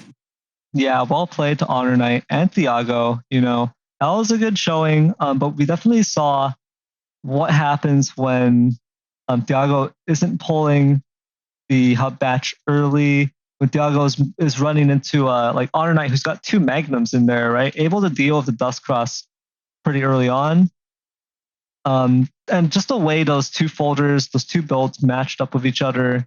HonorNite with his just really spectacular defensive play, just able to make that 1400 HP last. And even though Thiago is so durable, right? 2200 HP, plus 600 from recovery, plus the 100 from the barrier 100 of Tango, 2800, 2900 HP right there.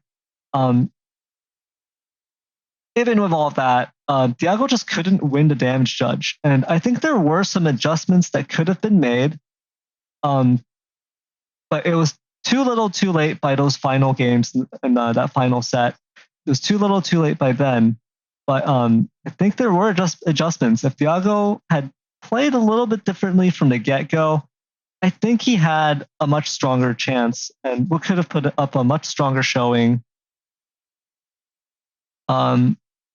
So yeah, that is the end of this Blood Moon.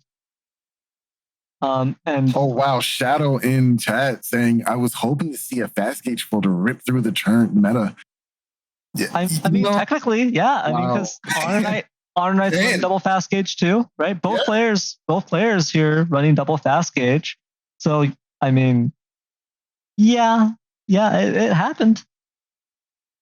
But I mean, I think in order to like make a statement like ripping through the current meta, it's got to be more than just one Blood Moon, because there's a lot of builds and there's a lot of sets with players that aren't really played out throughout just a single Blood Moon. So there's a lot of builds that like these builds haven't been tested as much against in terms of their consistency. So I mean, if you see like, well, we would have to see, but Blood Moons also fluctuate quite wildly in terms of the version distribution and the types of folders and builds that get played. So what performs really well in one Blood Moon might not perform so well in the next one, and right. that's how the meta shifting works with like a somewhat smaller pool of players in the Blood Moons, right? Yeah, I agree. Because people are always looking to adapt, and they realize, oh, okay, this build had this one weakness, and I didn't have that for this tournament. And they fixed that about their build. Like, HonorNite didn't play the same build from last time exactly either. It was a different build entirely. But now he has this new folder, with the double fast gauges in this folder too. It probably caused a lot of problems for many people. And the reason why it works so much better is because, again, he doesn't have to wait for stats. He doesn't have to wait for all the DPS ships to show up. He's swinging hard right out the gate and doing tons of damage. And then the fast gauge pressure adds on top of that, right? That's kind of why Beast Rush combo folders work so well with fast gauge as well. It's because they come right out the gate with swinging hard, and there's not much you can really do about it, you know? Well, there is things you can do about it. Let me not say it's unbeatable, but it does create a mindset that puts your opponent into this rut that's kind of hard to get out of when you're playing against these styles of play. You can't think, right? You don't have time to think. It's like all this pressure. Like, don't even get me started about the Switch or the Steam versions of this game, because you only have 30 seconds now to think. And it's a fast gauge folder, so you only got 38 seconds between rounds. And it's like, it's a lot. There's not a lot at all. Like, 30 seconds? I thought it was like 3 seconds. Yeah, like it's just not enough time. And now you're getting bombarded with these kinds of strategies. Granted that Elect Pulse 2 doesn't work as it does in those folders, in those games rather, because of the patches they made towards it, right? But the fact still remains that these kinds of playstyles are very prevalent and can still be very, very oppressive under the right circumstances. It's all about mental, right? If you don't have the mental fortitude to sit through all that, you're going to get crossed up, unfortunately.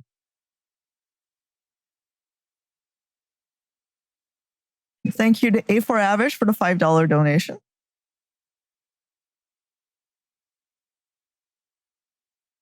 Also, with that, I think we should have switched to this screen, actually. Congratulations to HonorNite for bringing home the bacon. I want bacon. So, this was a unique Blood Moon in that this is actually the first time that the previous Moonmaster was not able to come and defend their title. So, that, I believe, makes Soup unfortunately have to give up their title. I believe they're probably very busy with their work and schedule. And Player Zero, our favorite net criminal, was also unfortunately very busy running from authorities and whatever else he does. Whatever else he does. Ambiguous.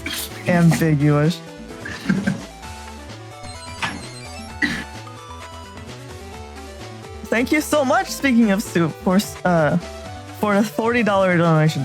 Thank you. So I do want to update on the last donations we've had for a while, actually. Things really slowed down after the kickoff tournament and I think a Legacy Collection release, and that's totally understandable. The donations do help us keep things going, and I have a long overdue Ko-Fi post to make updating on what we've been doing with the money, which has been a lot, actually, for the past year or two. So the biggest expenditure we've done was the kickoff tournament prizes, but we have also been helping our backroom staff with payments when they really need some money before the debt collectors break SoulXCross's knees.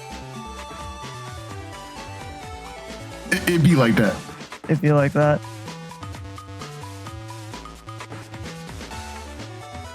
Oh, I'm sorry. I'm sorry for the incorrect information. I was just informed that SoulXCross does not go into debt. That wasn't why. They just felt like breaking his knees, just because. It'd be like that. It'd be like that. Okay, so to catch up.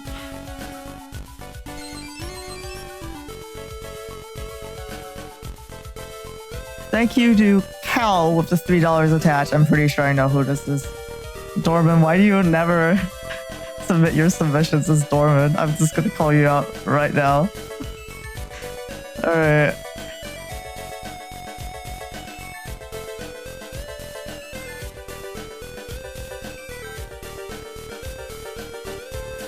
Thank you to Viral Haze for the donation last month. Just a way to say thanks for even making online PvP with rollback possible. Crazy to have amazing things like rollback for this GBA game. My respects to the creator and the hard work it must have taken them to achieve this. Thank you. Yes, thank you again to Weenie for making the Tango client. he did say that he wouldn't have been interested in the game and in anything like this if the community wasn't worth sticking around for. So thank you so much, everyone, for being part of this awesome community. Kirk X said, keep up the good work. Aerodon says, love all the BM PvP content. A4 Average, who donated just right now, says, that was the greatest grand final set I've ever seen. Well played to everyone who participated. I can't wait to join the next ones. So true. And congratulations to A4 Average for making their first top cut as well. I think they've been around just this year, so that's quite an accomplishment. Soup of the Day sent that $40 earlier with a congrats to HonorNite. And Cal, also known as Dorman, says, play me in Battle Network 3. Thank you. I would advise not playing Dorman in Battle Network 3, but your mileage may vary. Actually, I would just advise not playing anyone in Battle Network 3. The single player is fine though. Go play the single player.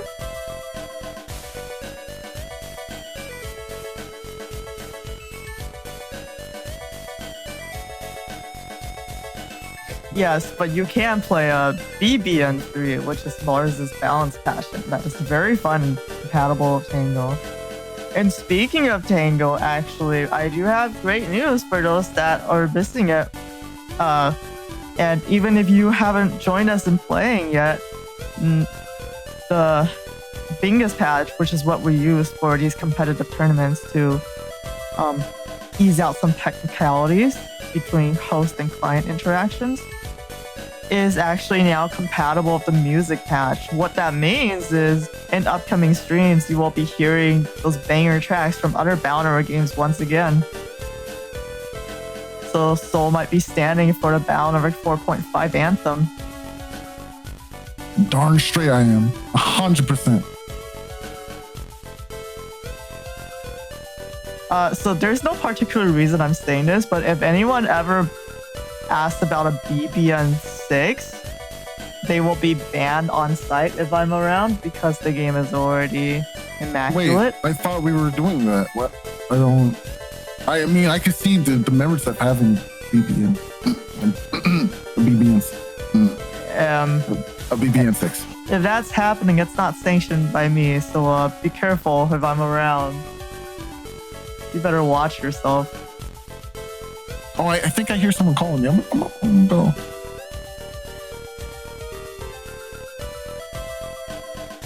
Okay, and one other set of news. I do have the results from this set of New Moon cycles and what game format we're going to be playing next time. I have the results, and I'm not going to be telling you right now because I didn't have time to make the video announcing it. I will tell you, though, that it is not standard. As much as we love how immaculate Battle Network 6 is, I think everyone is hoping to spice things up a little bit by this point because we've had standard win 3 or 4 times in a row now. So we are actually not going to have it in a live stream. This time we're going to have something else. And one last piece of news, which is that if you might have noticed that the next event is not going to be in the end of July as I think was initially planned, if you looked at the previous streams, because unfortunately since this tournament had quite a few delays from people getting their health checks to us not being able to run the streams to other things. It's finally over, but I'd like to be able to have 4 weeks of breaks still, and part of the reason is because we want to have some side tournaments and special events running still. Eurasia, I don't think is ready to announce it yet, but he is going to be coming back, and if you are not sure what that means, or if you've been wondering what Urandom, why it was called Urandom DX earlier when we had that random battle tournament, it's because Eurasia was the creator of Urandom, and he has a new Urandom format coming up sometime in August to sign up for. It is not going to be a Battle Network 6, but I heard it's going to be really, really hype 0.5. So look forward to Eurasia's special format when he's ready to announce it. Okay, and with that, let's go into the credits. Thank you to all our participants. Please remember to submit your VODs earlier next time. And thank you so much, Soul and Neryth, for casting. That was a solid, almost, I think, 5 hours of casting. That was a lot of matches. That was a lot of screaming. I do it for Battle Network, my beloved. Okay, Player Zero says they are also going to be running a 4.5 tournament soon too, so that will be greatly appreciated. Yeah, I think people have been asking about it.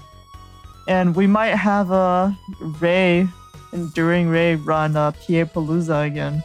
So stay tuned for that for those that know what that is. Again, if you know, you know. If you don't, stay tuned. With that, do our casters have any final words? I'm just glad that the Masa versus Neo Variable debate has finally been settled today.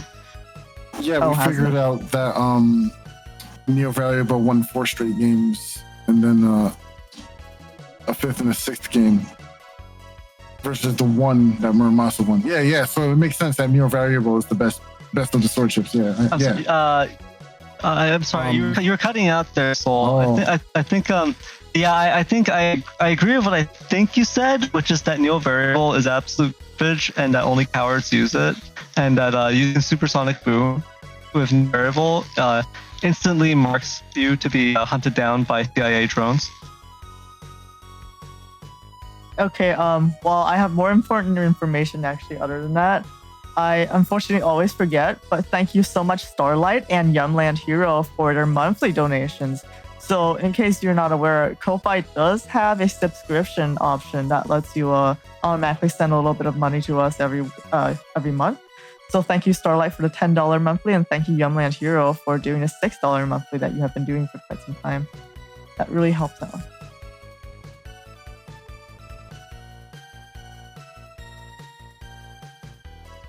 Wait, is he cutting out? Why is he cutting out?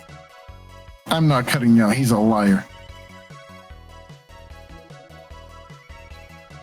Oh, yeah, I got two ads from Player Zero and HonorNite trying to help me out here because I forgot the monthly donation again. I actually didn't see that until just now after I remember. Yeah, thank you so much.